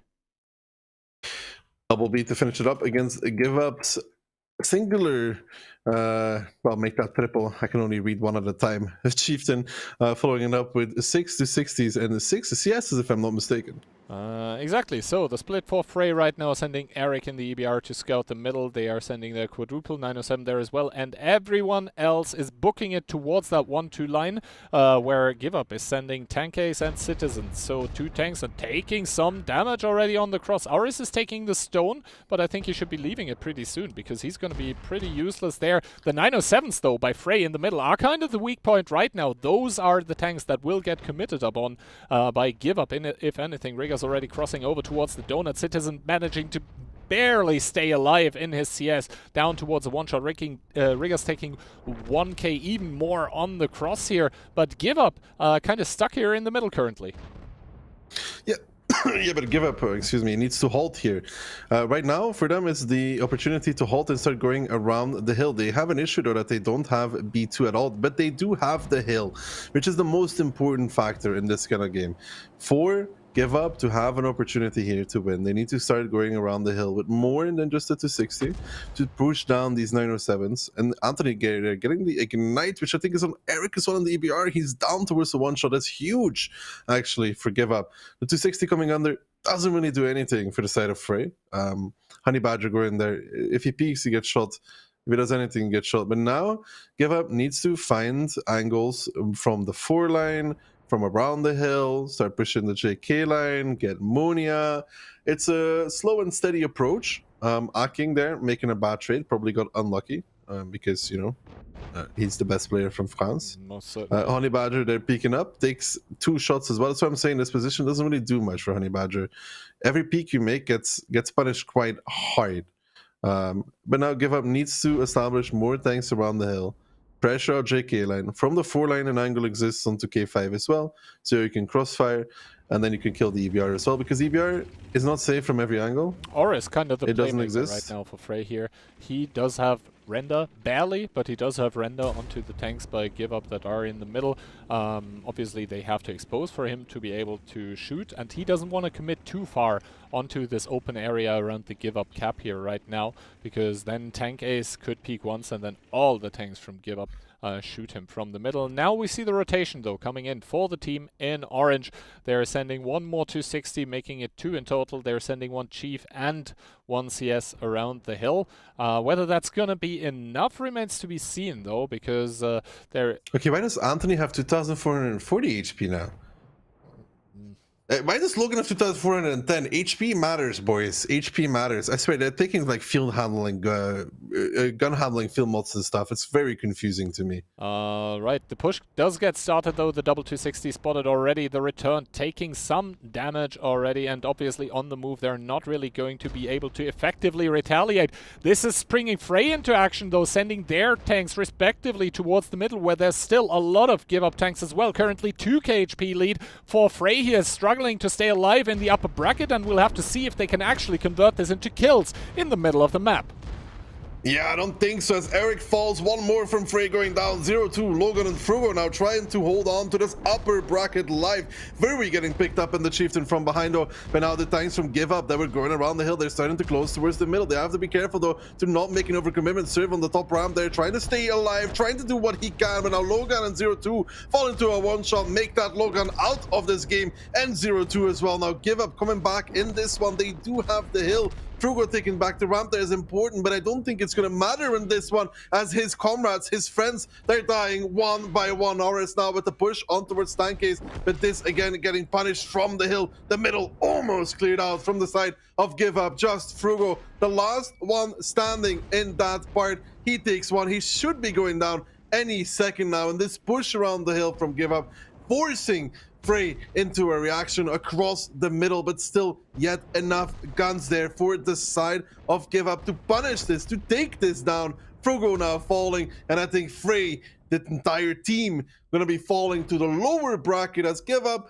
having a rough one in the first battle, but the next 4 are all for them. The next 4 indeed, all for them. We now see Jack and Bolt here approaching Draps in his 50B. Draps even missing the first shot here and not connecting. Getting the second one into Bolt, and Jack is gonna try to secure Bolt's life here, but Draps is gonna claim it down towards a one-shot here. And indeed, these are the last seconds of Frey in the upper bracket here, as Give Up are gonna come true to their role as favorites in this matchup here. 4-1, pretty clean. Maybe even the first game you could sort of write it off as a slip up. Maybe Ensk not their preferred map or something like this. But Honey Badger, we can see him here admitting that, yeah, Give Up today was the better team. Today, but perhaps I'll get an opportunity to face them tomorrow. As the sandwich here between 11D and Drac, 11D stealing the sandwich from Drac away. Not the first time that happened to Drac. Had a rough time in high school with lunch money as well. I've heard the stories. Anyway, yeah, let's Give Up 4-1 over Frey. Not too bad from Frey. I mean, they seem to have openings here. I think for them, the issue is like that they need to delete and the CS is going hill. If they want to play with only EBR up, you have to delete the CSs. If you don't, and you have the hill for Give Up, it allows you to go around the hill as they did, which is a very simple move in essence, but once they get all the way down, you just lose the game if you're Frey. Slowly but surely, you lose the game. So they were forced to make a repush, but it's really hard to push across the middle of cliff and win. We rarely see it work, and we won't see it today either. Yeah, no. Give Up just with the better read, honestly. Also, I think the double CS that got sent through the 1-2 line by Give Up sort of confusing some of the Frey players probably, because they weren't able to, you know, focus their mind on punishing the CSs going up the hill. So maybe even intentional distraction there. But yeah, as soon as Give Up had the hill, it was so difficult for Frey. It was a 3 giga shot play, Key. But because we're hindsight 2020 and we know everything and we see everything, the EBR leaving the hill, Key, would be the best possible play Frey could do. Why? It's pretty simple. EBR with low noise can sit on the camp and spot it. Oh yeah, true. It's legit super hard to deal with. You can even put the CS in front of him and make a shield. Yeah, you already have the 260 pushed. You already have the 260 low. There was nothing at the rock, and you can really punish A5 if it tries to repush. And you can just continuously do this, like put EBR on the camp, try to live with him, continue doing it, shield him, whatever. I think that would be the true Giga Chat play for Frey, but it's so hard to actually call this again. Yeah. Nearly impossible. And then obviously, I mean, after this, the EBR getting set on fire, I don't think it changes anything, but it's kind of unlucky as well. But yeah, this means that at the end of the, not day, but match, Give Up is staying alive in the upper bracket, Frey dropping down to play later today off stream, possibly against GOAT. And that is it with North America for the time being. Cracked against Mahu is still going to be shown, but we are heading back towards EU first to see the second lower bracket match of this. I think for the time being, though, that was enough from us. Let's see what the analysts are saying about that one. Thanks a lot, guys. And Octo first match from NA casted on this channel for today, and a victory from the side of Give Up, pretty convincing today. The first round was a lost one, but then they won the 4 next. Yeah, I mean, it kind of came down to what I was saying beforehand, that Give Up's player skill would probably overtop Frey. I still believe they can play above what they just performed, but I don't know. I think their inexperience just was really capitalized on from Give Up's end. So we'll see what they do in the losers bracket. Well, let's take a look at the replays of that match between these two teams, and we started on Ensk and Give Up. It felt like they had a pretty solid hold, but Frey, they were steady. They took the time needed to take out all of those things. Maybe a bit of a mistake on Manu to not keep a guy inside to kill him faster, but just on time. I think it was like 5 seconds left at the end. They managed to take the victory on the attack. Yeah, so Give Up bled early in the game, but it kind of stalemated until the end. They ended up crossing the Frey tanks ended up crossing the J line and basically took no damage for it, and ended up in this weird position where the Give Up tanks were just trying to play out the time in the H8 area, but there were just too many tanks left from Frey to be able to kill um, the rest of the Give Up tanks. I don't understand why they kept capping though. They had so many tanks alive with HP. They should have just been pushing and pushing, in my opinion, because they sort of risked a defeat there.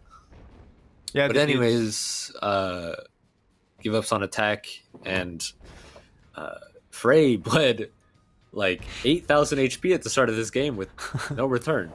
I mean, Honey Badger dying kind of for free up here. You also had Tank Master, and well, from the side of Give Up, they were always like 10k plus up the entire battle after the opening, so they had a pretty easy attack on Ensk, slowly hedging in the city and winning the trades here. I mean, Frey tried to force some trades over the rails, but they were so down it didn't matter. Good stuff from Give Up, actually playing a strong opening from the north. Stacking over BE4 as an opening to shoot down the crossing, convincing victory, getting back to 1-1 on the board. And you've mentioned something about Frey, is that they are pretty younger team, like they have potential, but in those sort of rounds, I felt like the player skill from Give Up on those trades mattered a lot. Yeah, and here you can see Frey on defense. Now, what I want to point out is that North American teams usually are on attack from the side. So I was curious to know how they would play, and they set up in a way that normally you'd see on attack. But I wish they would have done what Give Up had done and maybe defended from the north side. But yeah, it just felt weird how they played this. I definitely think they just, especially in Kabali's end, he's not used to calling Sand River like this. But still, they could have also set up better in the situation, holding E4 middle better, their base, because as you can see, the Give Up tanks just went on the outside and they couldn't do anything about it. If they peek up, they get shot from middle in the 279E and from the back in the K line. I mean, I think it was good reactions from the side of Give Up to clear the mid and then get to the outside of the K line. And then afterwards, I think that's the lack of experience from Frey talking there. When you have such an opening going into the K line and you can just take the mid deep, you want to push all the way to K1, J1 to actually crossfire all of those things, and they allowed Give Up to actually run on time. And afterwards, all those pushes, they were sloppy. You had the feeling they were going kind of one by one, and they were kind of clueless about what to do, what play to make. And at the end, it was just not working out for them because they had no HPs left. You could see they make it to the cap, but then they only have one tank left at F1. He's on one shot. They also did bleed a lot to actually achieve to start the cap and reach it. And from the side of Give Up, again, the player skill, they were just holding their line, making their shots count, and that worked in their favor. Yeah, and then Give Up's on defense on Cliff. Sorry, Frey's on defense on Cliff, and Give Up basically lost 2 CSs from the beginning. Tank Ace got away though at half health, going up the 2 line there, and then it just turned into, where are they gonna push? Are they gonna re-push the bull, the 2 line, or are they gonna go H line? Which just ended up what happening with Give Up is they went H line. They want to counter the 907 and K5. This forces a re-push from Frey back into the middle area, which is never really going to work when they have a CS in A5. They have the hill. They're just so condensed in the middle already that they're going to bleed way too much for this brawl. I don't necessarily agree about the fact that they re-push over the F line instead of the E line, since they also had pressure over the B line. You could see like 260 and what was it, some 907 probably. Yeah.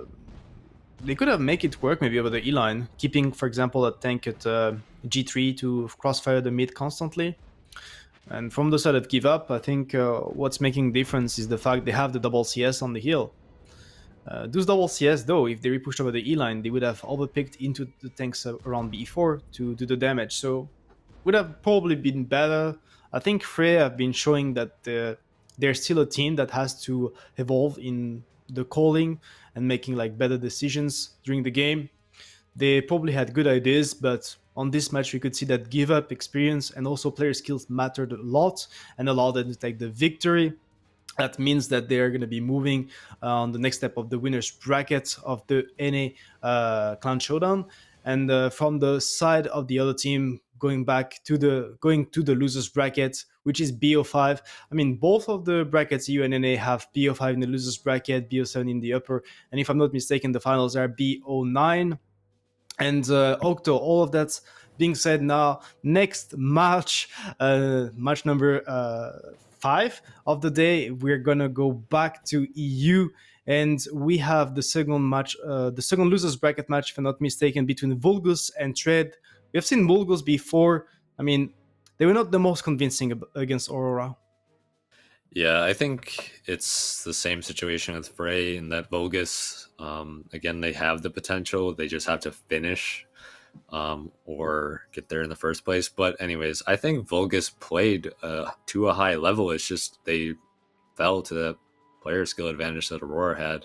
So I feel like they'll be able to edge it out on Tread, as Tread's definitely not as high level as Aurora or Redan or Invil, I would say. But from seeing Vulgus's strats and calling, they seemed okay for the most part on that front. So I think it'll be a good match to see. Yeah, we'll have that match starting very shortly. And just before that, community prediction 48% Trade, 52 for Vulgus, very close between those two teams. But since the match is going to be starting very shortly, we have no one better than the two casters, Kian and Daki, to introduce it very fast. Guys, take it away.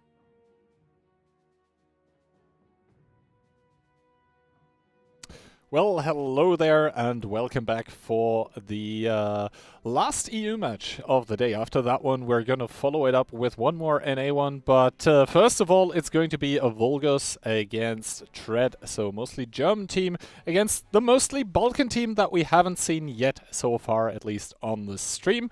The Tread team coming in with their captain Stepbro Infinity, but I'm not sure who's actually calling. Probably Boyka? Tomek. Okay. Should be Tomek. You can see the Strat team, so reinforcements from the Czech Republic, from the old anime team, I guess. And then Vulgus, we saw them earlier, all German team except for Very, who is an undercover German. Let's not get into too much trouble there. Instead, let's look at the map pick and bans, Fisherman's and Ensk being banned respectively. Then we have Live Oaks for the first time of the day. We're going to see that one. After that, it's going to be Prokhorovka, and then as this is a lower bracket, it's only going to be best of 5. So if we get to it, Sand River is going to be our tiebreaker. Yeah, if it gets that far. But Live Oaks is an interesting one. If teams are going to be playing it like they did in the group stages and qualies very defensively.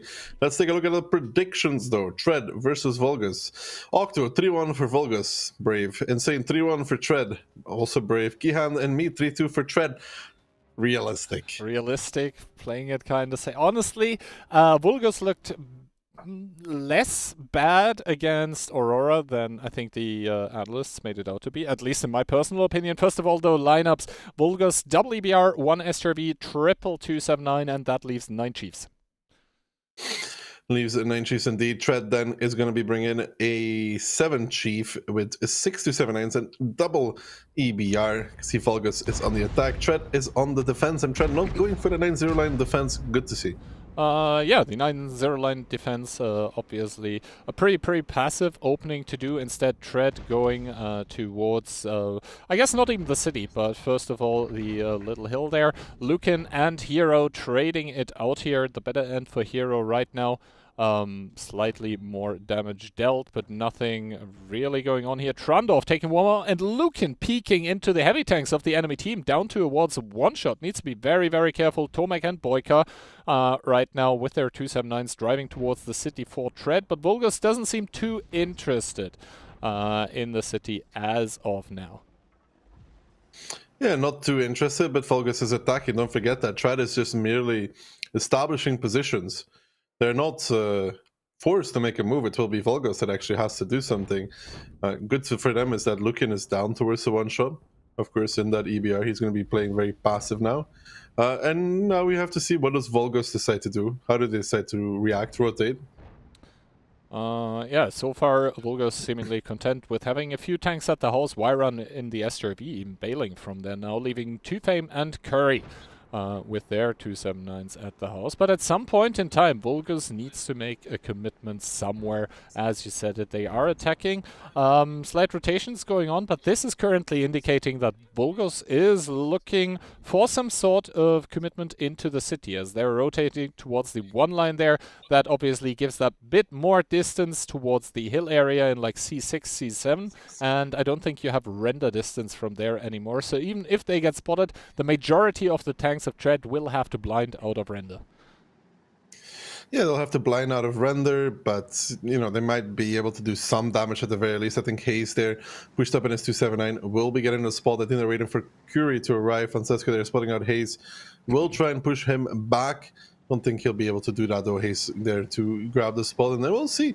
Focus will pressure the city. How does Tread decide to hold it? It's not that. Ooh, is Hayes not spotted?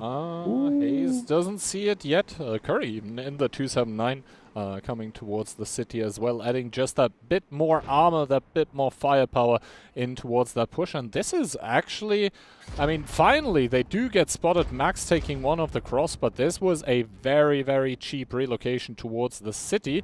And now, ooh, it's starting to get more costly. Max taking 3 shots, I think, by all of the 279s there.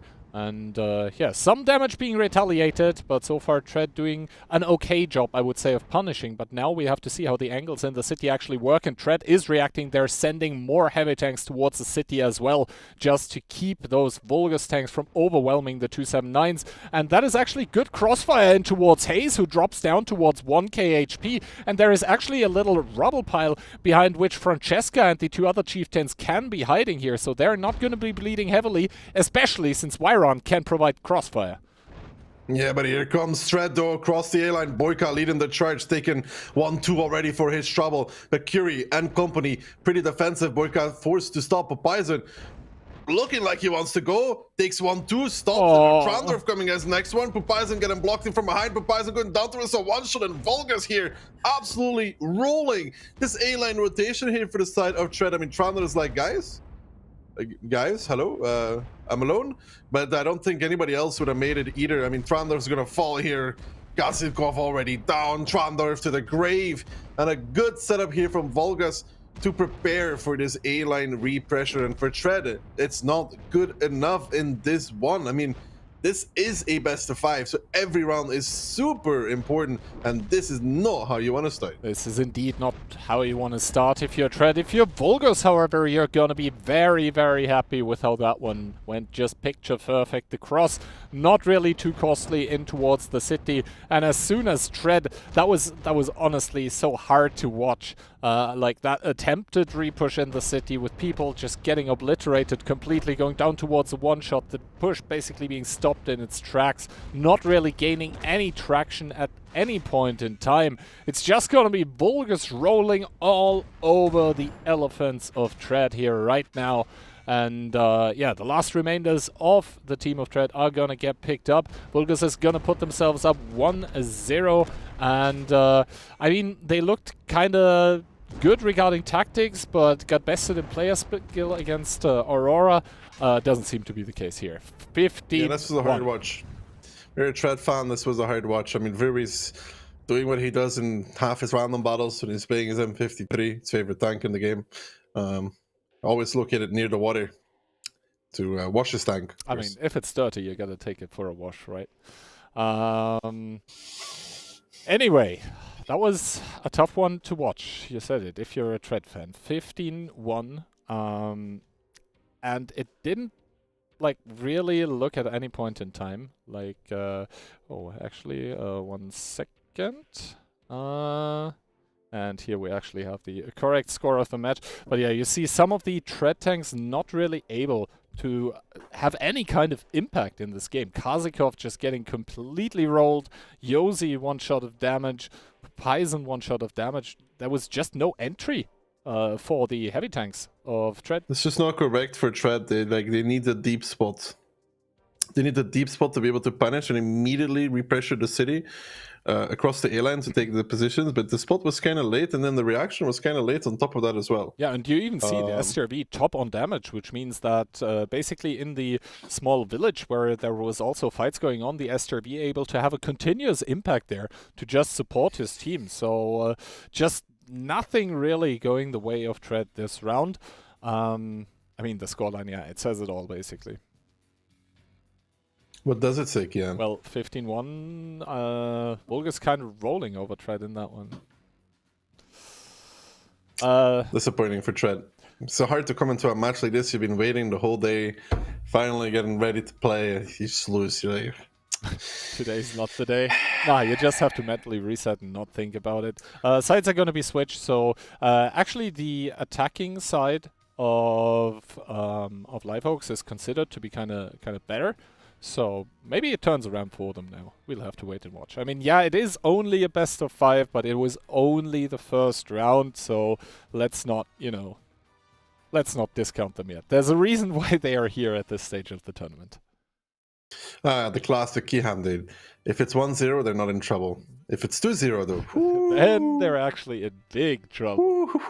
Yeah, you get from 0 to 100 real quick. It's just around the way. Anyway, though, sides being switched, no, Tread will have to attack, and I guess we're gonna see the lineup soon, indicating what the teams might actually do. So indeed to be a good indicator, as Volgos has 1, 2, 3 279s, a double EBR, and 10 Chieftains behind us. And for the side of Tread, we see double EBR, STRV, 5 Chiefs, and 7 279s. Yeah, so Tread more 279 heavy. It's better for them for the city.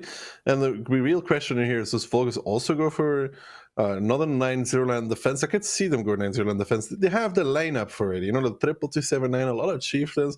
It does say or can say, we're going to go for the brawl on 9-0 line. And just looking at the minimap, I think that's kind of what's happening. They're even sending, I think, double EBR down towards there, so not a single tank, actually taking the western part of the map. This is going to give a lot of room towards Lukin to take some map control. Sammy now trying to contest a bit, but no spots being exchanged right now. And the other EBR, that's actually an F8 right now. That one is would be crucial to basically spot any move through the H line by the side of Tread, but obviously we can see that's not happening. He was hit very late though. And yeah, Patras is gonna see the entirety of the swamp, and also he, I think, even has view range onto the cross if the Volgas tanks continue. Yeah, I don't know how far Hero would spot them. It's hard to tell without a circle. Like, it's hard to say without a circle how far Hero away he spots them. I mean, Hero's circle, I just checked, extends to basically HJ56. So if somebody was speaking to Shida 279, would Hero spot it? I don't think so. I don't think so. I I don't think so either. And yeah, Sami, we can see him providing a spotting screen. And this is basically what we talked about, right? The passive 9-0 line hold. There is essentially 2 ways to approach this. The more common one, I think, would be the full A-line commitment, and then it is up to the defending team, Volgos in this case, to essentially respond in time and rotate up soon enough, while not completely giving up the south. Some teams could also try to break this through the south with like a big commitment through the inside, but the EBR would be spotting this, and the 279s don't lend themselves to that kind of play anyway. So I think what we're waiting here right now is we're waiting for the march of the elephants down the 1 line, or A line rather. Down the 1 line, all the way back to the base? No, A line. I corrected myself. It's the L'Equipe from France playing, or what? No. Actually, I don't think there is even one French player in both of those teams, or? I mean, if you turn Verbi's flag, it's like copying the homework but being slightly different. legally different is, I think, the correct term to put it. All right, the push does get started, though. Basically, all of the tanks by Tread are going to be spotted very, very early because of Sammy. Curry, in turn, does get spotted as well, and this, obviously, we see it at the bottom right now, is prompting this rotation, but there's actually not that many chieftains rotating. They're sort of letting this happen. Yeah, they're playing for the south retake. Where is the play to retake the south and hope that Mark stays alive for long enough to screen the cap, that you are able to overpush the south towards their base, start capping. You have put Sammy in that position there to actually outspot the EBRs, so you just have to hold off the DE line. I think the biggest problem moving forward for the side of Vulgus, good damage, good punish though on the cross, is that basically the 279s are going to be super far away from the chieftains, and their pen loss over distance is really going to hurt, but that punishment on the cross, it's brutal. And yes, Curry is going to fall, but that was a lot of damage being dealt by the side of Vulgus, and now Tread are going to be happy about that one, but they're not going to go for Ola, I don't think. No, they won't. They're just establishing this hold down there where Boyka and Yayas is to get some fire on towards them. But now for Tread, it's a little bit of trouble here. They lost a lot of HP for this. They're still getting sniped. They can't really retaliate onto Ola. Now rotation's coming in, though. This is the most important factor. They need to kill the 279 on DE line. They need to start taking under as well. And the good thing for Tread is they made this move very, very early. Now, the good thing about this early move is that they have actual time to rotate off. Exactly. Now, we see here in the south, Why Am I Spotted and Smee and the Chieftains are just establishing positions, but... They're making a shield on the cap? It looks like they're making a shield on the cap. I think they are, yes. Sammy does have full view on the cap, though, so No. Simon... I mean, the big brain play would obviously be, like, taking the EBR into the cap as well, but not putting him close to Simon, but I don't think Lucan makes it onto the the cap. blind fire there is great, though, from Simon, man. Jesus, actual great blind fire from him. They connect twice on towards Sammy, making him low HP. He's going to back off from the cap as well. From the bush even. Good shooting there from Simon. It's unbelievable that he hasn't taken a single shot, actually. Yeah, so far only HE resets coming in, but with the amount of chieftains actually shooting at him, I think finally an APCR penetrated as well. Down to 719 he goes, but Lucan can never be sure that he won't get spotted here. So yes, the cap shield has now been established, and now we have to watch what Patras is doing there against Mark. Oh, Mark does get spotted and completely takes damage from what feels like here and there and everywhere. Sammy also gets spotted in that EBR. Needs to be exceedingly careful now not to die. Lucan touching the cap, and Sammy getting picked up by Patras from downtown. That was a crucial kill. Yeah, look at they're trying to push the wreck sideways to have a larger area to cap behind, and this is what Tread did very well, Kihan. That's very early straight push, allowing them to actually get into a position where they are able to rotate back towards D2, punish the EBR. Patras takes the house. Mark can't pick up anymore, because if he picks up, gets shot by A9 or D2. And now for Vulgus, that's his trouble. They can get a reset with Hero, probably, but the cost of this will be Hero. Most likely. We'll have to see what happens now. Also, the Chieftains starting to push in from here. That is going to open up a lot more guns, able to shoot at Lucan, but Lucan is going to be chilling behind that 279 wreck. Hero doesn't even see Lucan here, so has to probably get unspotted, has to get delit, and then has to try another time, and this one he has to commit in further, basically, and that's just gonna completely decimate his HP. He is unspotted now. 40 seconds though left on the cap, and you can see the Chieftains by Vulgus, they can't really play from the left here, simply because that STRV of Hayes, Tomek, Kazikov, all of them are there. Hero now taking some shots, and still Lucan is not spotted. Oh, they're trying to pick up Patras there, but they're not getting him. A big HE shell on towards him. A second one connecting. 1038 taken on Patras, who escapes with his life, but narrowly. But you can see here the peaks from Tomek and company, not afraid to try and take down these chieftains. That's exactly what they need. But in return, though, Hayes and the SRV getting blasted from what seems to be the 4 line, and that is the time. So Vulgus, they're covering Hayes and Kasilkov. Maybe the play too far down towards the one-shot, both of them, and that good rotation there from Vulgus, sending more chiefs towards the 4 line is absolutely shredding those thread tanks on the outside now. Nobody to spot it, nobody to shoot it. Good stuff there. If they can find Y-Run and impact with it, that would be huge. Hero re-establishing a push now, and actually Vulgus, man, 2 minutes 30, they're doing it. Yeah, Vulgus doing a good job of running down the time. Lukin there had to evacuate the cap, so no pressure as of now. Ola also still alive, providing those spots for the chieftains that are still left in FG0. And now actually Vulgus starting with the counter push here in the southwestern part of the map. Just complete control established over the cap of Tread. Double cap being started by Tread right now, and in come the pink tanks here on the 0 line. They're over pushing Ola. They're trying to take the possibilities away for any kind of reset. There is still one tank on the cap here that is an unspotted chieftain currently, but it remains to be seen if maybe Hero, he should be able to spot that one when peeking up, and then only an HE reset is needed. That being said though, triple cap here, while in the southwest the Vulgus tanks are winning against the Tread chieftains that were close to their own cap. Yeah, with 1 minute 40 here, that triple cap, they're trying to shield Lukin, trying to keep him alive. The desperation attempt here from Tread to not go down towards a match point. Yosi falling against Envy. The 0 line repush will come for the side of Vulgus, and now we have to see, can they keep on this cap? Can they keep Lukin alive? Lukin's unspotted. Lukin is having all the cap, but it's so long. It feels like an eternity for Tread to get this cap through, and it's not looking good. Yaya's getting set on fire. Lukin alone on the cap. Dutch getting reset every single time. 18 seconds. Hero now coming in with the EBR. If he would fall before he spots Lukin, it could be huge. The low rolls, actually. He does get the spot on Lukin, but is there a reset angle? So far, nobody's hitting it. Shots coming out left, right, and center, but Mike at the building shuts it down, and Tread is going to be looking at a match point to play against for Vulgus, who have actually done it and made it 2-0. Yeah, it wasn't clean, it wasn't pretty, but the team of Vulgus here, together with a little bit of help from Fortuna with the low rolls onto Hero, who had all the spots cut out for him, do actually manage to carry Vulgus over the finish line here. Boyka down towards 58 HP. That is probably an HE one shot waiting to happen. It's going to be Mark to pick it up, and now only Tom here left.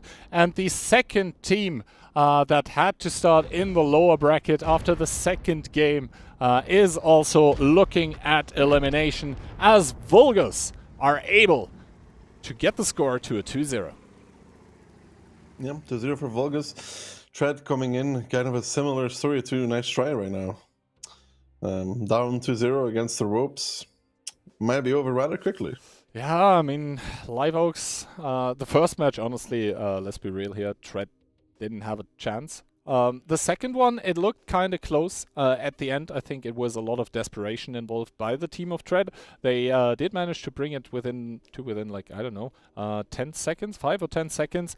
But in the end, the resets were there. And, Wyron and Envy, both of those was pretty good. Popping off, man. Envy showing he can do more than just drive an EBI. Well, guess he prefers the Chieftain, especially for damage dealing. But yeah, we can see Curry. Oh, Curry, was he the one at the... No, he was the one getting over pushed, right? Normally you would expect him to do at least 1 or 2. He didn't back off quickly enough. At the end, though, Tread down 0-2, and this means big trouble for this team here. They now need to win 3 in a row to stay away in the tournament, and to basically eliminate Vulgus, who were coming from the other bracket. But I think Vulgus are really showing why they were starting up there in the upper bracket. Now, Live Oaks, that was even Tread's pick. And now we're going to... Yeah, it's weird. They played so much Cliff in the campaign, I expected them to play Cliff, to be honest. Mm-hmm. And Cliff was up. Like, we see Cliff was banned later on through the pick and ban. Basically making Sandriver the tiebreaker. But the way it's been going... I'm not sure we're going to get a vacation in the desert, at least in this match. Vacation in the desert looking rather far away. First, Prokhorovka would have to go Tread's way. To make 2-0 on Proko is hard. Being on match points against you is also hard. Things are looking against them. Most certainly. So then again, it's not unheard of to come back, as I said, after the 1-0. I don't want to write off Tread quite yet. But definitely Vulgus has been putting on a show here, and so far I would say 2-0 pretty deserved. There was not really a like, it was kind of close with the cap, but in the end, firm victory. Firm victory indeed. And now let's see if Volgas can close it out on the Prokhorovka between these two. Let's see. Let's see. I mean, we have seen quite a few Proco rounds already today, especially from Vulgus. I'm kind of interested to see if they have any different kind of take on the map, because against Aurora, they were playing kind of an unusual style, and we saw Aurora struggling, even though the score doesn't really completely reflect it from that match. That being said, though, Vulgus going into this one, double EBR, 1 STRV, triple Chief, that is 4 260s, and the rest is 5 279s. Tread then, however, more standard, more rational. Double CS, 4 907s, an STRV, a Chief, double EBR, and 5 279s. Honestly, I have to say I'm not the biggest CS fan on Prokhorovka. Like, yeah, I kind of understand if you're trying to boost someone somewhere, but other than that, I feel like other medium tanks are just better for the intended purpose. Like, yeah, if you're trying to go somewhere super quick, then again, what does it give to you on Proco? Sami, meanwhile, though, with a good spot in the middle, being mirrored by Simon, Lukin, and Hero exchanging spots, and 2-3 shots even hitting Hero here, down to 292. Needs to be playing it very, very careful from now on out. Lukin might even get the pickup here, and he does. He does. So that's great for Tread. Good stuff. It's really great. Good stuff. Remontada starting to mount, possibly. We'll have to see. That is obviously the best start you could ever hope for, taking one of the most important tanks out directly at the start of the game. Vulgus is not going to be happy. Tread is going to be very much so. Man, if Tread has the biggest cojones ever now, they just push the middle. And they would run over this team. The only issue I see here is that Lukin and Yosi are both spotting the same thing, which is kind of a mistake. Nobody was spotting the kill and cross. If they had seen that, they would have been able to push the middle now, because both Lukin and Yosi were watching hill. Yeah, like right now, if Tread completely takes the 279s on top of the ridge and then commits in with the 907s, I think that's Vulgus. It's over. But obviously, we see that. They don't. Yeah, but Yosi should be spotting hill and Lukin should be spotting kill line. I think Yosi is trying to farm the Maga right now, which is... Yeah, before Seppers took the hill. I mean, the tanks are already rotated over. The good thing for Tread, though, is that as soon as the tanks by Vulgus start committing onto the hill, I think there's still a small window in which the 907s can still push towards the middle, and the 279s from middle over peak. But that is a call that needs to happen like in a split second. And even then, it's probably cutting it kind of close, because the 260s are already going to be on their way and will be crossfiring the middle after from the rails. And once again, double tank at the hill. Like, not only do they kind of spot the same thing, the other thing as well is, if there is actually the push happening by Vulgus, they would find not one but two tanks. Lukin might be able to make it away, but the CS most certainly won't. I mean, he's going to spot everything here in a second coming over. And is there going to be damage from Tread is the big question. Can they actually get some connections on towards these tanks? So far, 0 actually happening. Max is now taking the first one, but that's only 302 there of Max. If Vulgus just keeps pushing down 0 line, it might catch even these 907s in not the greatest position. The CS still on the run.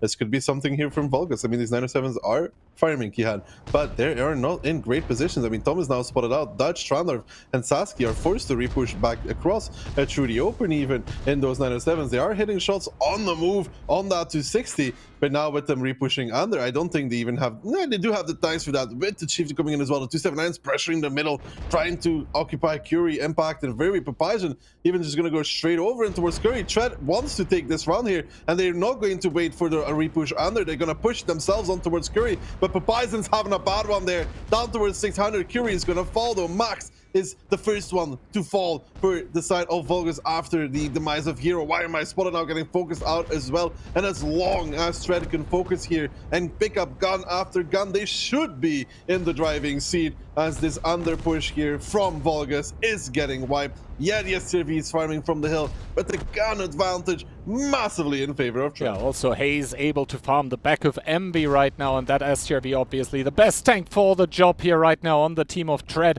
who are currently only up 2k HP, but the guns are so much in their favor. Vulgus now with a desperation push over the 1-2 line that is getting evacuated by Tread right now. Lukin there with that EBR running away, running for the hills, running for his life. Tomek is now going to fall, and some of the 279s by Tread in the middle are actually going to be in quite some kind of trouble because they didn't drive over the rails, so they're going to fall. Kazakov, the next one to bite the dust here. And yes, this one is not over. Tread right now still in the driver's seat, I would say, but Vulgus could be clawing it back right now.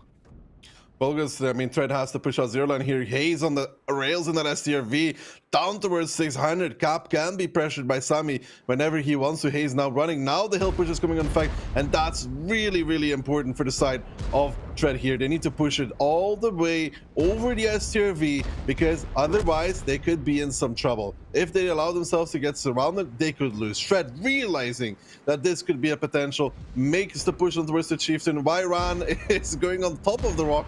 It's an interesting shot as he gets rammed by Simon, who doesn't really close it out with that, but the shot will do it, and that should be the nail in the coffin for Vulgus, though. Yeah, exactly. The crossfire getting eliminated here while still double EBR alive for the side of Tread, who are also up in the HP department. Finally finding a way into this match, finding a way into game number 3 of the last EU match of the day, and now Patras here even able to take pot shots at Mark here, who is still full HP, getting proxy spotted by Trandorf, I believe. And yes, Vulgus, they have the cap play left by the EBR, but I think the EBR even got spotted here by what seems like Lukin, and now Patras is going to make it out here. Mark trying to catch someone off guard. It's not going to happen though, and now Magic Duck going towards A7 should seal the deal. Yeah, it's just too many guns. It's just too much HP.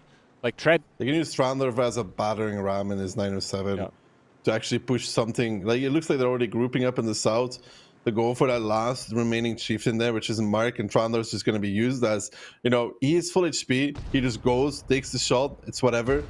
Mark will shoot to CS, which is correct, trying to maximize the damage on towards one tank, but simply the DPM and the number of the guns here, too much for Mark to handle. Trandorf there in the 907 is kind of invincible at this point. Mark getting tracked, Mark getting held, Tom pushing over to pick up, Mark falling, and the rest of the Vulgus team not too far behind in the graveyard of tanks here for Tread. This is what they needed. A round. Exactly. If they wouldn't have gotten this one, this match would have been over. Good focus fire on the low HPs by Vulgus, but it's going to be too little too late, as Tread is going to put a point on the board. They are going to make it 2-1 here, and yeah, they're going to be sort of happy. Then again, they're not out of the woods yet. They still need to pick up another one to even make it to tiebreaker. Yeah, to even make it, they would need another one. But this is how it starts. I mean, if they didn't win this game, they would have lost. Ducky 2023. If you don't win, you lose. True. But yeah, good stuff by Tread. It's good to see them finally, you know, finding a way into the match. It's not going to be the clean sweep 3-0 that we unfortunately also watched today already. Instead, they are at least showing signs of life here. Because, let's be real, especially the first Live Oaks round didn't look good.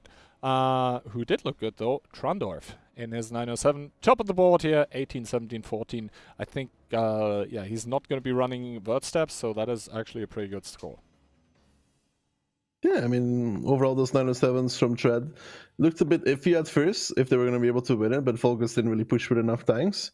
So the Tread was able to just re-push under and clean them up, but also simultaneously winning the middle. I mean, Tread leaving 1-2 is always a bit of a risk, though, because it got awfully close at some point, but then they pushed over the hill, which was really the finish. Yeah, exactly. Like the hill was the only crossfire position that Vulgus had left, and essentially it was two tanks, but they were kind of isolated, right? The SGRV can't really help I think Chieftain that got pushed, because if he peeks, he's just going to be tagged from below. So essentially it's not 2 tanks, but one and another one that are going to be isolated from each other. So good call by Tread to go for the overpush on the hill. That really sealed the deal here. That secured them the round. And now I am kind of stoked to see how round number 4 is going to go. Well, it will go one of two ways, Key. It's 50-50. You're really coming in with the deep philosophy stuff today, aren't you? Yeah, we try and align your chakra, but it's so out of place that if it feels like you've been sleeping under the window for 30 years in a row, dude. That's how far off your chakra is. Aww. You know, your yin and your yang ain't connected, dude. My yin and my yang are completely a lot of negative balanced energy. out. The first step to fixing a problem is admitting you have one. But if there isn't a problem, you don't need to... We go back to step 1. Aha. So what's your problem that you need to admit then? I can't say it. It's okay. Fair enough. Fair enough. All right. Game number 4, almost up and coming. And we'll have to see if Tread actually manages to pick up 2 rounds in a row here. They need to do that to stay alive. Or if Vulgus is able to close it out in regular time here in the lower bracket. And I believe we should be seeing the lineups pretty soon. And then we might have a rough idea or not what's going to happen. Vulgus coming into this one with double EBR, 1 STRV, double 907. That is 6 279s and 4 Chieftains. And 4 Chieftains to indeed close it off. Tread then 1 Chieftain, 5 279s, 1 SCRV, 2 EBRs, and the rest being 6 260s. It's a lot of 260s for this map. 260s, obviously those kind of tanks that wanna push. Because you're not good in like a long entrenched combat kind of style. You are good at driving into position and bouncing some shots on the way there. That is essentially what the 260 does. Then obviously you have okayish gun handling, but it's mostly about the armor combined with the mobility. And I am kind of interested to see what exactly Tread will want to do with this. It looks like a 1-2 choo-choo train. Yeah, but they're going to get Papayas in the position where we saw Ketsai actually play, and perhaps these 2 teams having trained against one another. Could be the case here. Yeah, he's going to be taking that position there. Did he fail? Yeah, he failed. I mean, I can kind of understand that you are trying to minimize the exposure that you're doing on the cross, but like if you completely fail it after, that doesn't really help you, right? Because now what is probably an essential position for your team is not going to be in your hands effectively, and we can already see on the minimap he has to completely bow out of that one. That being said though, Tomek and Sumon, the only 2 ones to push, indicating that they're probably headed for the EF23 ditch, because... Yeah, seems, no, they're just taking the ditch itself actually. And taking it for free. This might mess with their timings a little bit, because Tomek and Simon didn't get spotted, so they're like, okay, there's like no EBR there, but Sami only just came forward again. And yeah, Tomek taking 1 shot here. Obviously the 260 has got a good turret, but if you get the complete side with the 279, you're going to be able to penetrate. And Sami there once again trying to outmind his enemies. They probably don't even suspect where he was before, and now he's even taking a further back push just to give respect to the 260s being so close. And yeah, on the hill meanwhile spots being exchanged as well. And other than that, Tread, I'm not sure what exactly they're waiting for, but this Vulgus rotation, for whatever, it is definitely on time, because it's earlier than anything that Tread is doing. How do you feel about knackwurst? Good food. Why? Because it's tasty. And it's like a... Why is it tasty? Snack? Think about it. Why is it tasty, Key? Exactly. Can't answer the question. That was the most random question ever. Yeah, but you couldn't answer it. Because it tastes good. Like, it's not an answer. Okay, so Lukin, anyway, clearing out the first row of bushes. They are confirming that Sami is not there. Patras not getting spotted. So I think Tread right now is kind of a bit confused as to where Sami is actually. And Lukin's... Look at Hero. I mean... Hero pushed all the way on the 8 line and didn't get spotted. Ooh. Yeah, that is a lot of information for the team of Vulgus then. I mean, still the 260s are a push waiting to happen, essentially. Hayes is at this point perma-spotted in his chieftain. He does see Ole, and ooh, he even takes one, but I think why am I spotted? So yeah, Tread. I don't know what they're waiting for, but whatever they are waiting for, like they need to do something soon. Ooh, big shot by Hero into Hayes. That is going to make it into the next hold down. And yeah, Curry takes one in return, but obviously the tank that is alone on a flank, the Hayes right now, you don't want to be taking damage. And Tread rotation though. Tread rotation, not going for the 1-2 push. This is costing so much time. Yeah, they also got one of the 260s out of the ditch though. It's only a singular one. At what cost? Tomek is half HP. Hello. I mean, Tread losing time here. Hero will spot this. Yes, he actually will, yeah. And then, essentially, the game is not over, but, like, Vulgus has all the time in the world to react. I mean, Hero will spot all of these guys crossing. There's 5 minutes left. Tom is spotted. Bison is not, though. So maybe they went just far enough to not get spotted outside of Tom. Ooh. It's a disaster if only Tom gets spotted, because that means they could have all done it unspotted, but Tom is just like... Tom. I mean, but now Vulgus maybe thinks, well, we saw the entire cross and it was just one tank. So now the mind games actually begin. Seppa's starting to get rotated, same for Wyron. But there is still an ample amount of tanks by Vulgus actually on the 7890 line. Now that I look at it, it's like double 279, triple 279 even. There is the 260, there is 1907. Hero getting spotted out. Good shot by Hayes here. Doesn't take any damage in return yet. And I think Hayes is over peaking because he wants to prevent Curry and Hero from peaking currently. So this 260s get spotted later. And indeed, the push does get called. How does Curry react is the biggest question. And at the same time, simultaneously, through the 6th line, the transition over the rails by the 279s. Curry starting to get hammered by the 260s, but they actually need to take him out in this salvo. Yeah, they're taking the time to kill Curie by just driving past him actually altogether, moving on towards very, relying on their singular chieftain of Haste to actually pick up that I7 and Tread here. It's all in for them at this moment in time. The 1-2 repush is coming out for the side of Vulgus. You can see them drive down towards that singular 260. Curie is gonna fall. Tomek is not doing too much better in his 260. Now very getting blasted from the left, getting blasted from the right. Nowhere to go, nowhere to hide. Max still on the top though, trying to tank it out as a champion on A0, but these 907s and the ones close are the ones that are gonna get pushed. The Simon here gets overrun by the remainder of the Vulgus team. The EBRs from Tread scattering to make it out of there. Actually, they gotta be careful on 1-2. Max here trying to stay alive, trying to do the damage. He's not gonna get too much out of here though. Like, I mean, yeah, he's healthy in HP, but like, what can he really achieve more than just occupy 1 or 2 tanks? The Tread guys are literally driving past him right now. Nobody is really even focusing on Max. Finally, he takes a shell of damage. He puts one towards stomach.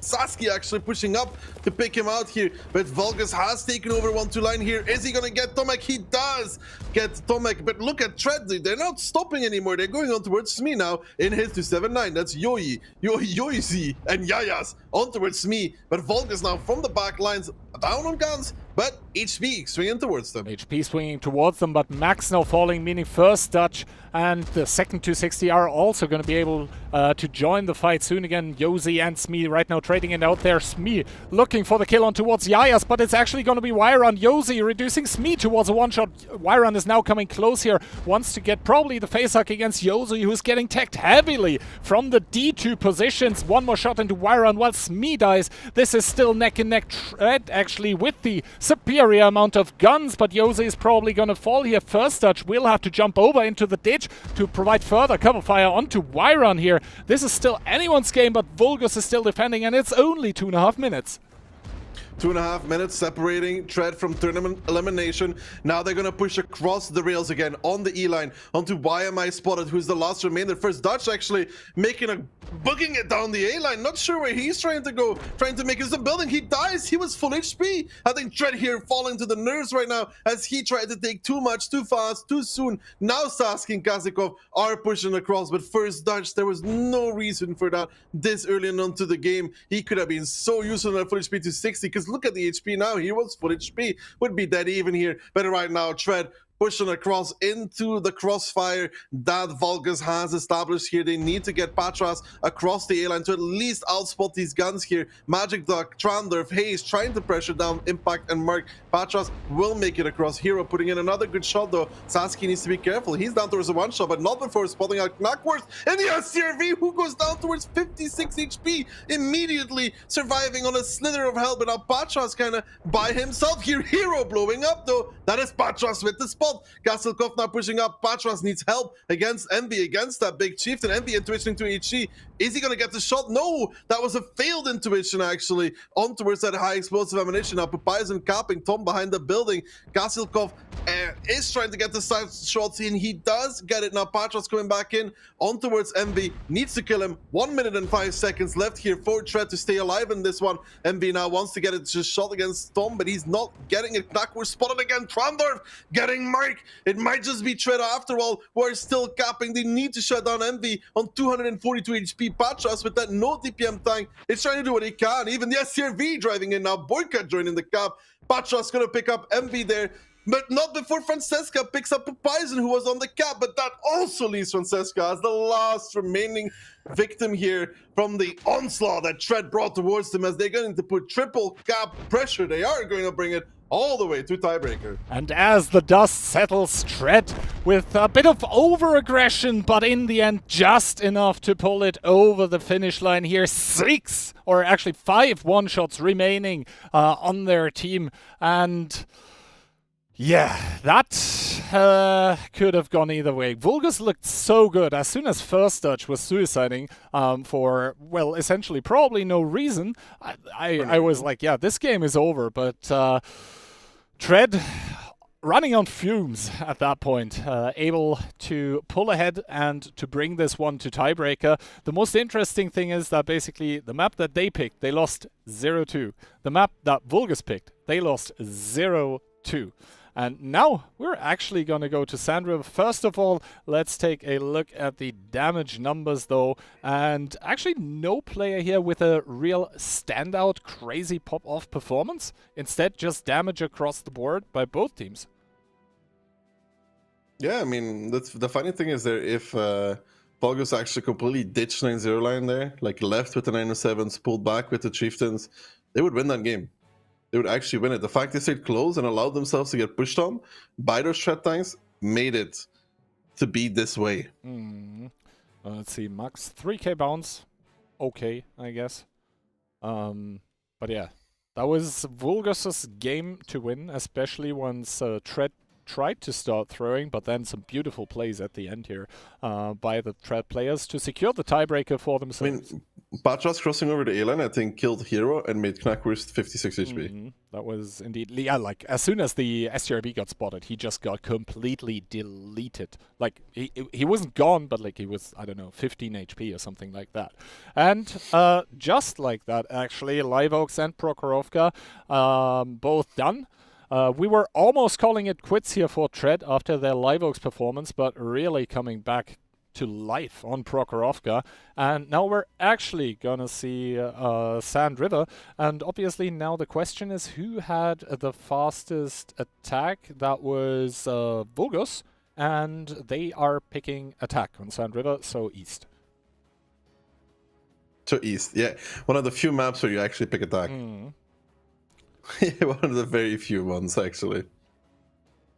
Did I tell you the last time I saw somebody do this ski, what happened? I tell this story every single time, every broadcast. Which match was that you're talking about? That would be Tread. It would be Fame against Tilt, 2-2 in the lower bracket, and Tilt picking attack on Sand River and losing it. Yeah, that was that the timeout game where basically Fame barely managed to stay alive with some tanks? No, we didn't barely manage to stay alive. I think Okay, I'm thinking of some different game then. Sorry.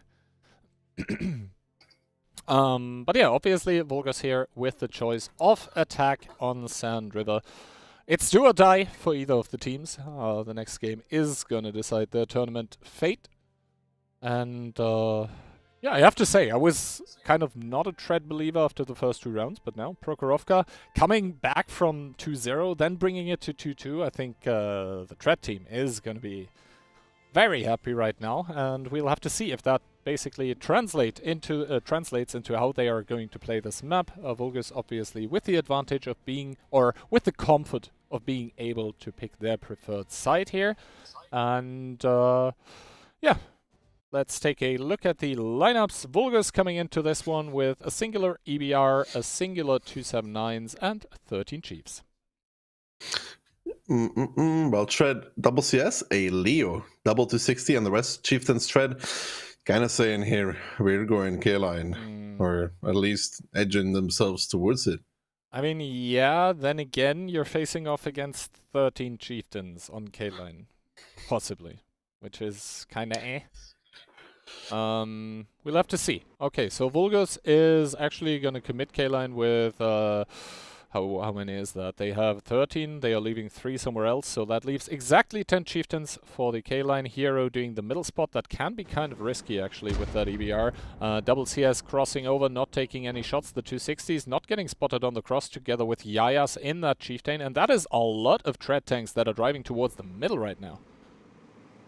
Yeah, they're going to push across the EF line, actually, wanting to establish that position there. They're going to do it now, but they will have to clear C0, though, and I think they know it, because C0 ruins Tread if they do not kill it. It ruins the entirety of their team if Wyran stays alive. They will have to push him one way or another. And I think that is why we see the double CS being sent there together with the double 260. Saski already taking a humongous amount of punishment here. The snipers from the base as well as the C0 tank really doing a good job here. And the problem for the CSs is right now, if they peek that singular chieftain in C0, then basically they will get shot at from the base, and they are medium tanks, so basically their HP supply is not infinite. This is also why we see Simon and First Touch now being pushed in those 260s. It is crucial that Wyron falls without a lot of HP by Tread being bled, but so far both teams are bleeding, with Vulgus taking the lead in the HP department.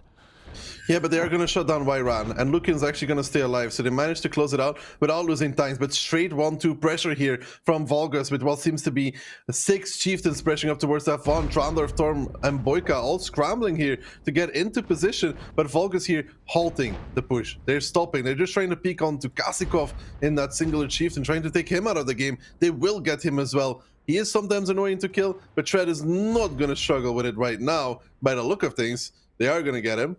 I mean, he's always going to fall, and that will put them ahead by a tank and also about 5,000 HP. Yeah, Kazikov now even getting shot from the back from the player in F4. That is Knackwurst here. And yeah, he's just going to have one more reload. He doesn't low roll. He's going to pick up Kazikov, making the score regarding tanks 1-1, but the HP difference 7,000 HP apart. Tread still defending though. First Touch being pushed up here now to get spots onto Ola and onto the chieftains that are in the base. So Vulgus still needs to make some kind of reactions, but the thing is that they actually have a lot of heavy tanks close to those tanks in the middle, and yes, from the middles you have a lot of shots basically everywhere, but what does that mean? Well, you can basically be also shot from everywhere, and this is why we see there some of the chieftains taking a lot of damage already. Mark at this time in the game already past the 3k damage mark. Yeah, he's playing against the 260 of First Dutch there, and that's really just not a possibility for First Dutch to win, because 260 against Chief like that, it doesn't win. And the issue right here is a bigger one, is that there's nothing at A0 to cover these Tread tanks on zero line. There's not a single tank actually able to punish Mark, and Mark, I think, realizes this, is just taking the easy pickings on First Dutch. I mean, putting in shot after shot. Almost. I mean, look at the information that Hero is providing right now. Yes, all of the Tread chieftains are spotted, and now Smee there with an HE low roll onto First Touch, who is probably going to die rather soonish. And like the Vulgus tanks, they just have easy pickings from all the kind of angles. They don't even really need to do anything. They still have over 6 minutes left, and right now they're just winning on trades. They're just winning on angles. Yeah, and they're even gonna come back to the base. They would be able to repush the middle if they want to, but they have to be careful because Hayes and Yosi are coming to support this area of the map. The Leo, if it's given some room to work with, can do a tremendous amount of damage in a very short amount of time with that highly accurate gun for 20 alpha. Good DPM. I mean, Vulgus, it's not over just yet. It's just looking really good for them. Yeah, And Vulgus, I think right now they're just trying to methodically establish more and more points across the map. They're now sending MB, why am I spotted, who's actually not spotted, plus Zappers to maybe try and clear out Lukin and Simon, but I think the Chieftains from the middle should have cross shots if they actually try to overpeak onto the CS and the 260. They are maybe gonna spot out YoZ though, and Simon taking another shot here is not gonna be happy about that. Lukin now getting spotted as well. And yeah, just ever more HP being traded, and trades right now, they favor Vulgus. It's 10k. It's 10k difference at this moment in time. Francesca is even going above them, and when Magic Duck turns his 30, he takes one on the side immediately. Patras now joining here, trying to make some sort of angle, some sort of positions to play from, but it's so hard to play this middle area when the enemy team has the base. Sasky falls to Hero in the EBR. The Tread tanks trying to hold on for dear life, even re-pushing F1 now. That's how desperate they are. Zero line push coming though from YMI Spotted and his comrade in the Chieftain. They pick up Lukin, it's Envy, and YMI Spotted and Sepper is actually getting the kills there, picking up Simon as well. And now they're gonna turn their guns towards the middle as Yayash, Boyka and company are trying to make the last ditch effort here to somehow pull a miracle, but there is no genie available for them, and they don't get a single wish, let alone 3, as Patra stomach to the grave. Magic Duck is going to get the same treatment as his friends, as Tread does overcome a 2-0 deficit, but in tiebreaker, Vulgus picking the attack and making it work. Yeah, Vulgus just methodical gameplay, taking position after position and then making the angles work here against the Elephants of Tread, who just didn't seem mobile enough on their defense of Sand River. It is going to be 3-2, but a commendable effort by the team in pink here with Hayes and Trandorf, the last two remaining, as Ola picks up Trandorf and Why Am I Spotted locks in the win against the Leo one the first time we see that tank. Vulgus is going to secure their spot in tomorrow's game against Invil. That's going to be a hard one for them. Yeah, the road doesn't get easier from here for them. Let's just say as much. But yeah, very, very unfortunate for Tread. I loved seeing them try to make the comeback. But yeah, Vulgus in the end proving too strong here, at least on Sand River attack. And yeah, I think if we take a look at the post-battle screen, we're going to see yet another 15-1 at the end.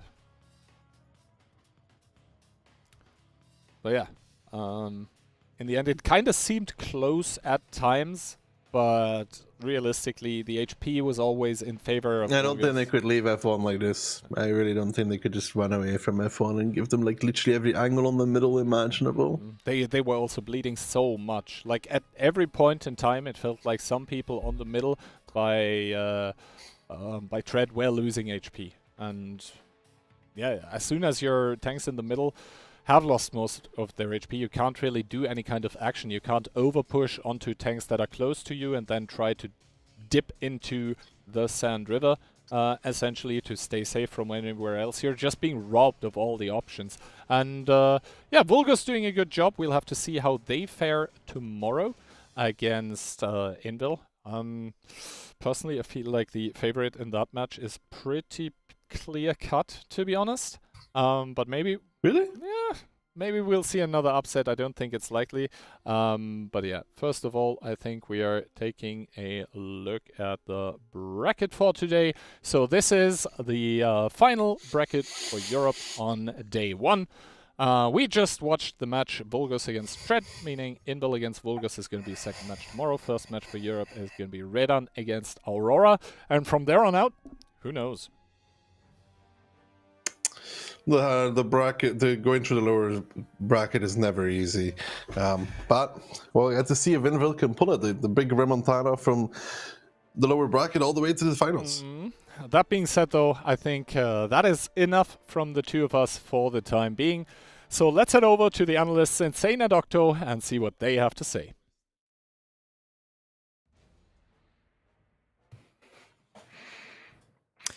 Thanks a lot, guys. And well, Trade getting back in this match all the way to the tiebreaker, but actually losing it against Vulgus with an impressive performance on Sand River. Yeah, I was curious to know, like, would they actually win this out after seeing them play pretty well against Aurora, I would say. So this was expected, to me at least, but we'll see how they do tomorrow. Well, that being said, let's take a look at the replays of that match. We had a total of 5 rounds, a tiebreaker, but we started on Murovanka. And as you can see, Trade, they went to the city with most of their team, but Volgus, they had the perfect counterplay because they actually had their tanks going there the same way, and they had a really good setup to take that push. Yeah, so Focus actually retook the city and didn't really bleed for it, and then they kind of just held, and Tread decided to repush into it, which ultimately didn't really cause anything on their end. They're just falling apart with the different angles. Nothing they could really do once they repushed into the city. A few of them committed, and then the rest of them kind of just stayed back. So it just went like a domino, just falling one by one. I mean, 10k HP up most of the round. It was like complete control from the side of Vulgus and a bit blind from the side of Trade to just get all their things back and push into that setup. Good stuff from Vulgus on their attack.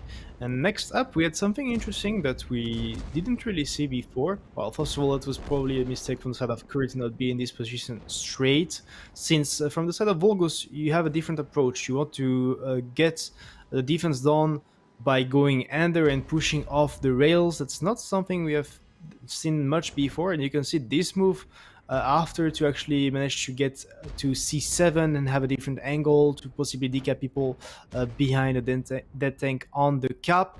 Combined with the crossfire from the full line, that worked pretty well from the side of Volgus. That looked close, but to me, they were in control in that match.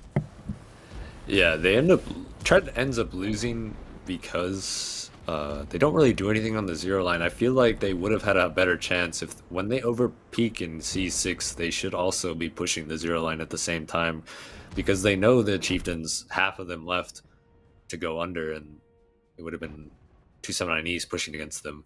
But on proc attack for Vulgus here, they're pushing the 0 line, and Tread was sort of ready for it. Their 907s were kind of caught in the bushes in C6 area, and they kind of just went and repushed the river here, and you see the chieftain and the serve on the hill, so you think it might be okay, but once the 907s get into that water area, it's hard for the striv and the chieftain to actually hit them.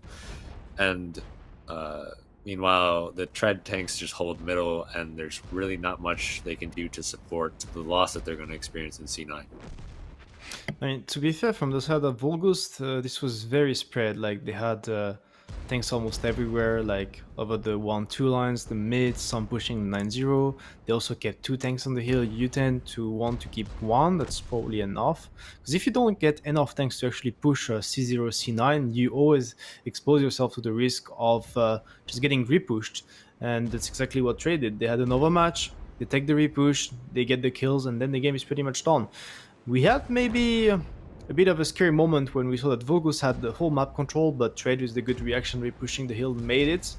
And next up on their attack, they went for the 9-0 push, but you could see the difference is that they had their full team committed here. They only kept 1 tank on the hill, they have commitment over the 6-7 line, over the 0 line, and they only have 1 tank which is pushed up over the 2 line, which is the 260. Yeah, another difference being that most of Vulgus was in A6, who could actually shoot the 9 line, so it's hard to actually hit the tanks coming down from the hill in that position. But it would have been better, in my opinion, if they would have just left the 9 line completely and went to the 1-2 line and just held. I think Daki mentioned that.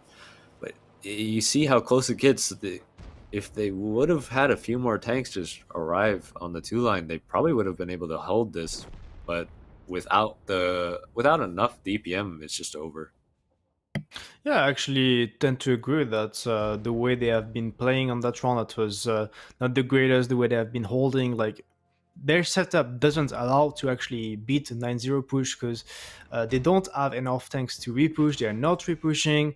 and would have been probably better to rotate. But next up, the last round, it was a tiebreaker on Sun River, and that initial from the side of Trade, not that bad to take down that chieftain from the side of Volgus and establish a D0, but in return, there is a big of an issue, which is that chieftain of a G3 that is going to go down for free. And later on, you just need to watch the HPs. Slowly but surely, Volgus, they were having the angles, they were making the trades count, and they managed to take such a lead that there is no chance from the side of Trade to come back. Yeah, and it's important to note that Volgus, this is the overtime game, and they chose attack, so it goes to show like they were ready for to not just camp per se, and I respect that. So, but anyways, they essentially took, this is the good side of San River, and they took all the good positions away from them. They knew to put the chieftain in C0 to counteract anyone mid, so they had to deal with that eventually, and it just forced Tred into a really bad position where essentially Volgus could do multiple different plays to win, pushing the east with most of their tanks or the west. It didn't really matter at the end of the day because their HP was just way too high.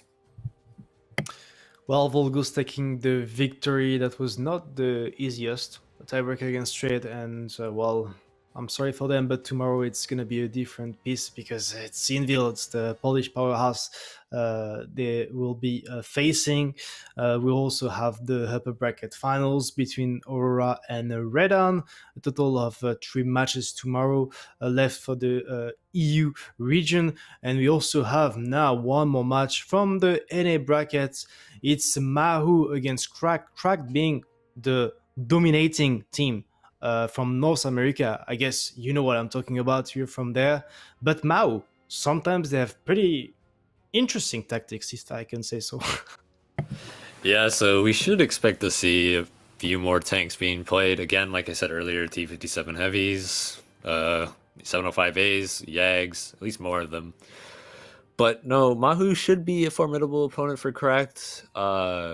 If Cracked plays to how they have been playing, then they should probably win this match. But I think it'll be competitive. Mahu's caller's Knight One Rider. He's been calling for a long time, and he knows OP, so we'll see. And I can't really say to how he will play because he's either he likes aggression, but he likes playing real slow as well. So community predictions, 56% in Cracked. It makes sense, honestly, because like Cracked on paper does seem like the better team, you could argue, but Mahu is still a very good team and could contest the final. Yeah, I think it could be more likely a 70-30, according to what the teams are known for in the past tournaments' performances. But anyway, that's enough. We need to get to hear what our casters have to say to introduce the last match of the day, because we're going to be jumping into it shortly. Octo, back to the casters desk.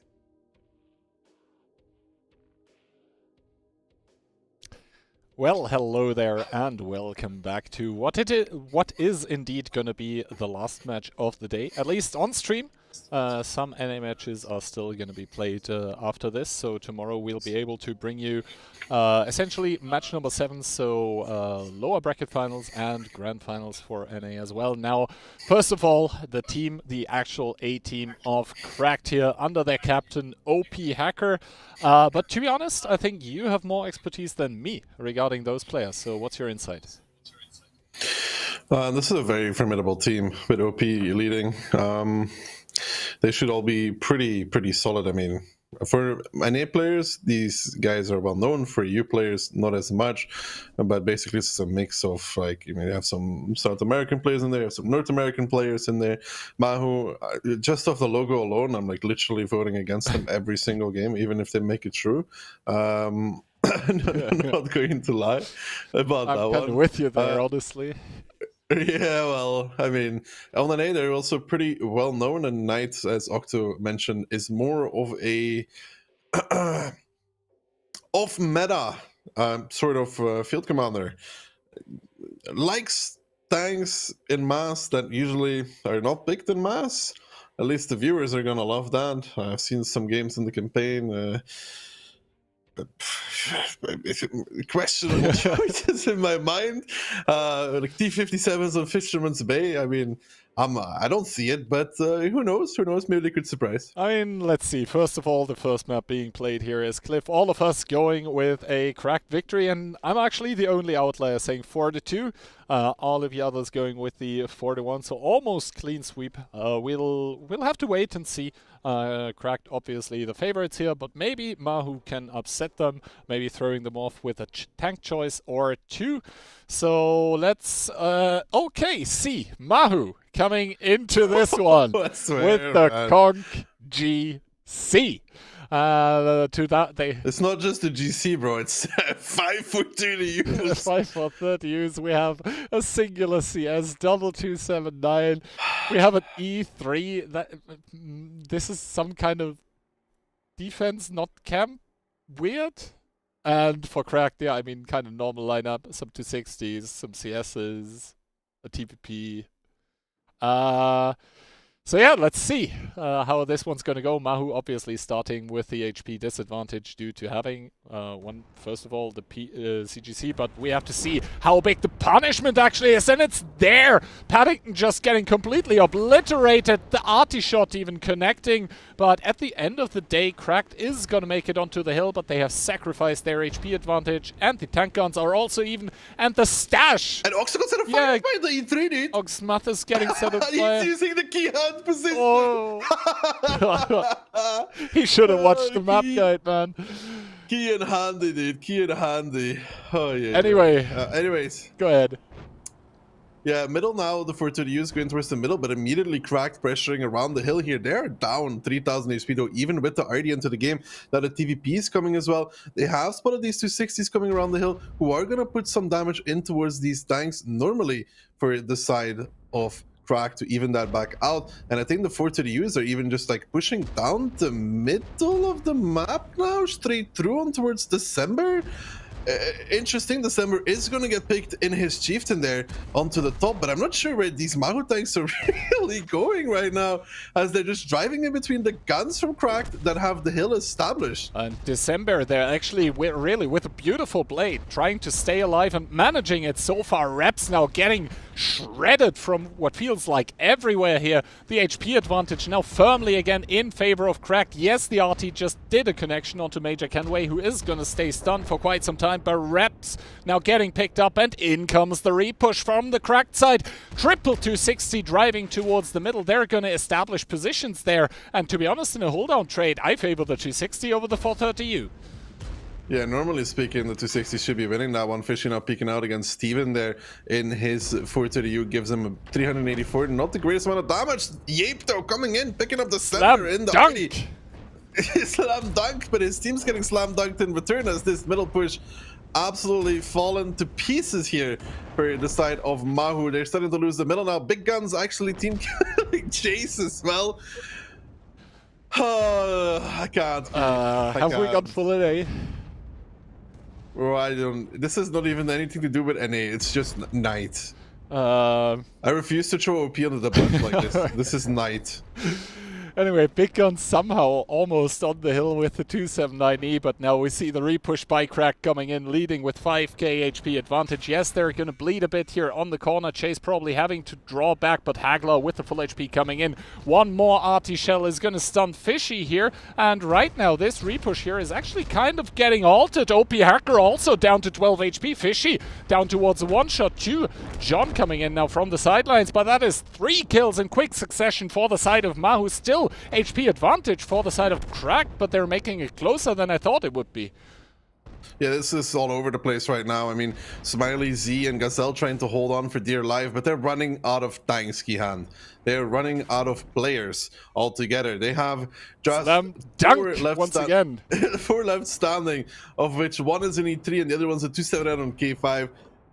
I don't even know what to say. I'm speechless. Lost for words. Yeah, Cracked is going to be picking up the first round on Cliff, and the sort of off-meta picks that Mahu chose managed to, I guess, kind of surprise Cracked to some extent. It almost worked. Yeah, that way. yeah, yeah. Like they blew up the first CS, right? They blew up the first CS. If he was actually like slightly more to the left and blocked the other ones coming behind him, it would have been a disaster for Crack. But they made it up though. Barely, but they did.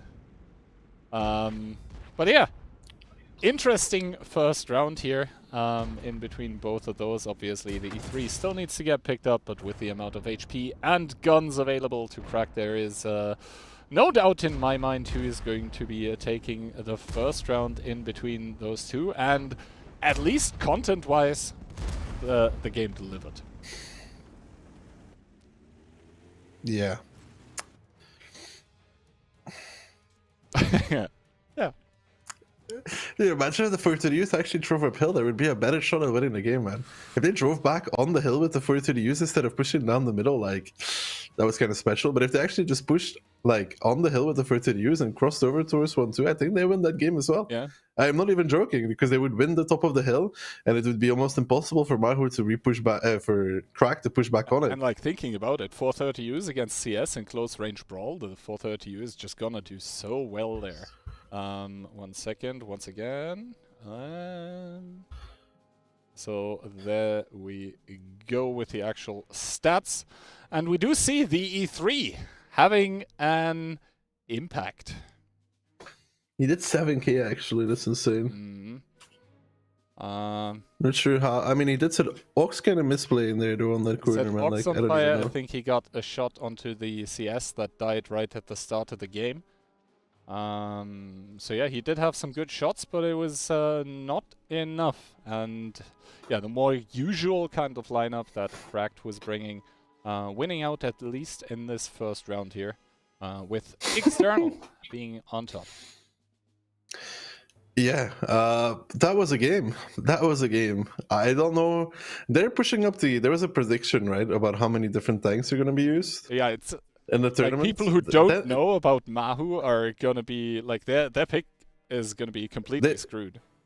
They've added 2 this round alone, right? Because they added the CGC, which wasn't picked before, And 430U. and the 430U. And it's only the first round. Yes, and we already mentioned like T57s in group stage on Fisherman's got used. We already saw the 57s as well, though, from a few teams. Yeah, we'll have to see, but certainly Knight not doing us dirty. He's gonna continue up with his promise of bringing unusual tanks, and the crazy thing is, right? It almost worked. Like, it could have worked. Like, if the CS blocked the road fully when they blew up the first one, they could have done a lot more damage on them driving on the hill. And if they repushed on the hill with the 430Us instead of driving down the middle onto the Chief, yeah, they would lose some damage, maybe even lose a tank. But once the 430Us get to the top, the CSs are not able to do anything, and the RD is actually going to slowly farm them. yep. So, yeah, this was round number 1. We're obviously going to follow this up with another round. And already, I have to say, I can't wait to see what the lineups are going to bring. This was something to behold, but we're not going to stop here. Round number 2 coming up soon. Best of 7, obviously. So we're at least going to get 4 games in total, but I would imagine we get more.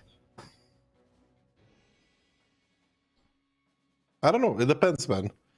Things could fall out of hand rather quickly, in quick succession here. Then again, obviously with the double elimination bracket in the format that it is right now, you don't really want to lose that first match in the upper bracket, because the road is so much easier. Even if you only get to the upper bracket final and then you drop down, you go directly to lower bracket final. So we'll have to see. Yeah. I'm just worried for what I'm about to see again. Okay, I mean, okay. pretty Mahu normal. adding one One. tank that hasn't been played so far. We see a TVP, an STB, we see 99907, then we have 6 CSs, double Batchat actually, and 260. Double. 2 of each, huh? And Crack the double 50B, triple 260, double Chief, the rest being CS is pretty standard-ish lineup, right, for Cliff? Yeah, should be kind of a normal game. I say that. Probably a lot of people are gonna call me clueless now, but all the CSs from Crack going towards that 1-2 line. Meanwhile, some CSs from Mahu as well, and everyone else by either team going towards the middle. Even the 50Bs that you would normally expect to farm the cross, and now actually the trouble starts to erupt for both teams here close to the donut, but I think Cracked actually has more tanks here right now. Demonic trying to make it behind the stones, and successfully so, but he's still spotted, so the heavy tanks that are coming in from the middle could actually farm him. Chase taking the crossfire position, and Cracked directly with the repush, but Oxmathus getting deleted, and the 50B kills happening left, right, and center, but I think Cracked has enough guns at the donut. Yeah, enough guns at the donut, but in the middle, they may be worse in this position as their second 50B is going to get overrun rather quickly. Dark Ninja out of this game, shut down. The STB now getting pushed by the 260. Bill still alive. He's chasing a TVP that I think is on reload. The double bat shot now trying to do what they can. December even coming in with the Ram, the HE, trying to establish that dominance there in the middle. Another ignite coming out from Cracked, who are up 6,000 HP at this moment in time, and repushing the middle yet again in a very spectacular and fast fashion here. Yeah, they have cleaned up the donut, and that now they're looking to clean up the game here, coming in with those high HP CS tanks just everywhere, and the low HP, the one-shot tanks from Mahu are just falling left, right, and center. Major Kenway there with another connection into Reps in the Batchat, who is probably going to go down soon. Piggy can't really do anything at this point, being at 48 HP, and Cracked, just like that, is gonna pick up the second round on Cliff here, making it 2-0, and the STB pick. I'm not a fan, Ducky. I mean, I don't think the STB was the issue here. The fact that it lost like 5 tanks to 3-1-2 may have been a larger contribution to it. They did almost win the middle, though. Almost won the middle. So yeah, Cracked is gonna make it 2-0 in very quick succession on Cliff. But obviously best of 7, so no match point yet. But Mahu, they need to get going if they want to stay in this upper bracket. Yeah. It seems like you want to say something, but Nah, you're... dude, I'm gonna keep my... listen, in the words of my dear friend Jose Mourinho, I prefer not to speak. Okay. If I speak, I'm in big trouble. But yeah, I think we can take a look at the post-battle results first of all, and we do see the STB indeed wasn't the issue. Yeah, obviously the bigger amount of tanks that Cracked had in the 1-2 line, while the battle in the middle hadn't really erupted yet, was the biggest problem for Mahu this round. And then the thing is also, right, in the 1-2 line close to the donut, Cracked is actually engaging an inferior number of tanks that also have less HP than the tanks on their team that are gonna get collapsed upon, because they're engaging mediums while their heavy tanks are gonna get pushed. So the heavy tanks are obviously gonna survive longer. The only thing being though, like Oxmathus on the cross, that focus fire was from another planet. He tried to cross and just got deleted. Yeah, I don't think that crossing was ever the play, man. Ever. Did he even shoot? No. No. He spotted Fox 8 is just enemy not- vehicles though. Yeah, I think they were all the ones driving in the middle. Maybe he thought it was a full one too. Alright, so Cliff 2-0 in Cracked's favor. This now means we are headed towards Sand River once again. Sand River being picked by Mahu has, how do I say this, has the possibility for interesting tank choices if you want to play a longer game. I think if you want to cut it short, you want to pick a big amount of chieftains and basically engage K-line, but we'll have to see if that happens. Right, but Mahu, I don't think you can predict what they're going to predict or what they're going to do. The thing is, they are a very good NA team, so they can also just play standard. So it's like they could. Joke of the day, dude. They Joke of the could. day. His nickname is literally Knight_unhinged. They could play standard if they want to. Kihan takes 2023. They could play standard. Oh, bro. I swear, man. You're kind of funny, dude. Not gonna lie. I wasn't even trying to be. Things. That's the worst part of it. Yeah, well, I think it was just because such a bad take. But yeah, I don't think either that we are gonna see the proper kind of meta picks, especially after round number 1. Anyway, I don't When- think it's anything to do with the meta picks. I think even if they pick Chieftains, man, they might just drive all of them towards the north side of the map. we'll have to see. I think that was the first CGC we saw in how many clan showdowns? We saw in We saw GW last showdown. finals, yeah. Inbil winning the last round with that one. I think it was never in the GW. Yeah, they played it in group stages and Hardcore lost with it because he didn't do anything. Anyway, lineup-wise though, we have Mahu coming in with 1 CS, quadruple Wait, this looks normal. 9 and 10 chieftains. Cracked on the other hand, an EBR, a Chief, double 279, and 11 Chieftains. Man, Mahu's lineup looking normal, dude.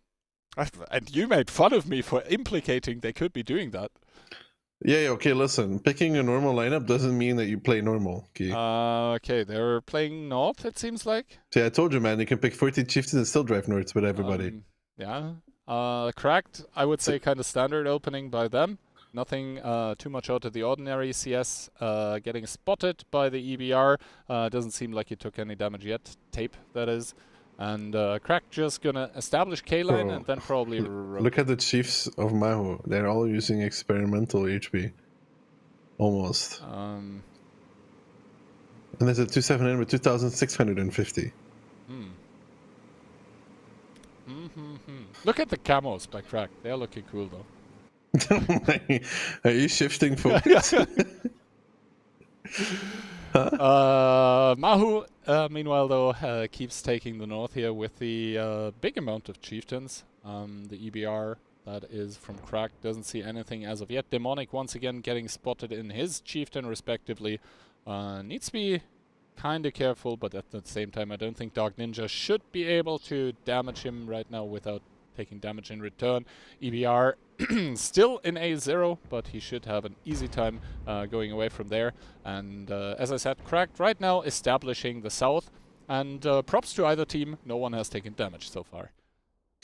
Yeah, that's amazing. Both teams just establishing, Crack taking K-line, taking all the way to J2, realizing that it's a North play coming out from the side of Mahu. They have Haglar there in his 279, climbing a rock. Not a surprise, he loves climbing rocks in his free time, so perfect man for the perfect position. Also has some support behind him. Melly and Fishy both should be able to, basically capitalize if Haglar gets pushed there. Other than that, though, Cracked realizing they have to make some kind of play here. Ooh, good shot, by the way, into Yapes, Cupola. And now OP leading the charge here for this south push with the Chieftains. But we do see a plethora of tanks established behind, around, and everywhere near the Mahu cap. So they can't really properly overpush. That being said, though, Mahu's bringing into action, sending triple chieftain through the 7 line and also 0 line. They are probably gonna start pushing soon. Right now, they seem to be having shots onto Melly, but now the trigger gets pulled, and Haglar is gonna be in a big trouble.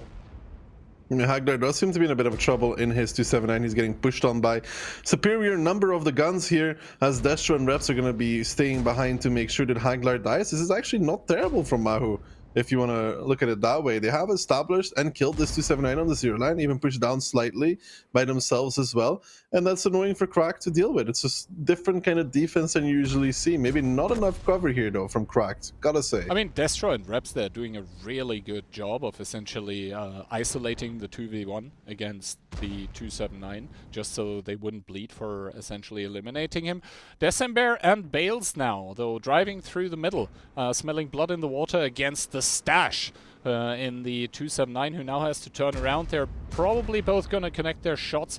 Is repairing his Amarek, though, in turn. And I don't think they can push up too far here, because Yoip should also have shots here. I would love for December to actually keep going and sort of stay safe, because like this, it's going to be hard. Then again, double Amarek right now on the 279. Yeah, I mean, but still, though, the shots here coming in from big guns, I think Knights is also giving some shots towards them, so that makes it harder for them to kill the Stash without trading badly for it. Looking not too bad for Mahu right now. I mean, they will kill Stash over time, but it's not going to be that easy. And especially because Knight can just play D2, because Crack lost all sort of Nord control, right? But losing that 279 of Haglar there. And now December trading out more, down towards 800. It's looking okay. Yeah. I would have liked for them to continue on a bit further. to basically be safe from Yape and big guns, but now looking at the They get shot by the minimap, North yeah, end. exactly. Now looking at the minimap, that might have been problematic as well. So I think the Stash should be able to kind of hold here. If he doesn't get his turret blown off, then he should be very, very fine there. Takes another shot, not sure by whom. Was that Bales into the cupola? But yeah, cracked now.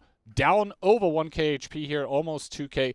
They are looking to try to put an ending blow. I guess it was Dark Ninja into Stash. They are trying to probably end the game through a 1-2 line push, but as outlined already, Mahu has a lot of tanks there. They might be able to hold the 1-2 push because there's currently not enough crack tanks to do this properly. They need more here. And it's actually really good for Mahu that December is already 800 HP. He can't push anymore. There's what, 1, 2, 5, 6 chieftains right now on 1-2 line ready to push. That's not enough. It's not enough. Yep, especially since there's like double chief in B2, 279 in A1, almost invincible. So they would have to get a lot of connections from those tanks in the middle onto like big guns and Yape, but not really sure if they actually have angles on this.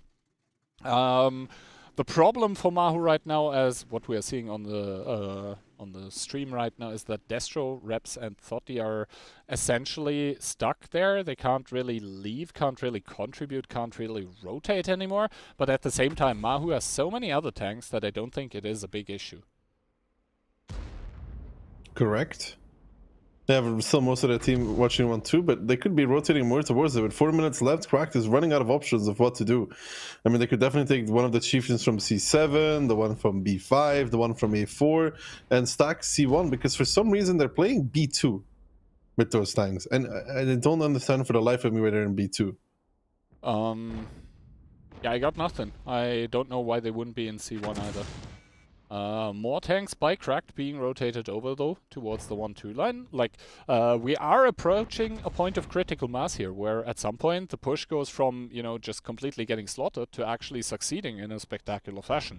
The question is, do they actually have that critical mass yet? And the problem is, they are actually spotted with a lot of them, so Mahu does know that the push is coming.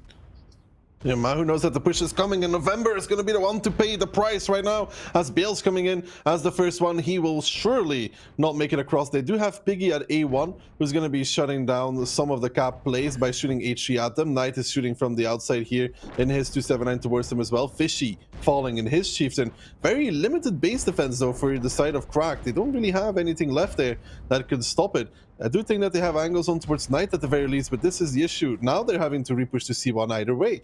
Crack is down 6k HP though, but I think Knight will fall here before that even comes into effect. They are pushing the 0 line now to take the base, but they will need to push in to get resets. Melee falling. That opens up the cap though, but here comes Steven, here comes Flounder, here comes Demonic to try and get to his resets. They might even have to push in. They could kill November before they do that. That is smart from them as well. Knight getting a shot onto where Bale's actually setting him on fire. He's gonna burn down to a crisp. As now the rest of the tanks from Mahu pushing in here, trying to get these resets to make sure that they can cap the base by themselves, and it's looking rather good for them, but they only have one guy in the cap right now, and they are going to start losing these guys on the cap of their own, on their base defense. They are not holding this right now, although they might just be. Demonic and Flounder are very healthy though. Demonic and Flounder very healthy, and Cracked only 6k HP remaining. Dark Ninja getting shredded right now in the middle of the map. Paddington also full evacuation mode, trying to run away, doesn't hit tape on the way away, and Demonic and Flounder, I think they just have too much HP. Picking up Ox Mathis here, and it is going to be Mahu in an uncharacteristic fashion for them, with only meta tanks being picked, are going to be picking up their first round here. It is going to be 2-1 regardless, but Mahu showing what they're made of. Yeah, and putting up a successful defense. Crack, they're not defending 0 line with nearly enough tanks. Hagler being pushed up as well. Not really worth it, Key. Gotta say, he didn't really deliver that much. That enabled Mahu to actually take the middle of the map, kind of like D7 all the way to E0, which would put them in a decent position. Exactly. So Mahu coming back into this match here, showing that they are perfectly able and capable of playing. I mean, it wasn't sort of a standard tactic. Normally, you don't really commit heavy like this north heavy from on Sand River. But hey, if it works, who are we to blame them for anything, right? They just won a round, and now even the sides are going to be switched, and Mahu is going to be attacking. Mahu's indeed going to be attacking. Perhaps this is where the knight becomes unhinged again. We'll have to see. First of all, though, let's take a quick look at the post-battle results. And Knight completely being unhinged. Top of the board for his team, although Demonic also shout out to him with 5 kills. Yeah, 5 kills there for Demonic. Good stuff. I mean, Knight actually doing top damage. They traded really well for the middle push as well on Stash. I mean, Stash was low HP, but nothing stops you from doing that as you're pushing 1-2, you know? Yep, exactly. Plus, that position doesn't achieve anything. Like, it's like you can just ignore it. What is he gonna do? Drive away from it? Never. But yeah, the thing is, like, December and the other guy tried to overpush Stash there. They paid so much HP for this, and if they actually do it, you said it, as you overpush the enemy cap, then Big Guns and I think it was Yape, they can't really focus on that anymore, right? They can't focus on protecting Stash anymore. They need to focus on shooting tanks that are close to them, that are actually overpushing the own cap. So if you do both things simultaneously, you might stand a better chance of success. Then again, Mahu just looked very, very solid this match. So, or this game rather. So I'm not sure, even if you do both of those things at once, if something good comes off of it, because in the end there was like 15,000 HP left for Mahu. So, looking good. Yeah, I mean, it wasn't really close at the end of the day. They pulled up a good defense here, and Cracked showing that, you know, they may be the top dog, but it doesn't mean that they can just do whatever they want and get away with it. And now they get to defend for the side of Cracked. They get to defend and play from that, and we'll have to see how they decide to approach it. We've seen the North defense now. I'm personally not the greatest fan of it, but it can work. Yep, as we are probably not too far away from seeing the lineups once again. I am also very curious what we are gonna see, and actually kind of standard once again from Mahu. 1907, double 260, 1279, and that leaves 11 Chiefs. It does indeed leave another Chiefs. Cracked though, triple 279, double CS, and 10 Chieftains. Pretty normal lineup from them. At this point, I'm more surprised to see Mahu pick normal things than anything else. Maybe the tactics are still unusual. We'll have to see. Confusion of the highest order.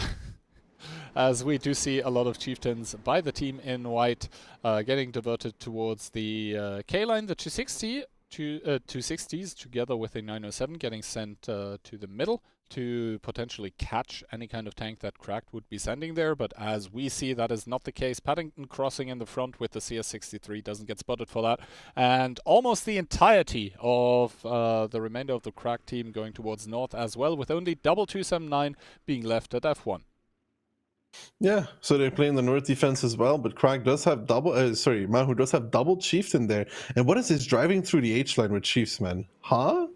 Oh my god, dude. Innovation. Innovation, and also they're getting map control quicker with this. If they don't pay HP, then they just saved a bit of time.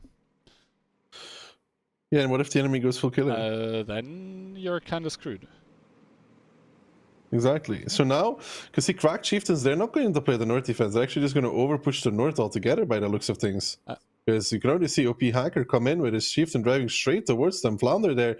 It's going to be for a naughty little surprise there as he sees November and Bales. That is such an FC play, by the way, for OP to start driving and then call it, so he's in front of everyone else. But now November, Bales, and December driving on towards Flounder, who's down to 700 HP already. But the problem is that Tape and Steven, they are hold down here, and they can farm November and December and all those 3 Chieftains here. Flounder isn't even dead yet. He has some rocks to side scrape off of. He's not going to die anytime soon.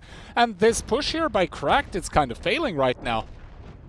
It's more than just failing. I mean, Steven is dying in his Chieftain. He's trying to get safe even. Not sure where he's trying to go. F1 being established by Mahu. HP still all over the place. Pretty even between these two. But if Zero Line doesn't fall here, and it's actually straight up and over from Mahu on towards Haglar there in his 279, this may be too much for Mahu to take so quickly. Not really any need to make these kind of aggressive plays at this moment in time. They will find Haglar rather quickly though. But the Chieftains from Crack, they're coming back across the mid-range. You can see them across your minimap coming to shoot this this position. Haglar down towards the one shot. Is he gonna fall though? It's looking not that great here for Mahu right now. Destro needs to finish up at least Haglar. As our screen freezes for a second, Haglar will fall, but as the dust settles, man, Mahu up 5,000 HP. Mahu up 5k, and in the farming positions, it seems, as the Chieftains in the middle by Cracked are just continuously bleeding by fire from the tanks in the base from Mahu. The stash once again here in the 279 is able to face off against basically the entirety of the rest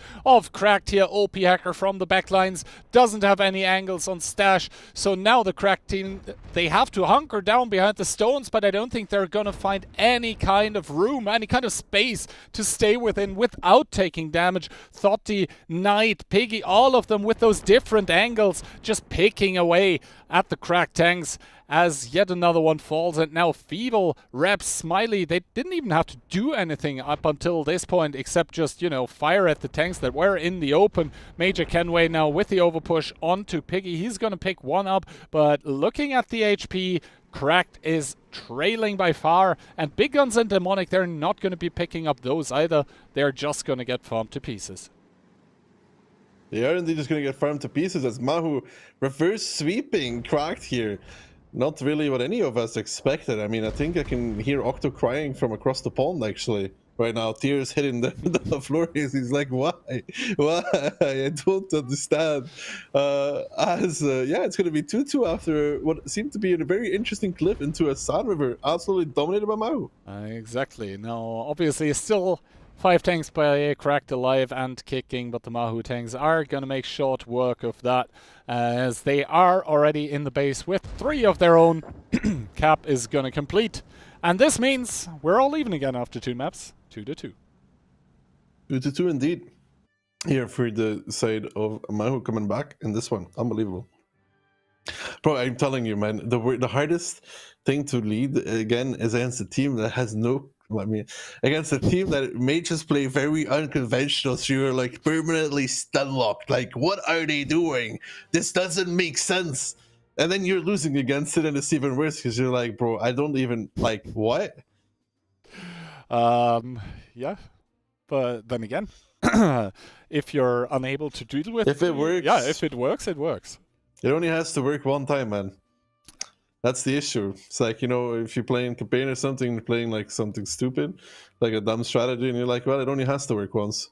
And yeah, it is kind of working out here for the team of Mahu. Cracked indeed. After the first 2 rounds on Cliff, where basically the first one was pretty close, but like the second one, not so much. And Mahu now, I guess, also stepping it up a bit, showing that essentially they are able to play standard and they are able to do so very successfully. Yeah. What was the next map? Good question, but I think it's an even better transition into the pick and ban screen, eh? Unbelievable. I'm just setting you up for that.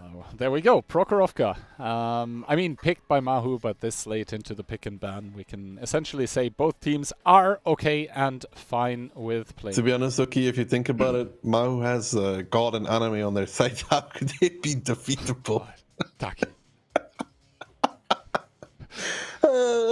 Dude, they probably have in their waifu pillows as moral support when they're playing the game, dude. It's unfair. You're playing against 30, essentially, right? Yeah, true, dude. True.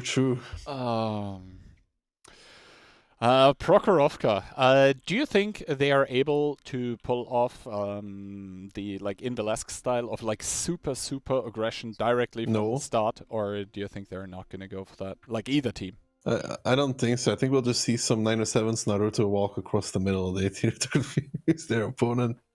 Have you ever done the Naruto walkie? No, I don't know what it is, and at this point, I'm afraid to ask. I feel like you should do it on stream at some point. You know, put it for points, like 50k points, dude. All right, Prokhorovka. Now 2-2, making this essentially a best of 3 here. In between both of those, I think all of you went with a 4-1 for Cracked, and I went with a 4-2, right? So I have to cheer for Cracked now to take it 2-0. I go for 1, I don't remember. I think you did, yeah. But yeah, Prokhorovka being played very, very often, not only in NA, but also EU. That's probably the most played map of the day so far, at least.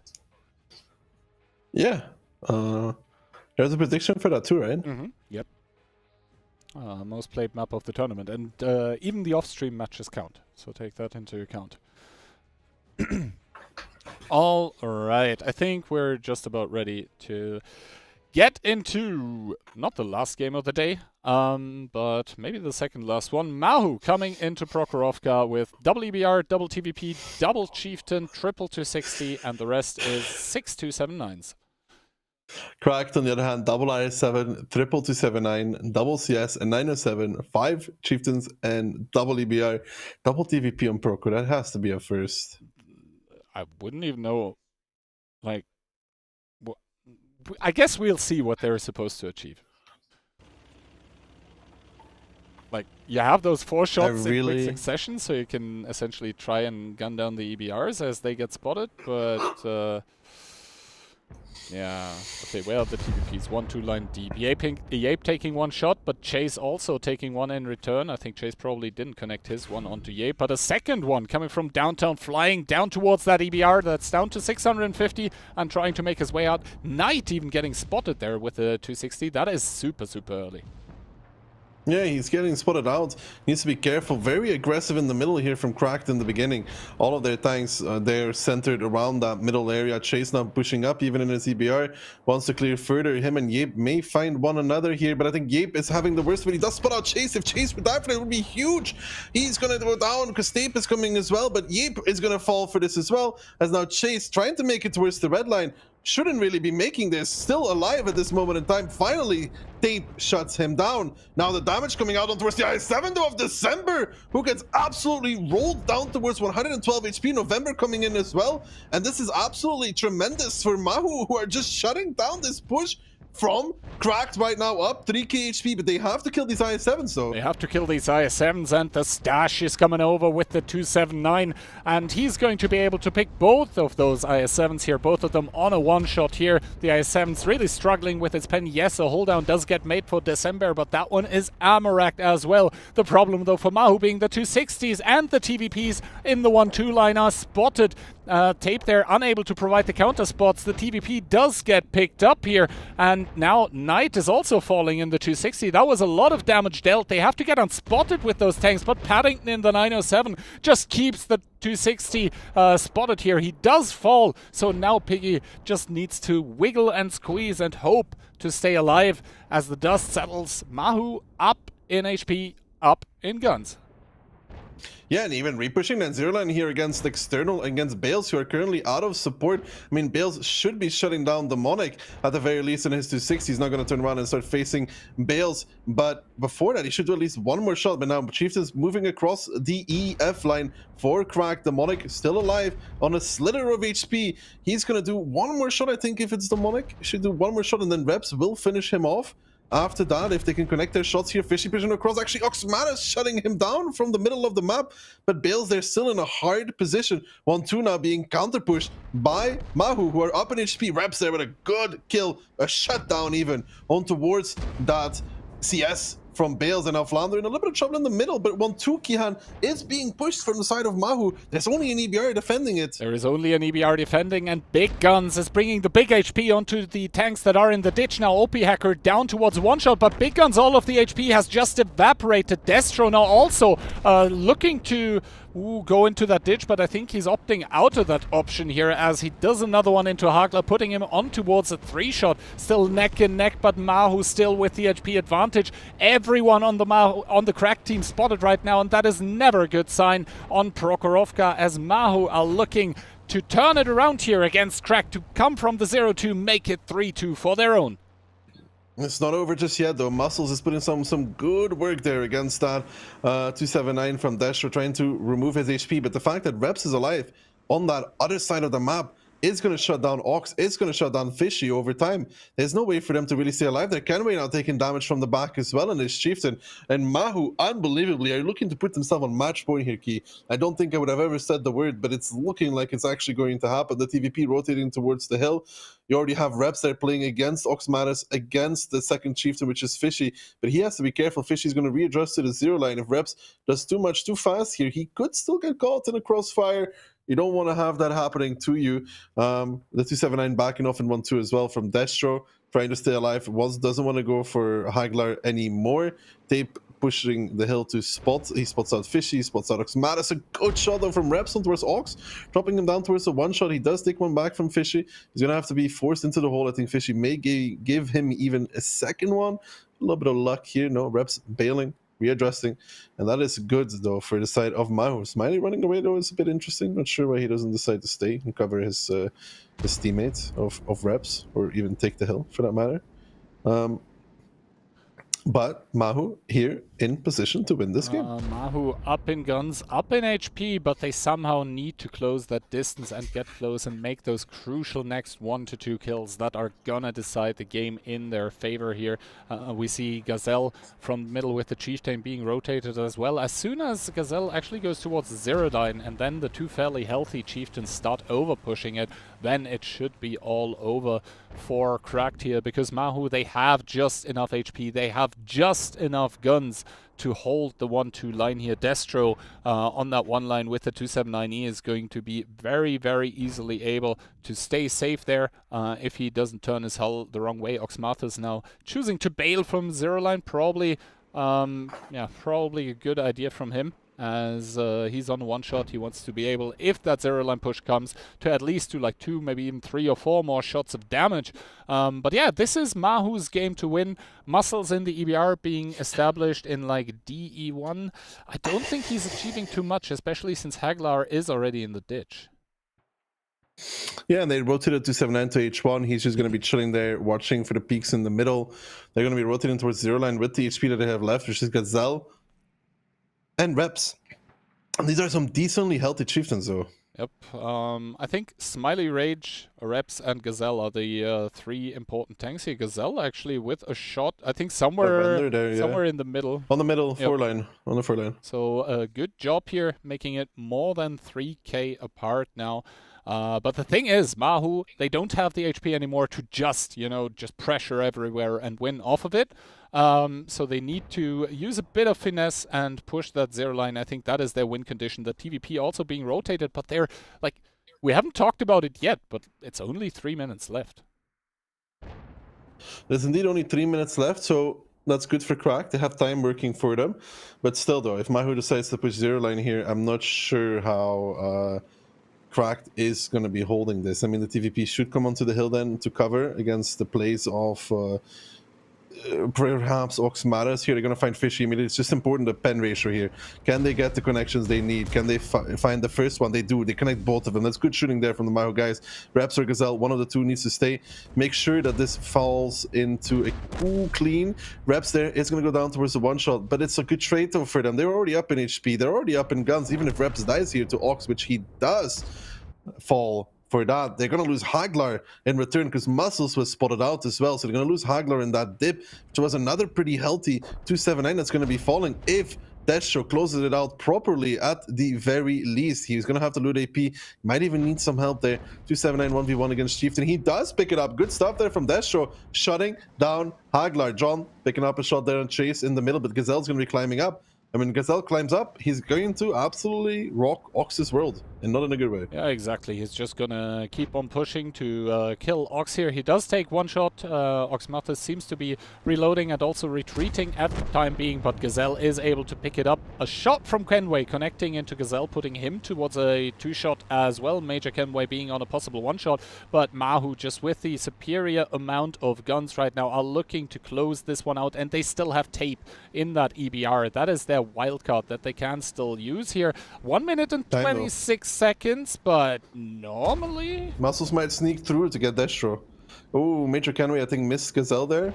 That's pretty huge. Oh, the EBR gets the shot though. Gazelle picks it up. 1 minute and 15 seconds here, separating Cracked from match point against them. Muscles still alive. He's going to be trying to sneak past 1-2 maybe. There he spots out Destro. John to try and get the shot. Chase takes one actually, down towards 34 HP. They need to find Melly. They need to find Muscles. They don't have that much time left. They need to utilize Smiley's HP actually in this game here to make a win. Yeah, exactly. And now, Muscles there with the pickup onto the 279. Tape, or Gazelle in turn, able to pick up the kill against Melly, but now John and Muscles remaining here. Tape is not going to touch the cap here. Good decision making by him, but the problem is going to be finding Muscles. Tape, I think John connected the shot but didn't penetrate it, so now Tape is going to come in, but it's going to be Muscles from the back line. 30 seconds remaining. I don't think anyone really has the shots currently onto Muscles, never mind that. Destro able to connect one, a second one is needed, 22 seconds, and now it is the NA aimers that need to hit that EBR to pick up the round, to make it to match point, and they do. Destro to finish it off in a close game with the better end for the team with the Weep logo. I think Muscles is a great EBR player, but he absolutely misplayed there. I think his play has to be onto the 279 into the dip, kill him, and then escape down 1-2. And he didn't do that. He killed Chase, but Chase was in the 5-6 line. Or he just, just drives down one line and doesn't even try to kill the 279. No, he should always kill. No, he should always kill the 279 in the dip, because otherwise, if he peeks and spots him, he just has 3 shots on him driving down. He has to kill him, go into the dip. The TVP wouldn't be able to shoot him even if he's in K2 or whatever, and then he can just play the bush line and actually play around it and make it work. But Mao is on match point, man. Octo said something about Crack that could get tilted and play in a way that is not good for them, and I think that was it. Yeah, especially those close kind of games tend to eat away at you if you lose them, and obviously when you win them, you're going to be absolutely on top of the world. We see December and November, both of the IS7s, not really having had a good time pushing down that 2-3 line. They just got punished so crazily for pushing into that dip. I think November already was down to a one-shot basically when he made it down. And yeah, Fishy top damage for his team, but yeah, that TVP didn't really work out. Like, both TVPs, they have like 1200 damage combined. The other tanks kind of did, though. I still would love to hear what exactly the point of the double TVP in the 1-2 line was, though. Are they supposed to basically kill Lip out against the EBRs that get spotted there, or what are they actually meant to achieve? Who's it meant to achieve what? The TVPs in the 1-2 line. What? Bro, I don't know, man. You're asking me. I don't know what the TVP does better than 907. I mean, outside of make a clip, I don't know, dude. Looks funny though. Bro, 907 is better later on because it pushes better. It has better DPM, single fire, camo, stealth, armor, but it doesn't have a clip though. It does have camo and stealth both. Crazy. Stealth is more than camo though, Key. Stealthy profile. It's low to the ground, small. Stealth is not just camouflage, Key. True. Did you try to roast me with that took like 5 to 10 seconds for you to realize. No, bro, I just didn't think you would go for something that is not factually incorrect. Anyway, though, Mahu being on match point and Cracked being probably tilted right now. So this round here might be an interesting one, and coincidentally it might also be the last round of the day that we're actually gonna spectate. And now Mahu coming into this one with triple 907, a 430U, we see triple 260, we see an IS7. Oh, actually it's 7 907s. We see the 114 SP2, the SGRV, and the 13105. I think the 114 SP is probably going to make a shield, and we're going to see some sort of cam. I don't think so. Cracked, on the other hand, 6 Chieftains, a CS, an SCRV, WBR, IS7, and the rest being 3 279s. I don't think this is a camp at a 114, man. A 114 doesn't really camp, bro. That's plus 2 tanks, by the way, Key. 3105, 114 SP, dude. That's plus 2. And once again, the 430U as well. Like, we had it on Cliff before, but that's not a pick you usually see. Now, Muscles and Big Guns exchanging spots in the middle of the map right now. Cracked sending a lot of Chieftains there to contest. Big Guns is going to make it into the hole. Probably will take 1 shot. Doesn't even take that, so he's going to be full HP. And What is this? The 105 is on the 5 line, 14 is on the 4 line, there's a 907 pushed up on the 2 line. the 907, is it Oh. a spotter 907 is the question? I guess so. But why is Camp with 907? But like he has 2,270 HP. Might just have optics by himself, you know? Yeah, I don't know, man. I really don't know, especially once the 13105 dies, if one of the EBRs makes a run. Like, yes, the 13... He doesn't have any spotting equipment. I don't know. Yeah, I mean, it is a camp by Mahu. Where is what is this SCRV position, by the way?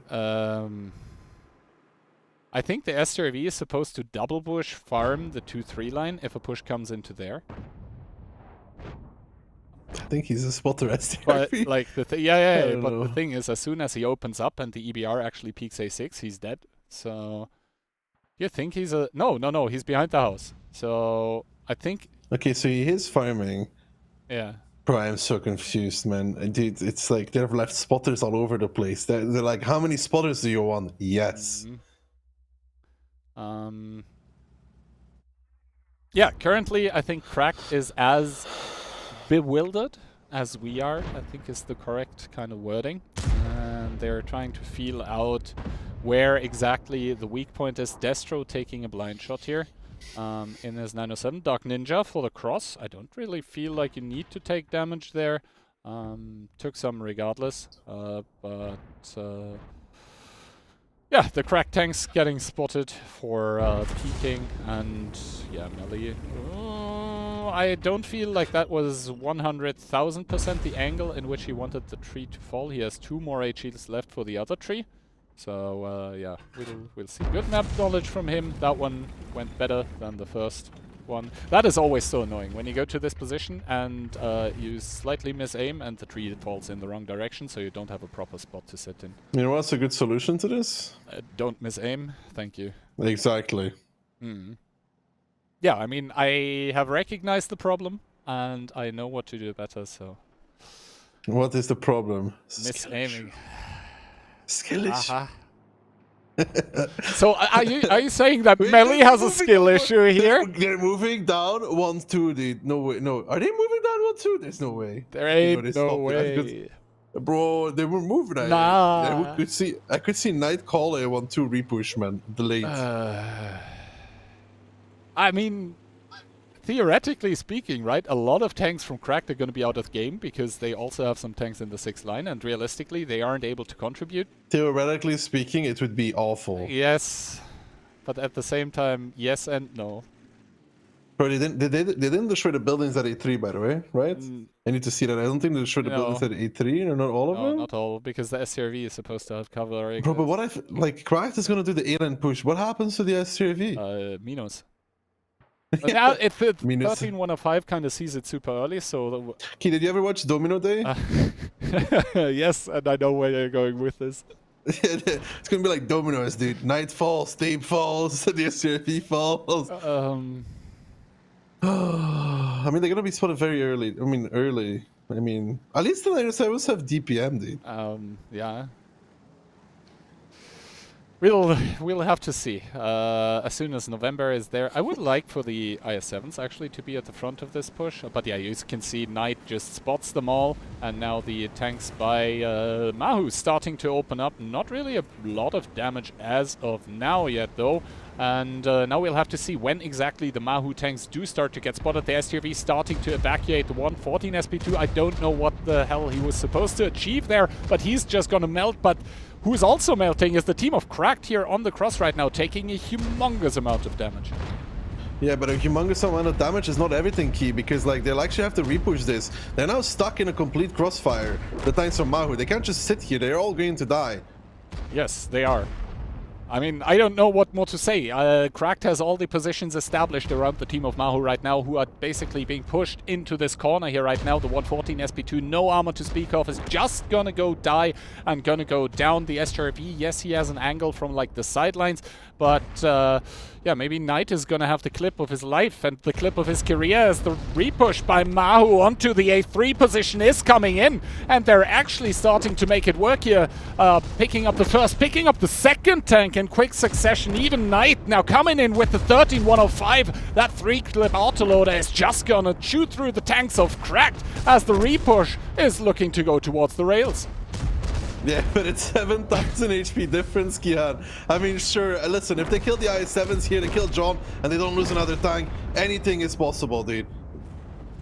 But it's just not really looking like it, is it? It's not really looking like it, realistically. John is going to be the next one to fall. Muscle's now gonna come close against the 907. Even the stash in the SJRB is spotted. Knight Rider already on his merry way towards the next round, as this tactic did not work out. It really didn't, did it? No. Bro, if I put this on a map tactic and showed it to my team, right, what they just played on defense, I would get, like, my family would disown me. They would disown me and put me on the street, dude. They'd be like, you're no child of mine. Yes. If I showed that to Insane, I think he would, like, roll over, put on his yellow jacket, come to Belgium and start protesting my life and go for my evacuation from the country. Yeah. I don't know, like, it's not to be mean, but like, I just don't understand how it's ever supposed to work. For example, my question starts with the 114. Like, what exactly does it do? Like, it has comparably good gun handling for the alpha damage that it brings, which is 650. It has, like, good shell velocity, but against that A-line push, it just dies because it doesn't have armor. And it doesn't really have super good DPM either to make it worthwhile. Like, maybe it was supposed to make a shield somewhere? I don't understand. Maybe Octo sometimes can enlighten us. Dude, listen, let's just... Octo's our resident expert. I'm not going to hurt my brain any more than it already has been hurt in the first two and this round. Because it's like, they're doing really well when they're playing standard tanks. And they're losing when they're picking non-standard tanks. It's almost like there's like a connection. A correlation? A causalization? It's almost like one equals the other. Now we just need Knight to figure out the connection in between these two things. How do I get from A to B?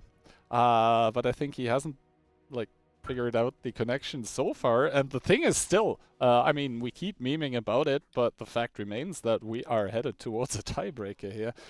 And yeah, the 430U not really working out, and really, I don't know what that 114 SPU2 was for. I really don't. Like, the gun handling, yeah, kind of good. You have the APCR, the 650 Alpha, kind of good. Or well, I don't even know. The pen isn't even that crazy good, but I just don't know what it was supposed to do. I don't know either, Kian, what it was supposed to. I guess they just brought it to have some alpha. You know, like alpha damage. But then I got a question: why don't you just bring a Badger at that point? Huh? Like, or a 268 before Ali says hello. no. Yeah. Anyway, this means we are gonna be headed to tiebreaker, and the tiebreaker is gonna be on Live Oaks. Mahu had the choice of pick for the tiebreaker, and Mahu picked defense, so northeast.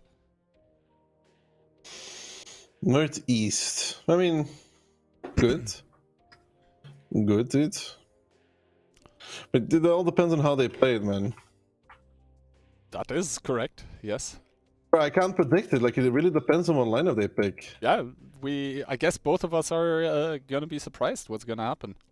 They're this deep into this match. I don't think there is any other conclusion that that can be drawn. Now, obviously, the team of Cracked, after losing 3 rounds in kind of weird manner, spirits should be up again after. Like, it's always that way when you win against a camp. You're kind of like, yeah, we just broke your camp. That always lifts the spirits a bit.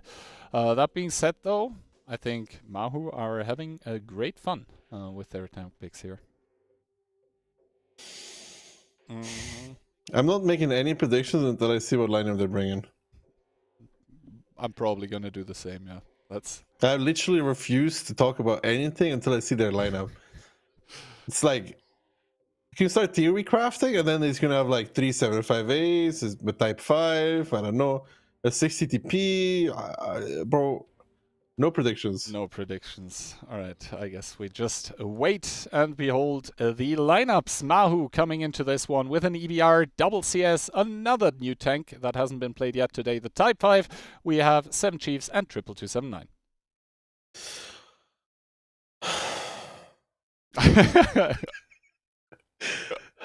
Did you mention the type? Yes, I did. It's Okay. the first time we see it. during playoffs day. 427, that's +1, 4279's double EBR, and the rest Chiefs is for crack. The Type 5, I'm not sure what it's supposed to do. It's dude. supposed to make a shield. Like, what else is it supposed to do realistically? Then again, they're defense, so normally you want to cap shield on your offense. I don't know. Mahu, though, going very heavily towards the 9-0 line, which means as Cracked is doing the exactly same thing, this might be kind of a quick match here.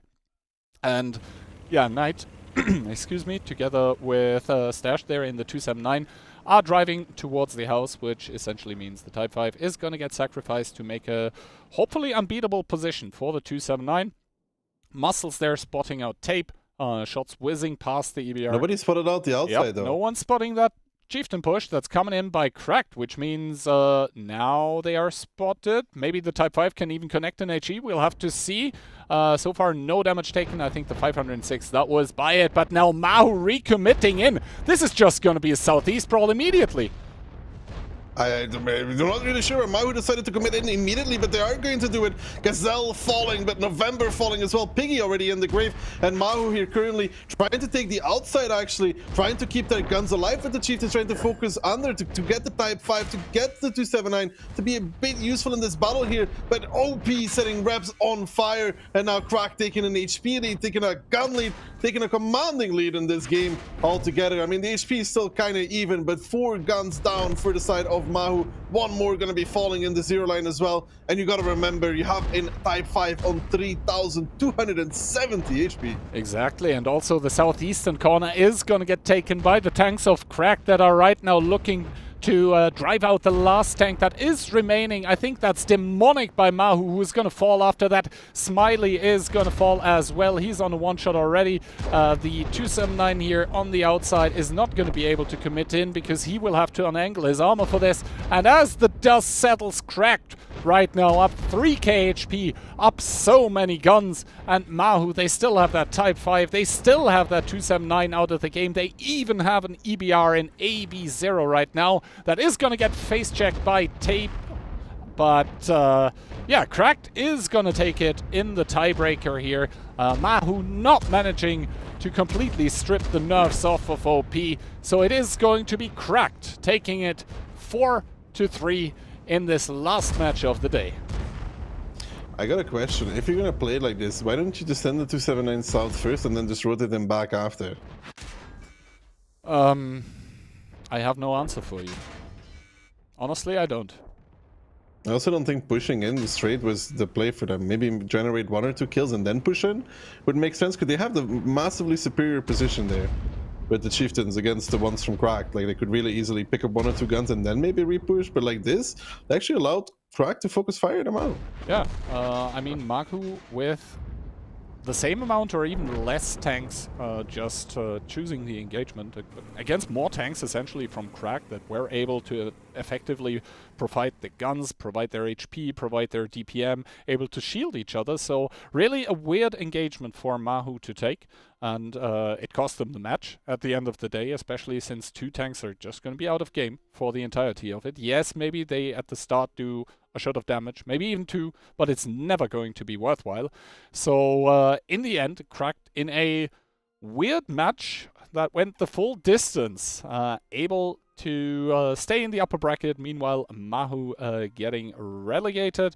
First of all, let's take a look at the post-battle results, and surprise, surprise, the Type 5 wasn't really able to contribute a lot.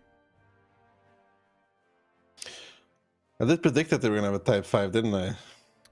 I thought you were refusing to do predictions.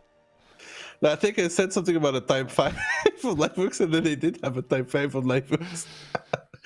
Oh, bro, you know what's the thing? That's going to actually work for Mahu if they actually drove south first with everybody, because you always win the south fight from that side, unless they're using gasoline on the chieftains from Crag. And they drive the 279 south as well, and then they drive one back to behind the type 5, you know? Nothing stops you from driving back towards the type 5. It's literally for free. If they're not there initially. All right. At least in the south. That concludes match number 2 for the NA bracket. That was coincidentally also our last match of the day in what was a pretty long stream. Off-stream matches are going to happen though for NA as well. Basically, Frey is going to face off against Goat. I don't think they won yet. Maybe they did. And it was... Oh, okay. So Frey already won against Goat. That match has already been played. Mahu is now going to face off against Puños. They are going to be the favorites for that one. And when we come to the NA part tomorrow, we're going to be showing the lower bracket finals and the grand finals, and also obviously all of the EU matches, so stay tuned for that. And with that, Daki, thanks a lot for a long day of casting. I think we can rest our voices now and let Insane and Octo try to make sense of what we just saw. Well, thanks a lot, guys. And well, Octo, you mentioned it, Mao can be a bit special, and we have seen why. Yeah, I thought it was very impressive that... I mean, I don't know how you predicted the Type 5, Daki. Well, good stuff from the side of Crack taking the victory, even though it was not that easy.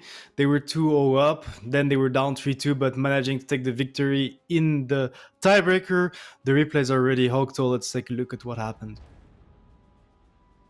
Yeah, first, Mahu brought 5 430Us, and they chose to push over middle instead of going up the hill like Daki mentioned. I think that would have been a much better play from them, as they're going against CSs in 430Us. They've each you just pen their turrets, hold down. Mahu had a 279E and K5, so you're never going to push that out. And yeah, they're on defense, so they essentially got to sit in this position, but... because they pushed the 430Us through middle, the Cracked was able to repush with their 260s as they were farming from above on the hill. The fun fact is that we're meant to analyze and explain what happened, but I don't personally have any explanation of that lineup. Now bring like the 430Us, the 279s, the E3, the RT, like all of those things, they're not working the same. They're not working together. They want to have some mediums, some active mediums pushing the middle, and they want to keep like up 3 things in the base, or then 279 back in K5. I mean, Crack taking the victory, no surprise there, I guess. And the even funnier part is that Mao almost won that round. Yeah, and then Cracked is on defense here. They had a better split, I would say, or maybe just lucky that they had more tanks on the 2 line to beat out Mahu's CSs.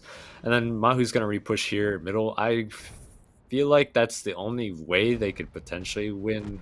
Maybe not, but they can't really do anything else. They can't repush the E line to the donut because they are on attack, and so technically if they hold, Crack doesn't have to do anything.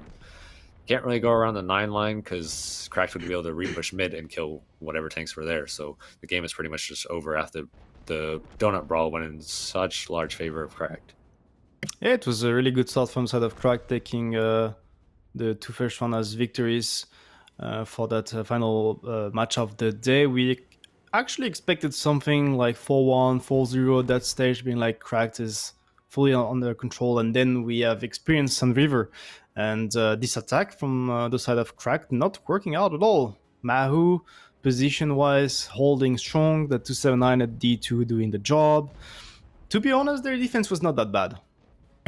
Yeah, and Daki asked what the Chieftains are doing in B2, and I kind of questioned it at first too, but I remember, because for some reason I was there, you have good shots onto the high side of E1, so that's why they have the 279E there, and the people in B2 specifically. I know it is really weird to put them there, but that's what's happening. But then Crack's last hope was to cap, and it wasn't really going to work because Mahu owned the zero line and middle. The team from Cracked needed to defend that zero line just a little bit more, in my opinion, because they didn't trade off Haglar at all, who was in C9. And so Mahu was just able to hold and take more positions. And to be honest, next Cracked on the defense, going for an aggressive opening. Mahu, they had the perfect answer. They were actually rushing down like the H line with 3 chieftains straight, so they could reach F1 super fast. You could see like double chief plus Flounder managing to stay alive behind those rocks because there was a mistake from the side of Cracked, not leaving anyone behind around C6, C7. Then this push from Mahu, it actually does work due to the fact they have tanks at their base and they can counter those guys on the middle, so they can't effectively just shoot those because they would expose to the ones from the base. So good stuff from Mahu. Like this push is actually doable. They had another match, 4 tanks pushing into 3, 1 joining from the top, so it's effectively 5 tanks in this fight. Full map control, great defense, great attack, from the side of Mahu on the stronger side of Sun River. Yeah, and I think it was effective enough because they had the 279Es in the middle and the chieftains in F9 to be able to counter out mid from shooting that push. Anyways, Cracked is on defense here, and they actually are going to send their IS-7s and EBR up the 2 line, and there's just so many tanks. Maybe that was Knight's plan all along. He brought the double TVP to just melt whatever tank decided to go up the 2 line. You can see the IS-7s dying. Easy for double clip tank. But yeah, it worked out for what it was. So, but once this happened, I don't get why the CSs are gonna go play 7 line. I understand maybe one of them, but one of them should have stayed on the hill, to potentially crossfire J7, but that didn't happen. And then Mahu is sort of just cleaning up here. It did kind of get close at the end. Making the 0 line push, just confirming the attack win, and then Cracked being on attack here. Well, let's talk about that round. I mean, Mahu, that defense, I've seen some camps, and well, sometimes it didn't work out, but I mean, Daki questioned it. Even Kihan had no answers. Like, it cannot work. Like, this is pointless to have all of those things around like C2, B2, an AMX over the 5 line, a Fossity over the 4 line, bringing like a fun TD. I don't know. I just didn't get it. Like they were on match points, and we have seen it in the past rounds when they were bringing some normal each lineups. They were performing much better, and when they start bringing some special ones, I feel like it just doesn't work. And this defense was very sloppy from them. Yeah, you have to imagine that the 13105, instead of a mana core, Knight was probably like, well, he's gonna clip the A-line cross. So. Oh god. And then here, Cracked is attacking on Live Oaks in the overtime battle, and they actually went H-line and were unspotted for most of the way, but then Mahu decided to push in immediately, which I agree with Daki. Wrong decision in my opinion. They had the 279E and the Type 5 and D8 to potentially crossfire any of the chieftains that were in weird positions. They had the CSs in K9. They should have played off getting maybe more damage off or just a few more kills before pushing in. I mean, I don't have an explanation either about this push of the Chiefs, apart from kind of donating the win to Crack, because if they indeed went for the rails with most of their tanks initially and didn't push straight in here, but actually played around K0, could have get a chance. Well, Cracked, I mean, they're going to be happy about that one. Perfectly getting the victory with this opening, getting there unspotted. And Mahu, well, we're going to see them possibly again tomorrow. They're going to have to win the next match of the losers bracket. Just as I said, that we can probably take a quick look at the NA bracket to just give a summary of what happened today. We also have the EU matches that we'll be covering tomorrow. We have a very interesting match between Redan and Aurora, which is going to be the finals of the winners bracket. We also have Invil that is going to have to try to get all the victories done in the losers bracket to reach the finals. which is something they have kind of done in the past tournament. I mean, they lost against Aboba, which is red on this tournament, in the finals of the winners bracket the last tournament, but they made it back and won the tournament. So it's going to be a great challenge for them to do it again, especially starting from that stage of the losers bracket. Yeah, it should be interesting, and I feel like we should be casting APAC now that we're done with EU and NA, but sadly we don't get that opportunity. But alongside of NA side, I mean, it went expected, I guess, that Cracked won. It just was not as convincing as we thought it would be. It will be nice for them to be in the upper bracket. I'm pretty sure Mahu will make it all the way to the losers bracket final at the least. I mean, they played very well against the would-be winner. So we'll see what happens. Well, Octo, that is it for today. We have had like 6 matches total, and we'll also have 6 tomorrow. Mainly you, but also NA. We'll see who are the winners of both Clown Showdown finals tournaments. Like NA plays the bets. Same time as today, it's going to be 16 CET, so make sure to tune in when we're going to go live, and we wish all of you a great night. Yeah. And have a good... Well, actually, what time is it for you, Insane? Well, it's 10 p.m. Okay. Almost 23 CET. Yeah, it's 5 p.m. for me, so yeah, have a good night, guys.